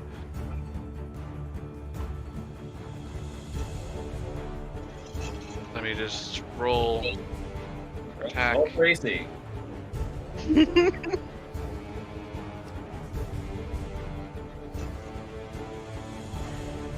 16 plus 7 is 23. What the fuck? Alright, My rolls. Yeah, you definitely hit that thing. Alright, so roll for your damage dice for me, and then you can go ahead and explain how you attack it. Okay, first roll, first d6 is a 4, and second is a 3, plus 5, so 12. Alright, so go ahead and explain the attack for me. And this is a killing blow, by the way, so yeah. You can go ahead and have the fun of explaining the last hit. Falmouth again, like, rushes towards it. He brings it down low and swings up from his right, from lower right up to his left, to cut it along one of the tentacles across the beak and across through the other one. Nice, brutal. So with that, the grape flails around a lot and still starts to like twitch a little bit on the ground, but eventually it like vibrates a little before it just ceases to move. And you guys have slain it. Oh, yes. Nice. We have And now I don't have a victory theme. You guys can have the fun of coming up with a victory theme yourself. Yeah, it's there. Let's just use it. It's either that or, Pokemon victory theme. Oh, nice. Nice fight. Roger took a little bit of a licking, but Uh-huh. Oh, he's fine with that. You took a licking or a dicking? Come here, Roger. Let me see your wounds. That sounds nasty.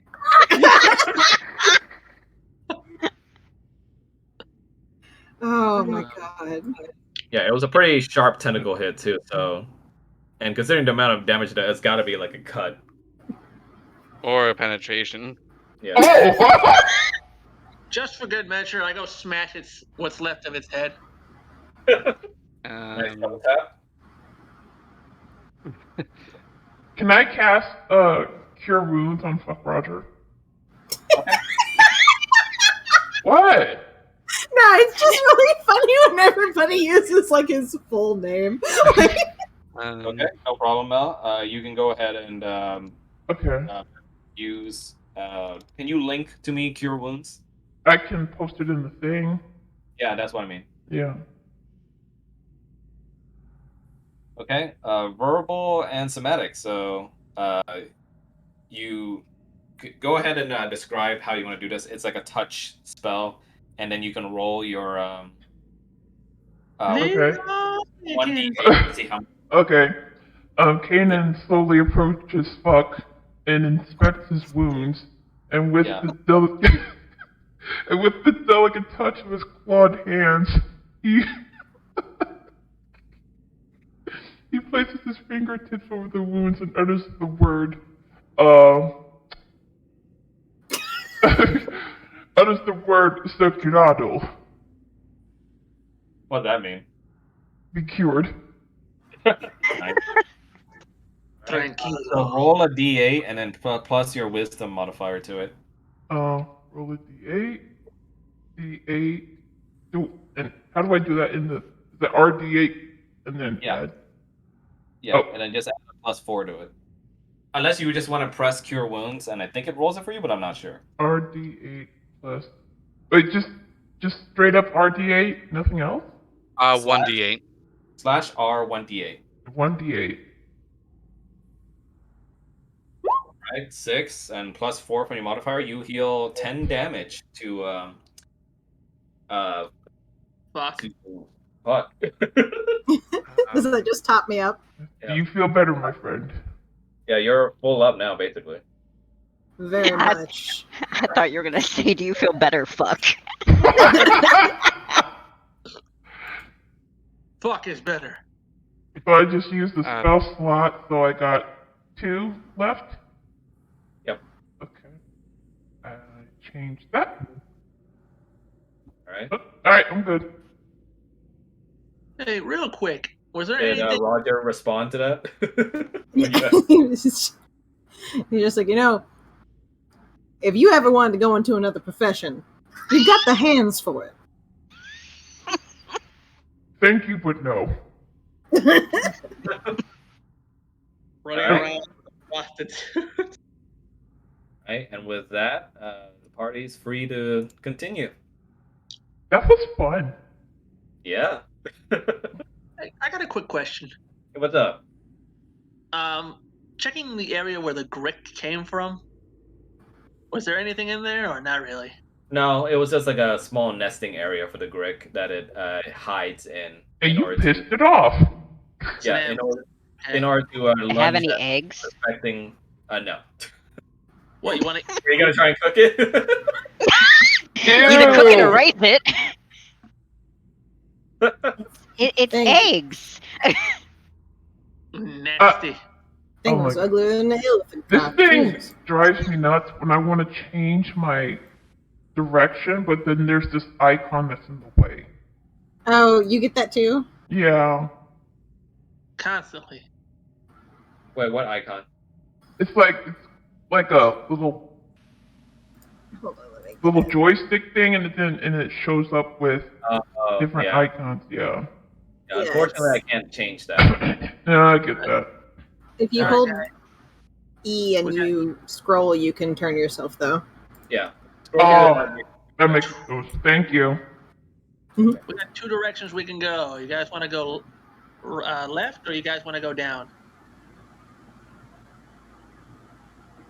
Let's go left. Yeah, Alright. I'm seconding going left here. Left it is. All right. You move leftwards and downstairs onto the next area. I just want to explore some of those corridors that we just passed. Oh, sure. You want us to wait for you, like at the steps, or? Yeah. Okay. I should be quick. Working together. Okay. Is there a door in front of me? Can't really see too well with this. There's a door right in front of you. Do you want to open it? Yes. Okay, one moment.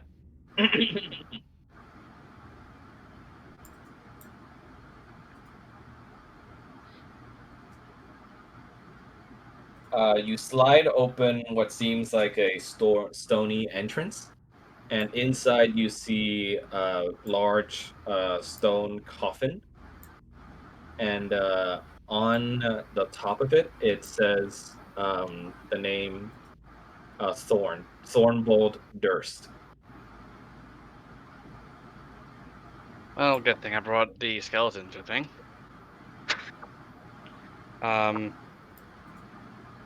I take out the skeleton from the bag and open the coffin. Okay. So you slide open the coffin to find it empty inside. And now what do you want to do?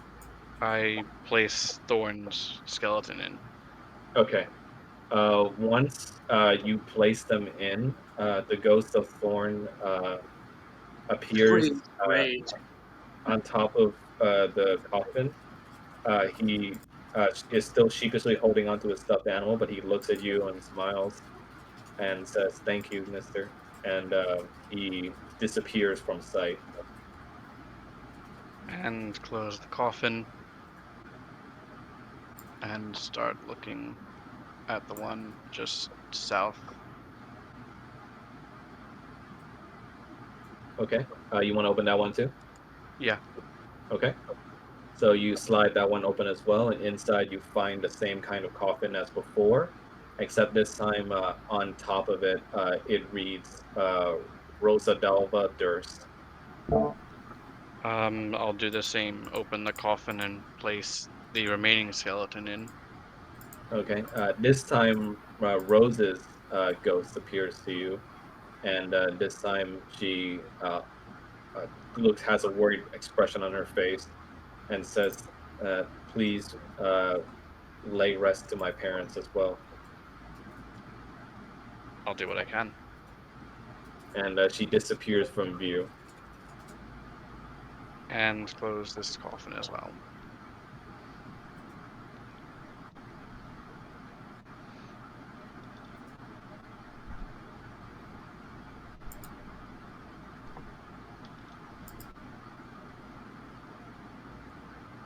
Okay.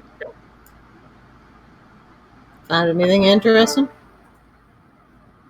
I found the coffins for the children and laid them to rest, as the nursemaid bade us to do. All right, well, we can check one thing off the list. Told you they were dead. Shut up. Pretty sure we knew that. Okay. As you head down that stairway, you can start to hear the ghostly chanting become louder and louder as you head through the tunnel. And can one of you roll for wisdom check for me? Could be anyone.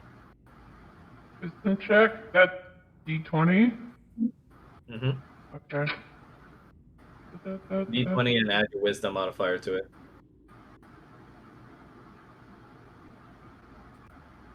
One D20 or just D20? One. Just one. One D20 and plus your modifier to it for wisdom.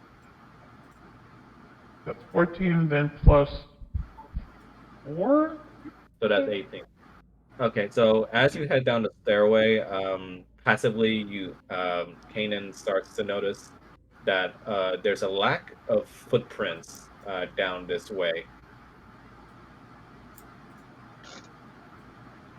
Well, that's odd. You guys hear something, right?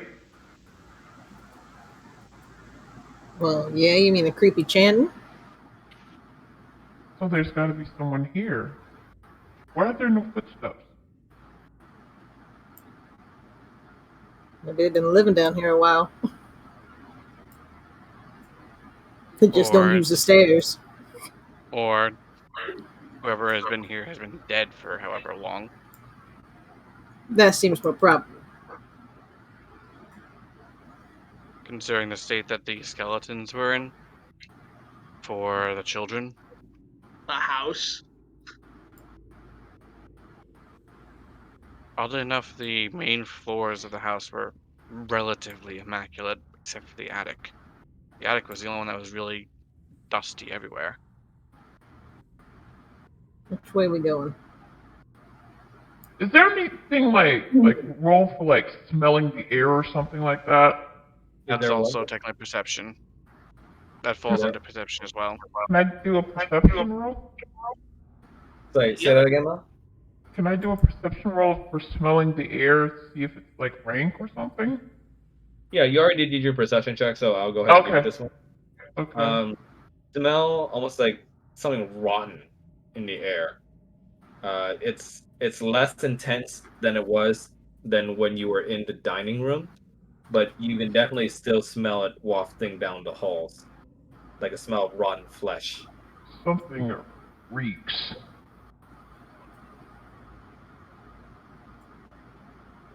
And it's coming from down here as well.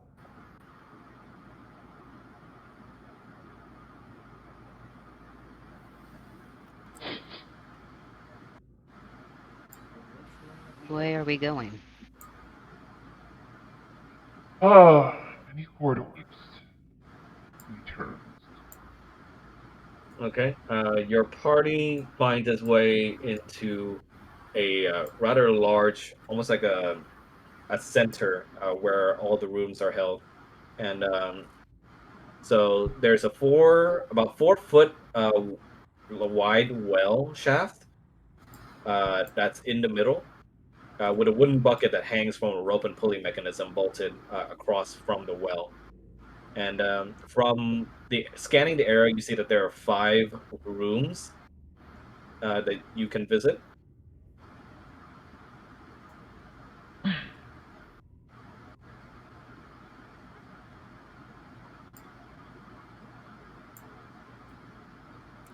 So maybe somebody was living down here?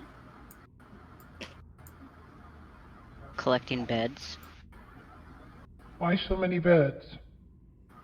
Wanna look under them? You know, I did say this was a sex dungeon. I'm just saying that right now.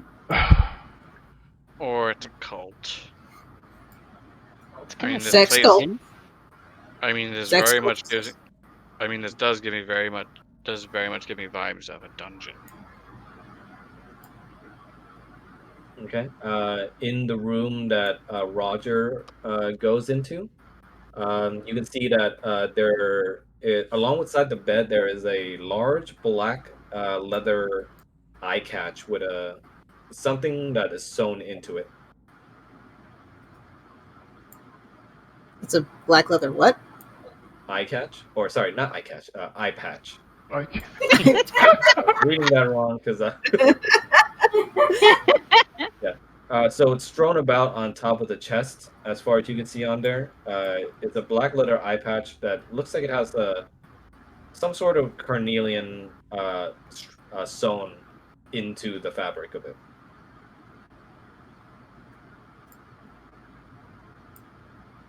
Okay. I want to pick it up and take a look at it. Okay. You pick it up and you look at it, and you see that the embroidering on the carnelian on the eye patch is quite well made, and it looks like it could be worth some amount of money. Well, you know what? Everybody's dead. We already clarified everyone's dead. He's just gonna tuck it in his back. If they're not, they don't deserve it. Okay, so you can add the black leather eye patch into your inventory.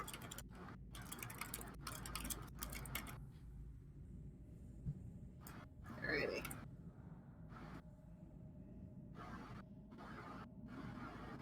Paul's gonna be a dumbass and look down the well. All right, let me take care of Mel first, and then I'll get to you, Paul. So Kanan enters a room which contains the normal bed and chests as usual, but resting alongside the bed is a rather shiny-looking silvered short sword.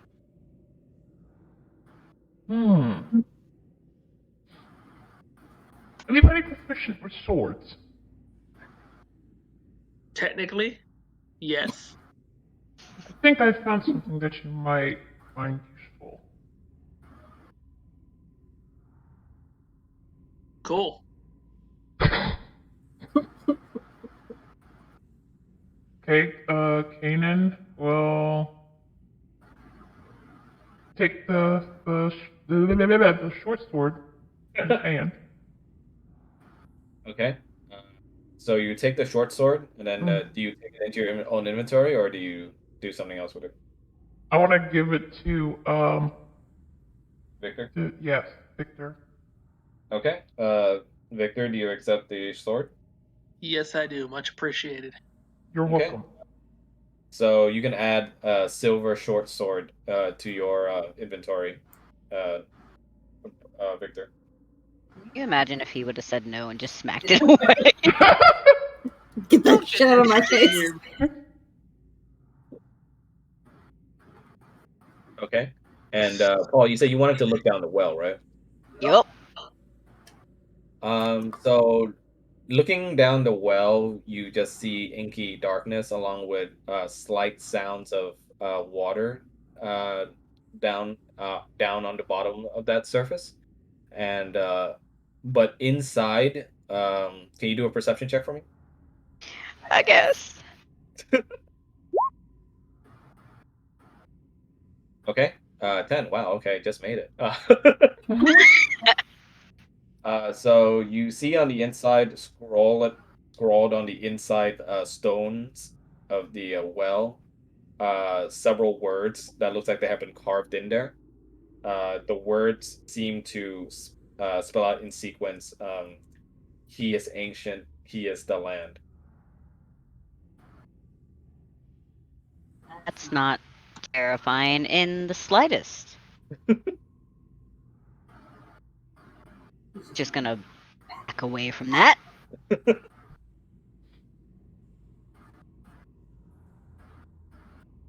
All right. Anyone else? I wanted to see about So- opening this chest in here. Which chest? The chest in the room that Roger's in. Oh, okay.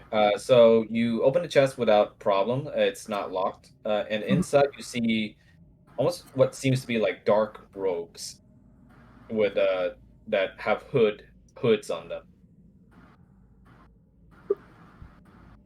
Oh no.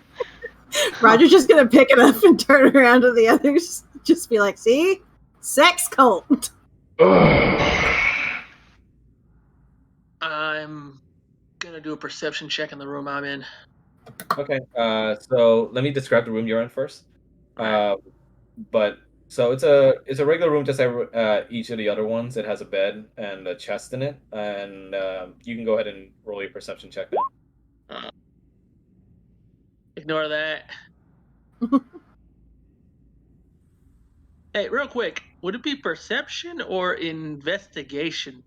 Perception, because trust me, this one doesn't need an investigation. Okay. So upon perceiving the room, you're able to see that the chest is not locked. No. You see that the lock on it is sort of unhinged. Cool. All right, I guess I'll check it out. Okay. Can you move closer to the chest for me?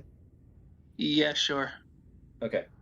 So you open the chest, and inside there's almost like a very bad smell that's like now emanating out of the confines of the box now. Oh But Lord. inside you see 11 gold pieces, and also about a good amount of silver pieces. And if you count them out, there's about 60. And they all seem to be spilling out of a rather rather odd bag. You see that it looks like a bag, but the material that it's made out of it seems to be where the stench is coming from. So it's what coming out of this bag again? It's about 11 gold pieces and 60 silver pieces that are spilling out of the bag.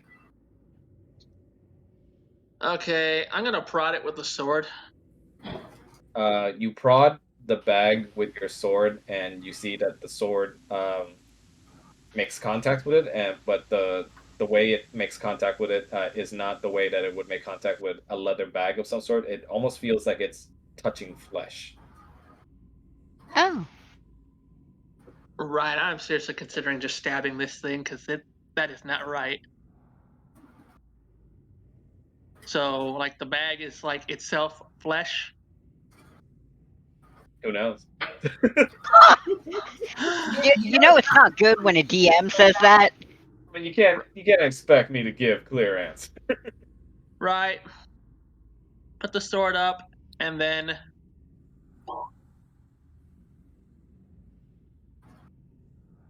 And then what? I smash it with a hammer. Snap the bag. Yes. Okay. From the force of your hit, the gold coins bounce up a little from your hit, but they land back into the chest, and the bag takes a very noticeable dent from your hammer, almost like bruising the material surface of the bag. But it still lays motionless.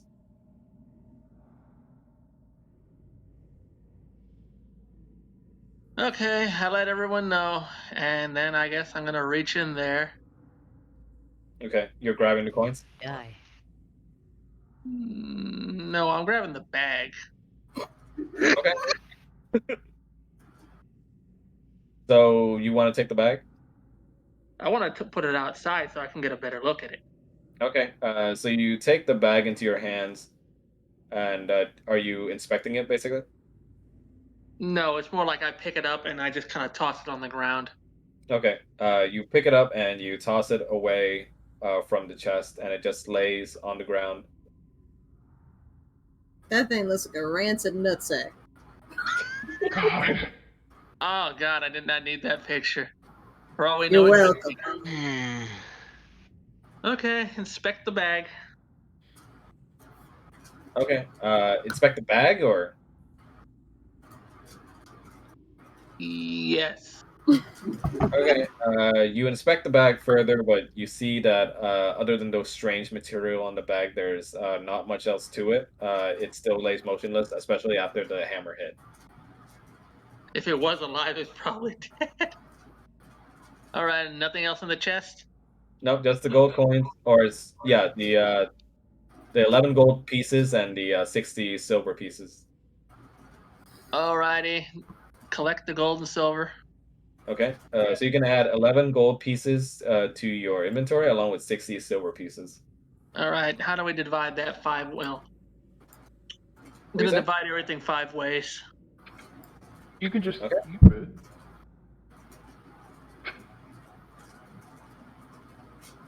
Yeah, true. You can always just keep it and then divide it later Yeah. All right. if you survive. At Hey! dinner later.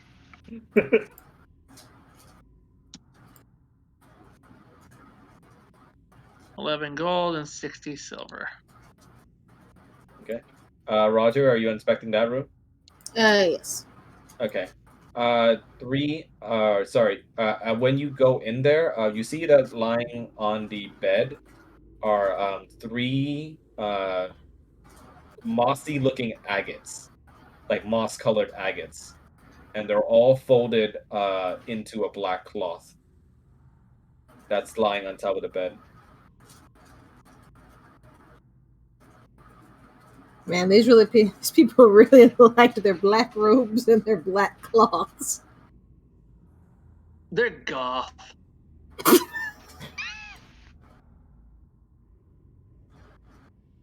Roger's going to see, so they're wrapped in a black cloth. Mm-hmm. Like, great. It's a bunch of douchey emo vampires. He's gonna pick up with them in the cloth, but trying not to touch them just in case. Okay. So you can add to your inventory black cloth covered agates.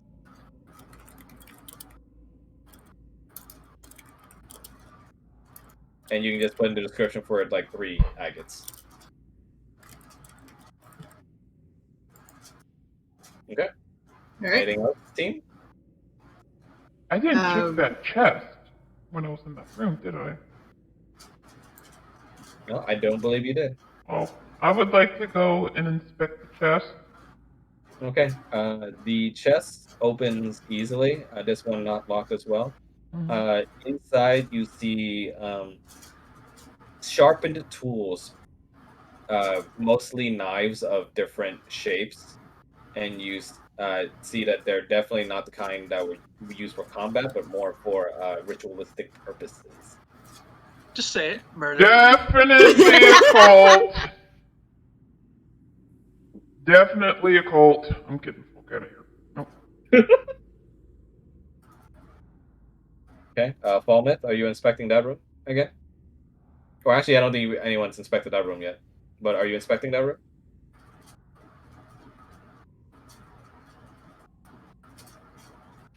It's dead. Fulmus, if you're talking on voice chat, we can't hear you. The sex cult got him. Sorry, yes, I am. Okay. Checking this. So inside the room, it's got the same layout as the other rooms. However, for this one, yeah, you see that the chest is also unlocked in this room. Okay, I open the chest then. You open the chest, and inside you don't find much other than one item, and it's a small ivory hairbrush that has almost like silver-colored bristles on it, but these margins of the bristles seem like they have some sort of dark-colored splatterings on them. I'm going to guess that that's blood.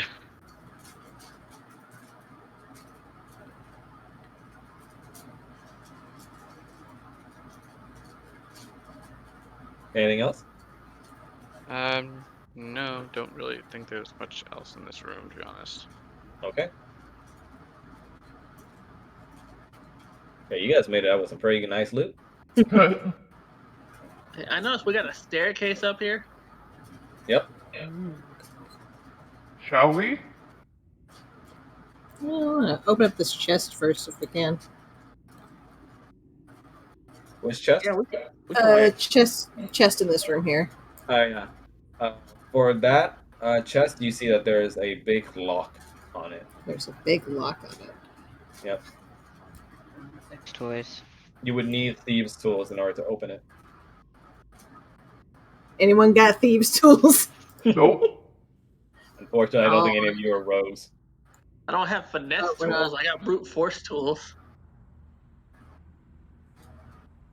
I mean, we could always give that a try, but I don't know how well that'd work. It's a big lock, isn't it? Yeah. Can we just use like a mace or a hammer?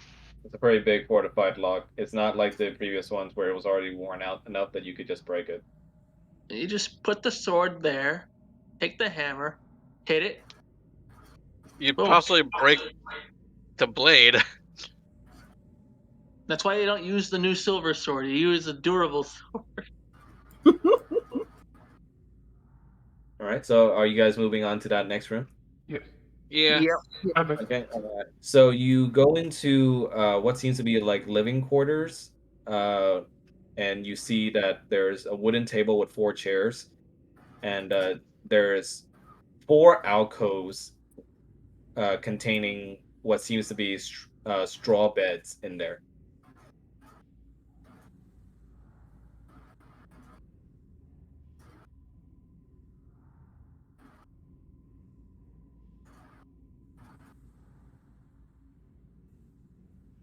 Roger, did you want to continue the tradition of checking under beds? I mean, You probably pick these up yourself. I don't think there's going to be anything under here except maybe lice. That's your next encounter. Lice. This just seems like it's the discount section of the sex cult. I'm more thinking of the murder cult, but I think this might have just circled us around the entire, area.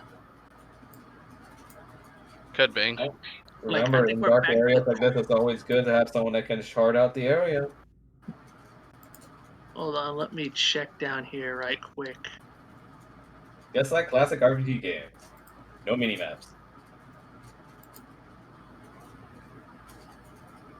Yeah, this just circled us around. So was that the monster? What? I don't think so.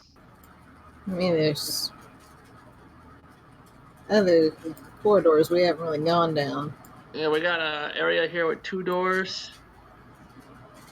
Across that, I'm pretty sure they're just more crypts. But we can check. Okay, if you guys are moving into that room, do you want me to describe it? Yeah. Okay, so into that room, you see that there's 2 already opened doors.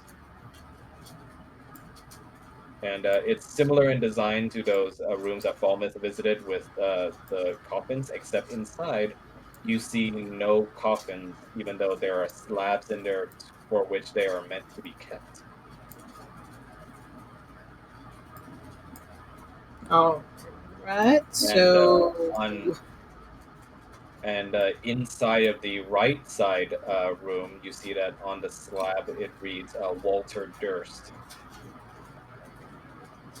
To Is that where the the child? coffin should be. I wonder if that's the child that the mother was seen holding with a scowl on her face. I guess do a perception check. You gonna do a perception check on that room? Yeah, might as well. Okay. Roll for perception for me.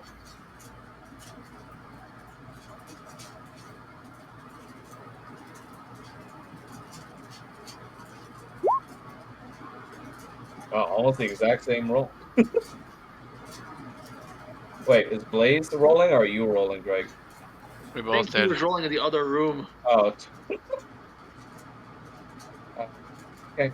So in the room that Falmouth is in, you see that the crypt room is empty, other than the slab, which was meant for the crypt, and on it still says Walter Durst.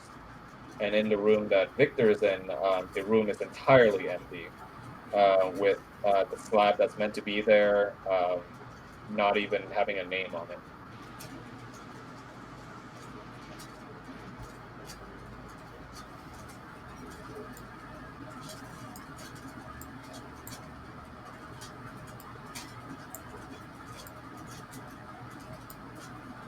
Just a quick time check. We've been going 3.5 hours. Really? 6:45 and it's 10:27. Holy shit! I Yeah, didn't even notice the time. I'm glad you're having fun. But yeah, do you guys want to just call it for today's session then? Or are you good to keep going? Because I'm good to keep going as long as we need.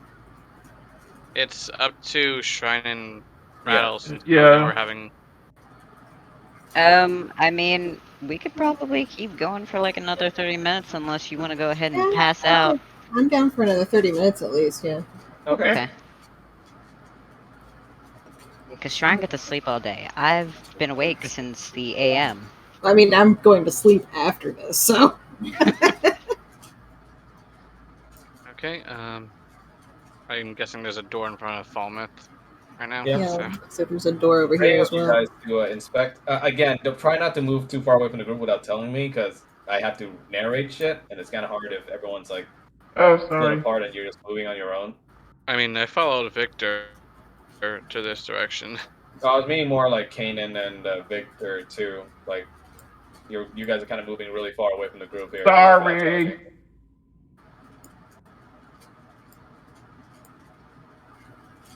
It's fine. It's like those, movies with the mirror mazes and everybody winds up separated.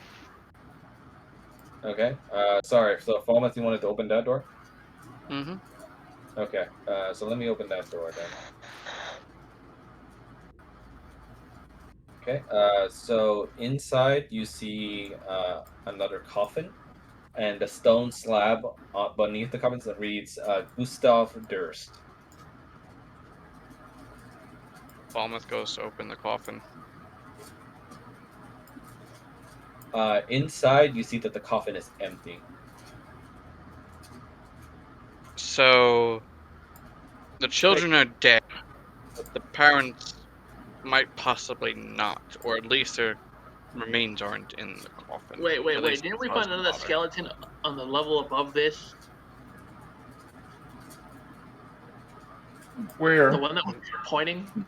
There was one in a trunk, and there was one in a secret passage.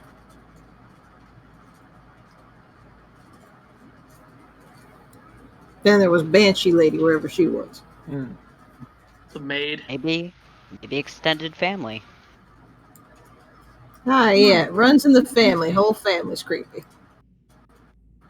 Shit, so we just found the Adams. This is what happens when the townsfolk are unhappy.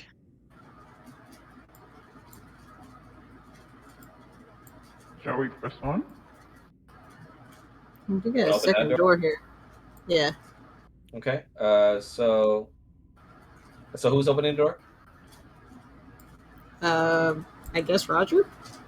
Okay. Rogers slides open the door to see another coffin laying there. And the slab beneath it reads Elizabeth Durst. Think I found the mom. Odds are good that her coffin is also empty, just like Yep. the children's were, and just like the father's was. Yep, Yep, you only found her if there's a body in there. I'm not touching that one. Somebody else can open that. Are you okay? I'm fine. Kanan will open the coffin. Okay, so Kanan slides open the coffin to find nothing inside. However, with the coffin being disturbed, from the cracks of the wall in the back, you see swarms of centipedes start to eke out from the cracks and form like a huge horde of centipedes, basically lining the walls. Oh, and roll for initiative. Oh, come on! Thanks, Kaden. Really? Form blazing sword. Fuck! Oh, sorry, Grace. Time to fight some bugs. Stomp on them. All right, let me roll for initiative here. This is a very tight space too, so this will be interesting to see how you guys handle this. Where's the mom? Incidentally, did anything happen for putting the children to rest? What do you mean? Sit. I mean, that was one of the things that the nursemaid asked us, so I wasn't sure if there was like Yeah, any they sort thanked you and they disappeared. You know, they flipped you off and moved on into the afterlife. They said, we done here. Okay. Thanks for nothing, jackass. Played away. Okay, so let me get everyone's initiative in order here. And one moment. Jeez, I'm always last.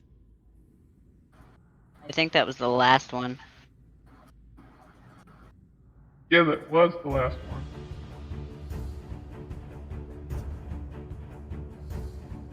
And Fallmouth, you're up first. Where are the bugs at? I can't see them. In front of you. What are you talking about? They're in front of me? What? Behind You don't see them? No. Where are... Yeah, okay.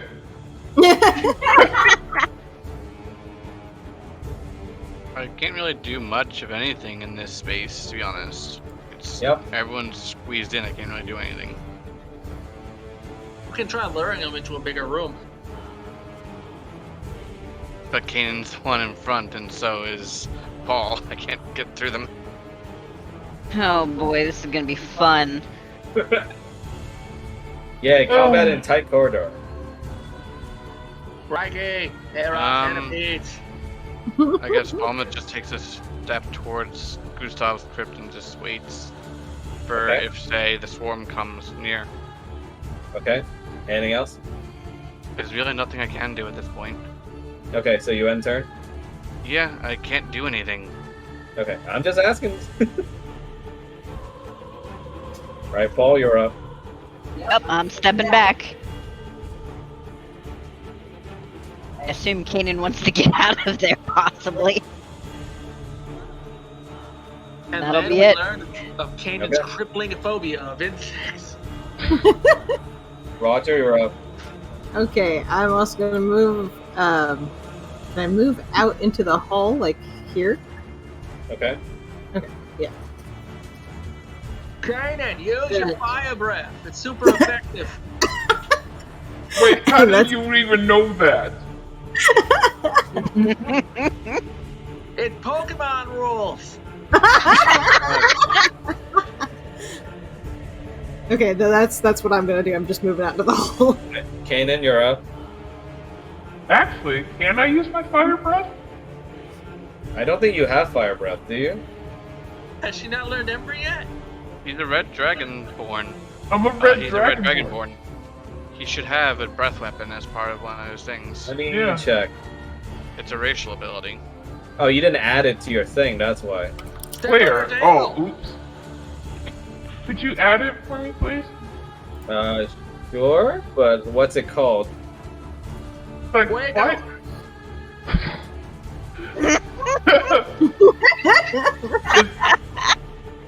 it's like fire breath, isn't it?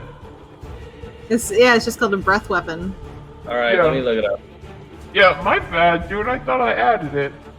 Yeah. It's okay.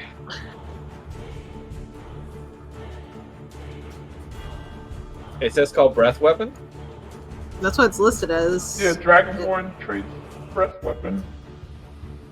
The type of element that comes out depends on my ancestry. So yeah, red, definitely fire. Charmander, use Ember. Terra.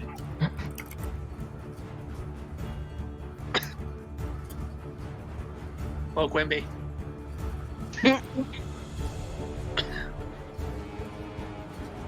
Yeah, I'm trying to find it, but it's not coming up with the compendium for whatever reason.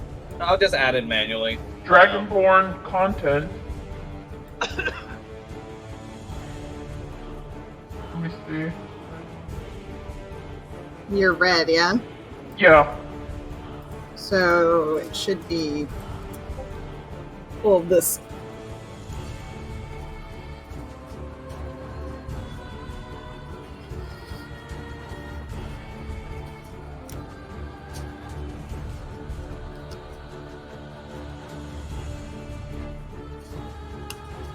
Chromatic dragonborn breath weapon.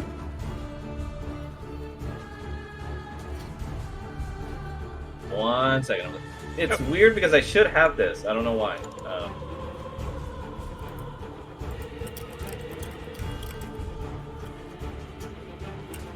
But yeah, I just added it manually. Okay. Wait, where did you add it at? Oh, I'm adding it right now. okay. My bad, I thought I added it. I'm wasting everybody's time. No, this is what happens with D&D. It's fine. This is to be expected.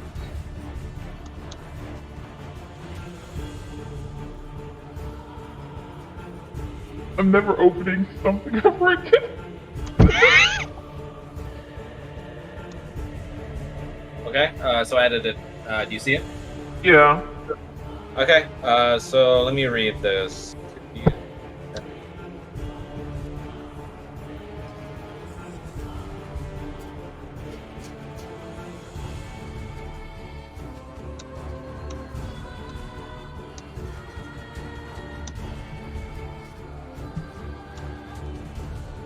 Okay, cool. Alright, so you want to use your breath weapon? Yes. Okay, so let's see. Roll. Do you even roll for AC for this? I'm assuming yes, still, right? I don't think so. If you're close enough, if you got to do a save, I think you just have to roll. They just have to roll the save. Okay. Let me just roll for their saves then. Do I get to describe it, or? Yeah, hold on. Let me just roll for saving throw first. Real quick, Mel, is yours described as a line or a cone? It's a cone. Oh. Yeah, it's definitely an AoE. Yeah.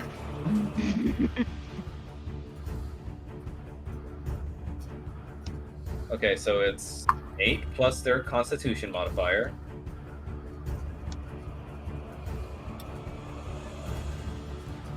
What's your proficiency bonus, Mel? Proficiency bonus.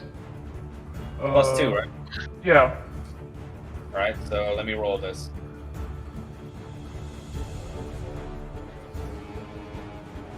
So the DC for this is they need a...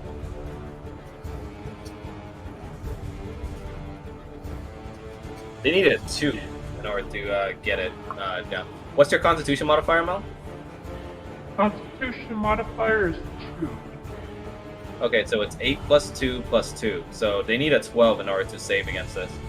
Okay. from 2 rolls of a d6.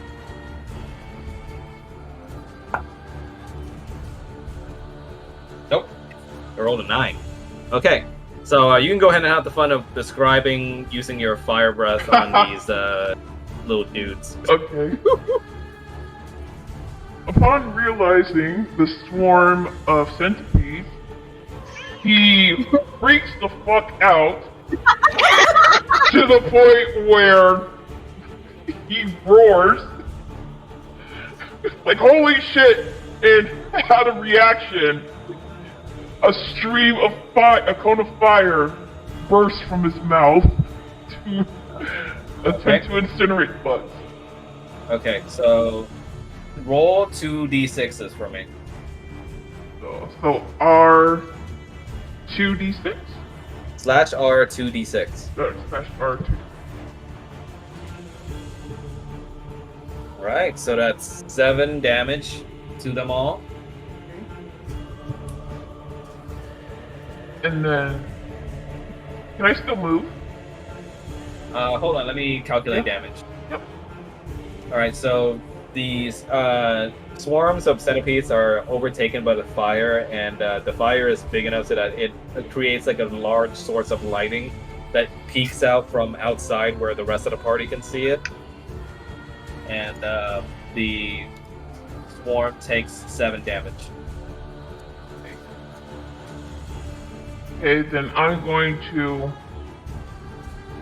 back up. How many times can I back up? As much as your movement. 1. And each space is 5 feet. Okay. Yeah. Yeah. 5.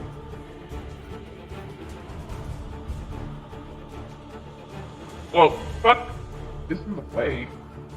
Well, I can't move, can I? You can move. Alright. You can go at a diagonal. You have like 30 feet of movement, if I remember right. Yeah. Well. Alright. Do you want to stop there, or? Yeah, I want to stop here. Okay. Next is Victor. And You guys have been very lucky with initiative so far. The monsters have always come last. I'm okay moving into an area that's over here where it's more space. Okay. I mean, I don't anticipate them being that much of a problem, but I'd rather we be in a spot where they become a problem.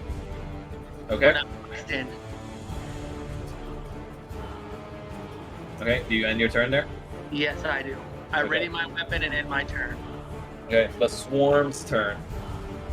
Oh, Okay. great. The swarms start crawling their way out of the crypt. So now the centipedes are on fire. Yeah, bits of them are already on fire. And they take a look at Paul, who is in their way and their first target, and they make their attack. They move. Their special trait is they get to be on the same space as somebody. Oh, great! So they start swarming around Paul, basically around his feet, and they start basically biting and nipping at him. And Great. let me I roll. believe I'm dinner. Yeah, so let me roll for AC. What's your AC again, Paul? The fuck is AC?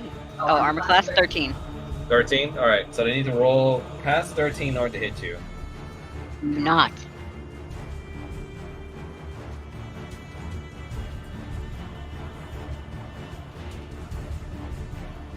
Ooh, they just hit you. Of course they do. Okay, so they roll 2d4 worth of piercing damage.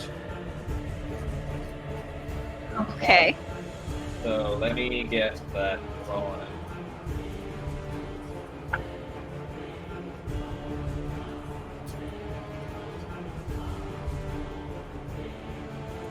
You just had to open the coffin. Sorry! Alright, so What they have we deal- learned? Alright, so they deal 5 damage to you. Okay. So they start biting at your legs and dealing 5 damage to you. Cool. Did you already calculate it? Alright, cool. Yep. Okay. All right, and with that, they're gonna stick around Paul. And next up is Falmouth. Wanna like help me with these?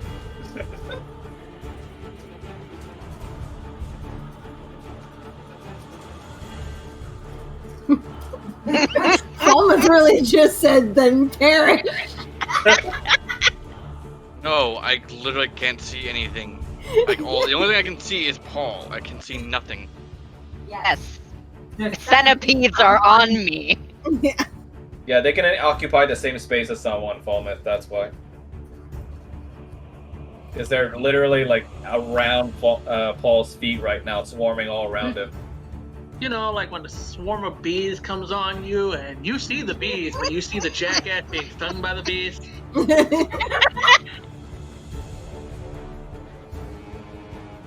Then you try to help, you swing at the bees, but you just hit that giant ass loaded target in the way.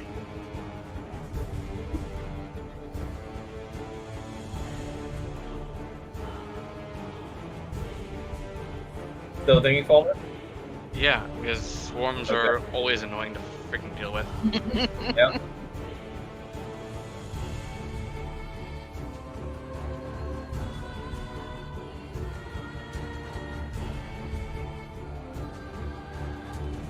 This encounter is sponsored by Kanan.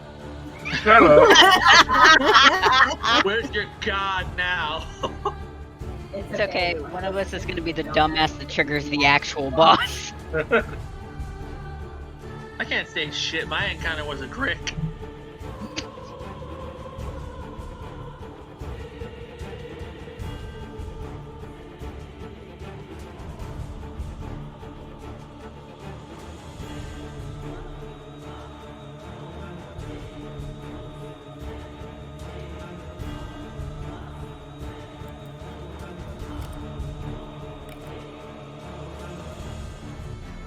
Everything okay, Falmouth? I know, I'm just trying to think of the best thing to use because I can. Literally, this is like the worst freaking thing to even try. Feel free to set me on fire. No. You're a tiefling, right? You'll be mostly immune. If it was Kanan, it wouldn't be as much of an issue because Kanan would have resistance to fire. You don't. Mm-hmm. Or Chef Boy.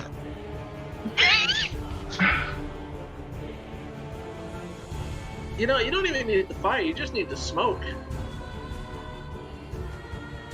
The only thing I can think of is throwing the freaking torch at Paul's feet. That's literally the only thing I can think of. Hey, I welcome creativity. The only thing I can think of is throwing the torch at Paul's feet because, quite frankly, swarms are annoying to deal with any sort of like physical damage. I'm gonna theory. pitch something to you. Idea. Wrap it in one of those nasty ass robes and throw it at its feet. It will burn. It will make smoke. Bugs are repelled. Either that, or maybe throw me the torch. Yeah, sure. I'll hand you the torch. I mean, you're literally 5 feet from me. You're in 1 square away from me, so I can give you the torch as a whatever. That's all I can do at this point. Because if I swing the sword, I'm gonna hit you. If I throw the torch, I'll burn you. Hey, like I said, I welcome creative moves. So is that what you're doing? You're tossing Paul a torch? Uh-huh. The torch that I lit earlier. Okay, so you toss Paul the torch, and upon seeing the fire that's near them, and almost like scarred by what just happened to them from Kanan, they start moving further away from Paul down the corridor to the side just to Of course they do. As the reaction move. Then up next is Paul. Nice. They're stuck between 2 fire starters. Paul's gonna throw the torch into the swarm. I can only use my breath weapon once. Rest. For long. Okay. As a reaction again to seeing the fire move, they move over to a Kanan.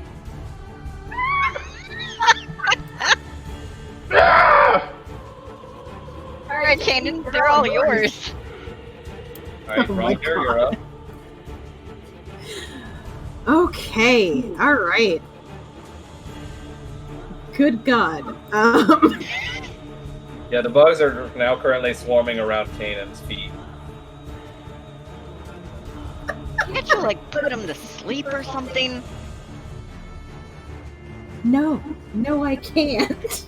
You're a bard. No, but I can't.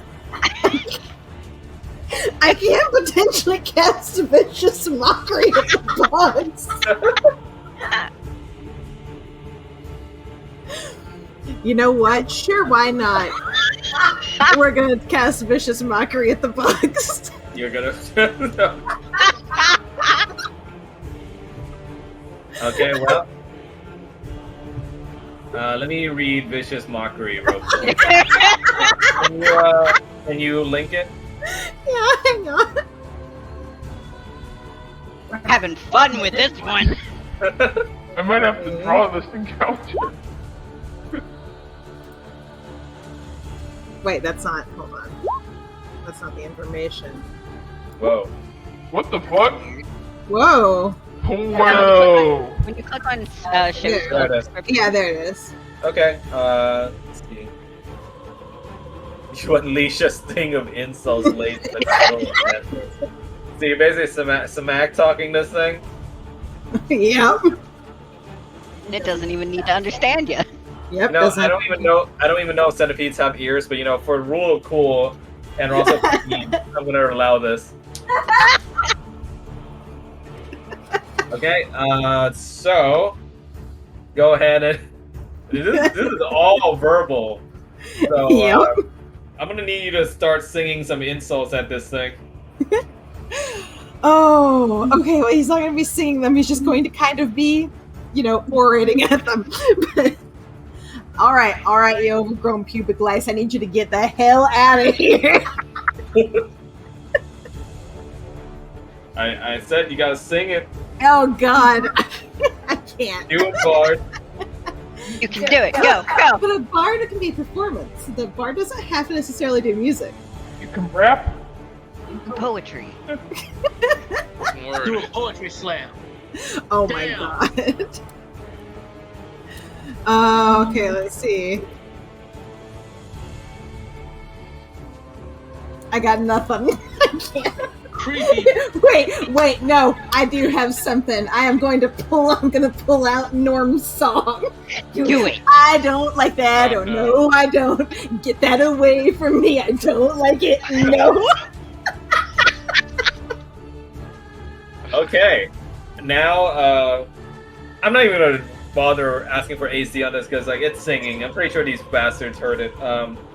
Make sure through vibrations. But let's see if they can do a wisdom saving throw against you. They're gonna get at least 13 to save against this. Can't believe I'm saying this, but these fuckers actually do have a wisdom modifier.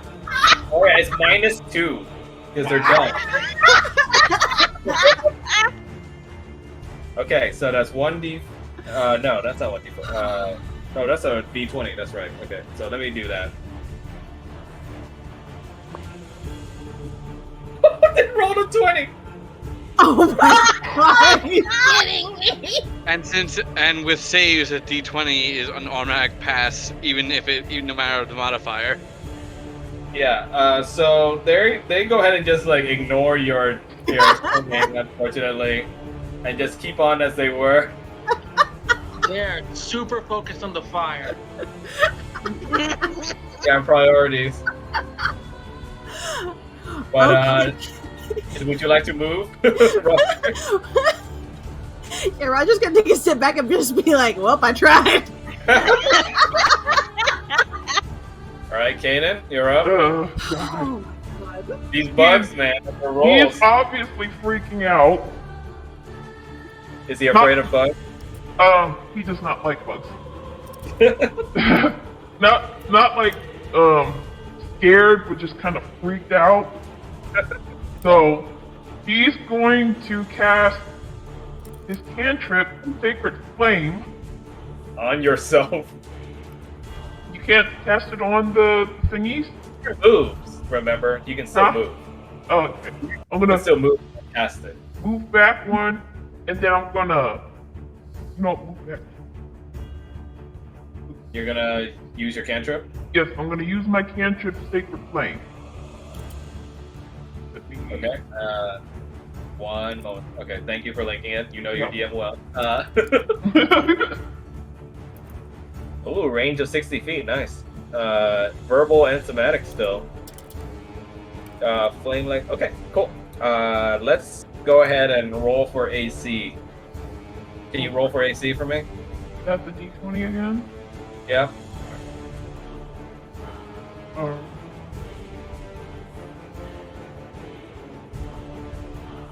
And then the wisdom modifier, right? Yeah.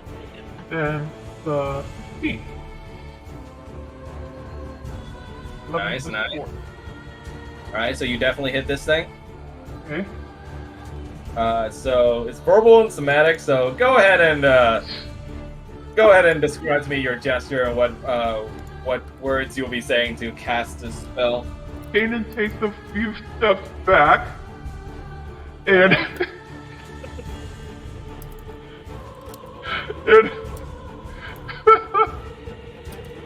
let's see. God. D&D and I will have role playing. Oh, okay. Kanan takes a few steps back and with raw fury screams, "Sagrado Fuego!" Nice. Okay, so let me go ahead and see if they fail or succeed on the dexterity saving throw. It's the most dexterous bunch of centipedes I've ever seen. They have a dex modifier of +1, so let's see. They're gonna roll at least a 14 to save up against it. I mean, they nat 20 to wisdom throw. I don't trust anything about these guys. Right? Ooh, they got a 10, so they definitely don't save against it. Good. So, divine light starts streaming down onto them, and they start burning in holy fire, basically, almost like white tinted fire, and they start going crazy and swarming around, dissipating from being one big swarm, and whatever survivors there were from that swarm are able to hide back into the cracks. But for the most part, the majority of the swarm is hit. How about can you roll for your damage for me, Mel? It's 1d8. My roommate just sent me this. Oh, come on. But we add your wisdom modifier to it. So it's a 5. 5. So at least there's that. Okay, so the swarm is still kicking, but for the most part you're dwindling them down. This anything that remains of this swarm is just going to have massive PTSD regarding fire.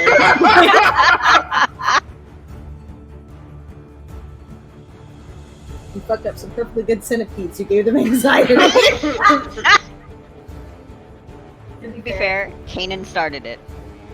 Okay, Fuck you. as a reaction to the fire that's taking place, they start moving towards Roger. Oh, great. I'll end my turn. I like you. And you want to do anything else, Kanan? I'm going to I'm just gonna end my turn here. You're just gonna stay? I'm gonna end my turn. Okay, Victor, you're up. Alrighty, so they're following you, Mel, or? They're following They're Roger. following Roger.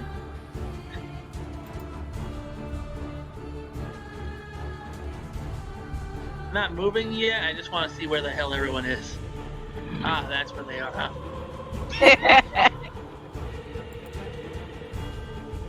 Okay. How big's the swarm? What do you mean, how big's this one? like, is it a relatively decent sized swarm? Oh, Is it? yeah. It's not as big as it was at the start, but it's still decently sized, like taking up about, I want to say, 70% of the tile they're on. Alrighty, I am going to light a torch. Start making my way over. Do you have a torch on you? Yeah, I should have one. Let me double check, but I should have one.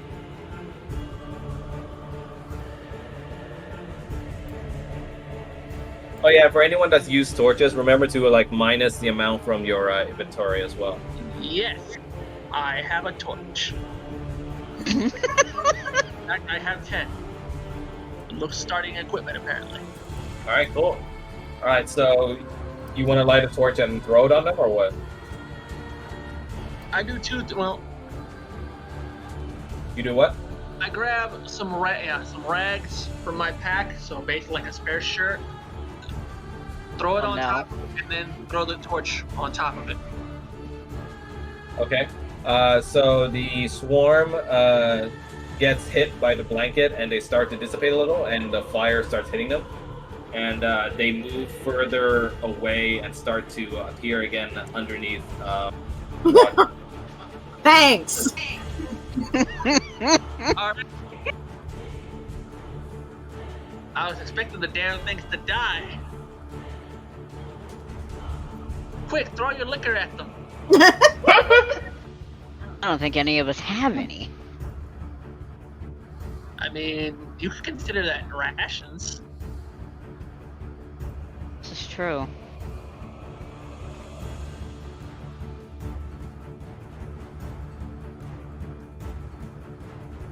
Okay, anything else, Victor? Or? Shit, really can't do much else. I mean, I guess just watch the show now. All right. It's the swarm Watch turn. the show. They start spiraling around Roger, and hungry for meat, they start attacking him. Oh, great. What's your AC, Roger? My AC, hold on, is... it's 12. Okay, so let's see. Swear to God, if they hit. Oh, they got a 3, so if they don't hit. Oh, thank God. They nipped ya. Okay, so they try to basically lunge and nip at you, but your movements are fast enough to carry you away from where they're lunging at you, basically, when the swarm is trying to surround you. Roger's just out here looking like he's dancing. It's fine. It's a bard, it's fine. Okay, so Falmouth, you're up.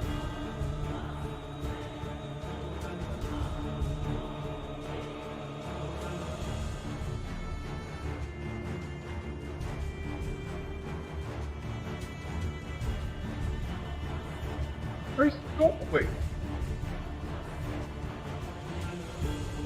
You okay, Blaze? Over here next to me. Yeah, the swarm is underneath Roger right now.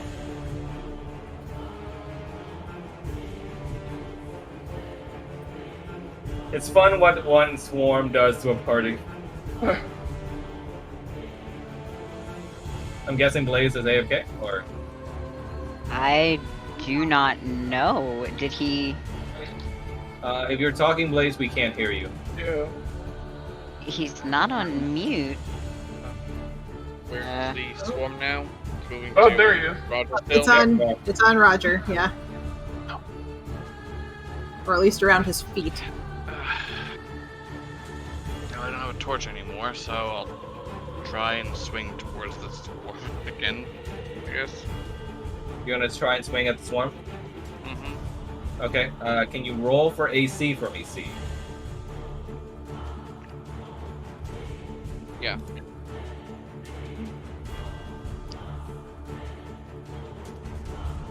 Net 18, so 25. Nice. So which one are you attacking with?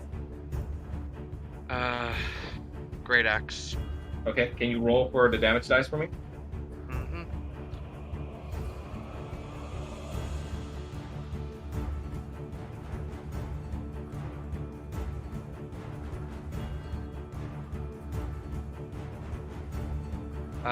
Nat 7 plus 5 strength, so 12 damage. 12 damage? Mm-hmm. Okay. Well, whatever is it. Well, since it's swarm, it's probably since resist there some are- of it. Oh, sorry. Since they're a swarm, they It'll do resist some. Yeah, they do resist against it, so it's a -3 to the damage, but you do. How much was it again? It was initially 12, so that's 9. Yeah. Okay. So they're pretty much like down to their last legs now. Like literally, like there's only like a small cluster of bugs left. And in reaction to the desperation, they start running away from their location. Like running away from Now we get to chase them. Roger. Anything else, Palmet? No, I've used up all the movement I can use getting there, so. Okay. So next up is Paul. Okay. Fuck are these things? Right behind you. Are they behind me? No, not there. They No. moved into a. Into the hallway. They're behind Victor. Roger. Oh, wait. Behind Ah. Roger. There you go. Oh, you see There it. you go. Okay. Alright, so I guess I'm going past these motherfuckers. Roger's really gonna hate me. Oh, great. So anyway, minor conjuration, I'm gonna recreate that burning torch. Okay. And would I still be able to throw it? Can you go ahead and link the minor conjuration thing to me again? Hang on. There.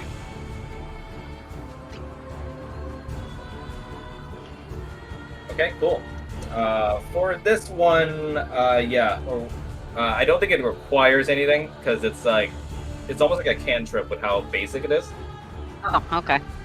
So I would say, yeah, go ahead and conjure up the torch. And what do you want to do with it? Just throw it at him. Okay, so the bugs start to reel away with what little they're left away from the fire, and they move all to the side towards the staircase.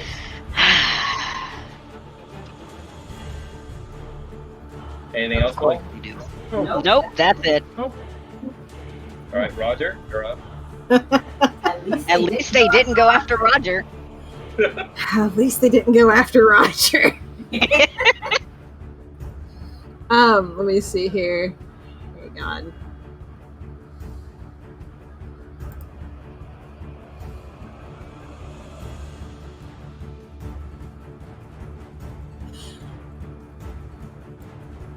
So Roger is going to try to cast Thaumaturgy. What does that do? Can you link it? Yep, 1 second. I can get to link.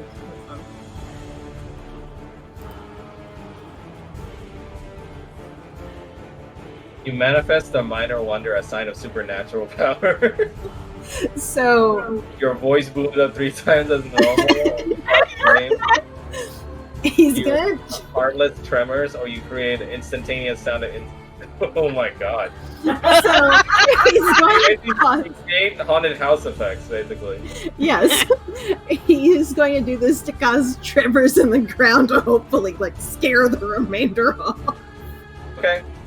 So which one are you doing? It's causing the minor tremors. Okay. Go ahead and verbal from me. Go ahead and verbal. Oh my god. Oh. Hey. You know what? We're just gonna go with Norm's thing once again. But the I don't like that. Oh no, I don't. Get that away from me. I don't like it. No. Okay, so the small tremors creates enough force to scare whatever remains of the centipedes away, and they dissipate back into the cracks of the floor, unable to find like motivation to continue holding their swarm together, basically. And We now demotivated they are gone. centipedes. So, Kanan, what have we learned? Fuck off. Congrats, team, you did it. Bugs. Bugs bad, okay. I mean, I guess we should be thankful it wasn't a skeleton or a zombie or a vampire. Just a swarm of long cock. So, what do you guys think? That was pretty fun. What I You guys- think, Yeah. why I'd would say you do this- that to I'd us? say this is a Yeah. good point. I'd say this is a good point to stop until next Yeah. time. Yes. I agree. Yep, but good job, team. So we fought some tiny penises and a tentacled vagina. Max, you're a fucking dick. You are a fucking asshole. Nobody forced you to open that crypt. Okay, but everybody was inspecting the crypts, and then No, nothing wrong. Don't worry about it. Oh, And besides, the first floors of the house were just easy mode. You're in the good shit now, like I said. oh great. But yeah, good job. You guys killed an animated armor. You killed like a tentacle demon thing, and you killed a swarm of bugs. Can't wait to see what's next time. Oh yes. and hopefully next time. You watch. We're gonna get to the end of the next session, and this bitch is gonna pull out a goddamn gelatinous cube. I'm gonna have to sit down and write up some. I'm like, okay, I'm noping the fuck out of here. I have such fun things planned. But how about, well, we definitely can't do the 25th. Yeah. I mean, we can push to January, start off the new year. Yeah, would you guys be cool with January 1st? Are you doing anything on January 1st? I'm okay with that. We're not doing anything. I mean, at most, possibly drunk. I couldn't tell you. More likely, if I do anything, it'll be over here with the family. Okay. So would it be a good time, Drake, or would you prefer a different date? Like I said, man, that I gotta see what's actually going on. Okay. How about you, Blaze? Is the first okay as a tentative date so far? The first or the second works. Either one of those is fine. Okay. Okay. So that's good with everyone, right? Tentative January 1st? Yeah, we'll just feel for it as we get there. Yeah. Play it by ear. Alright. Good session, team.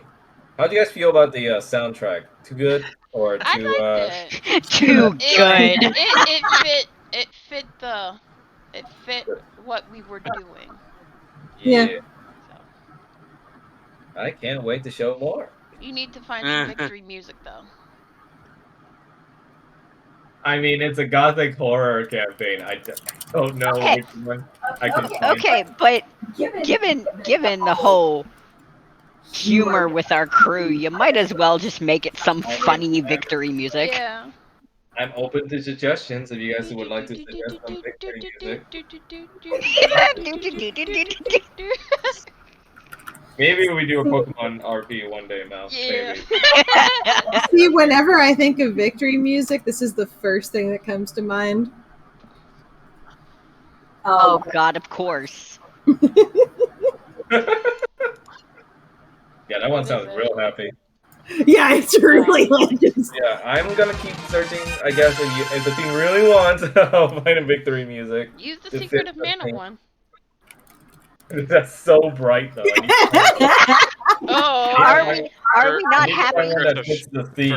For Curse of Strahd, though? Yeah. But Like, are we not happy after we beat something?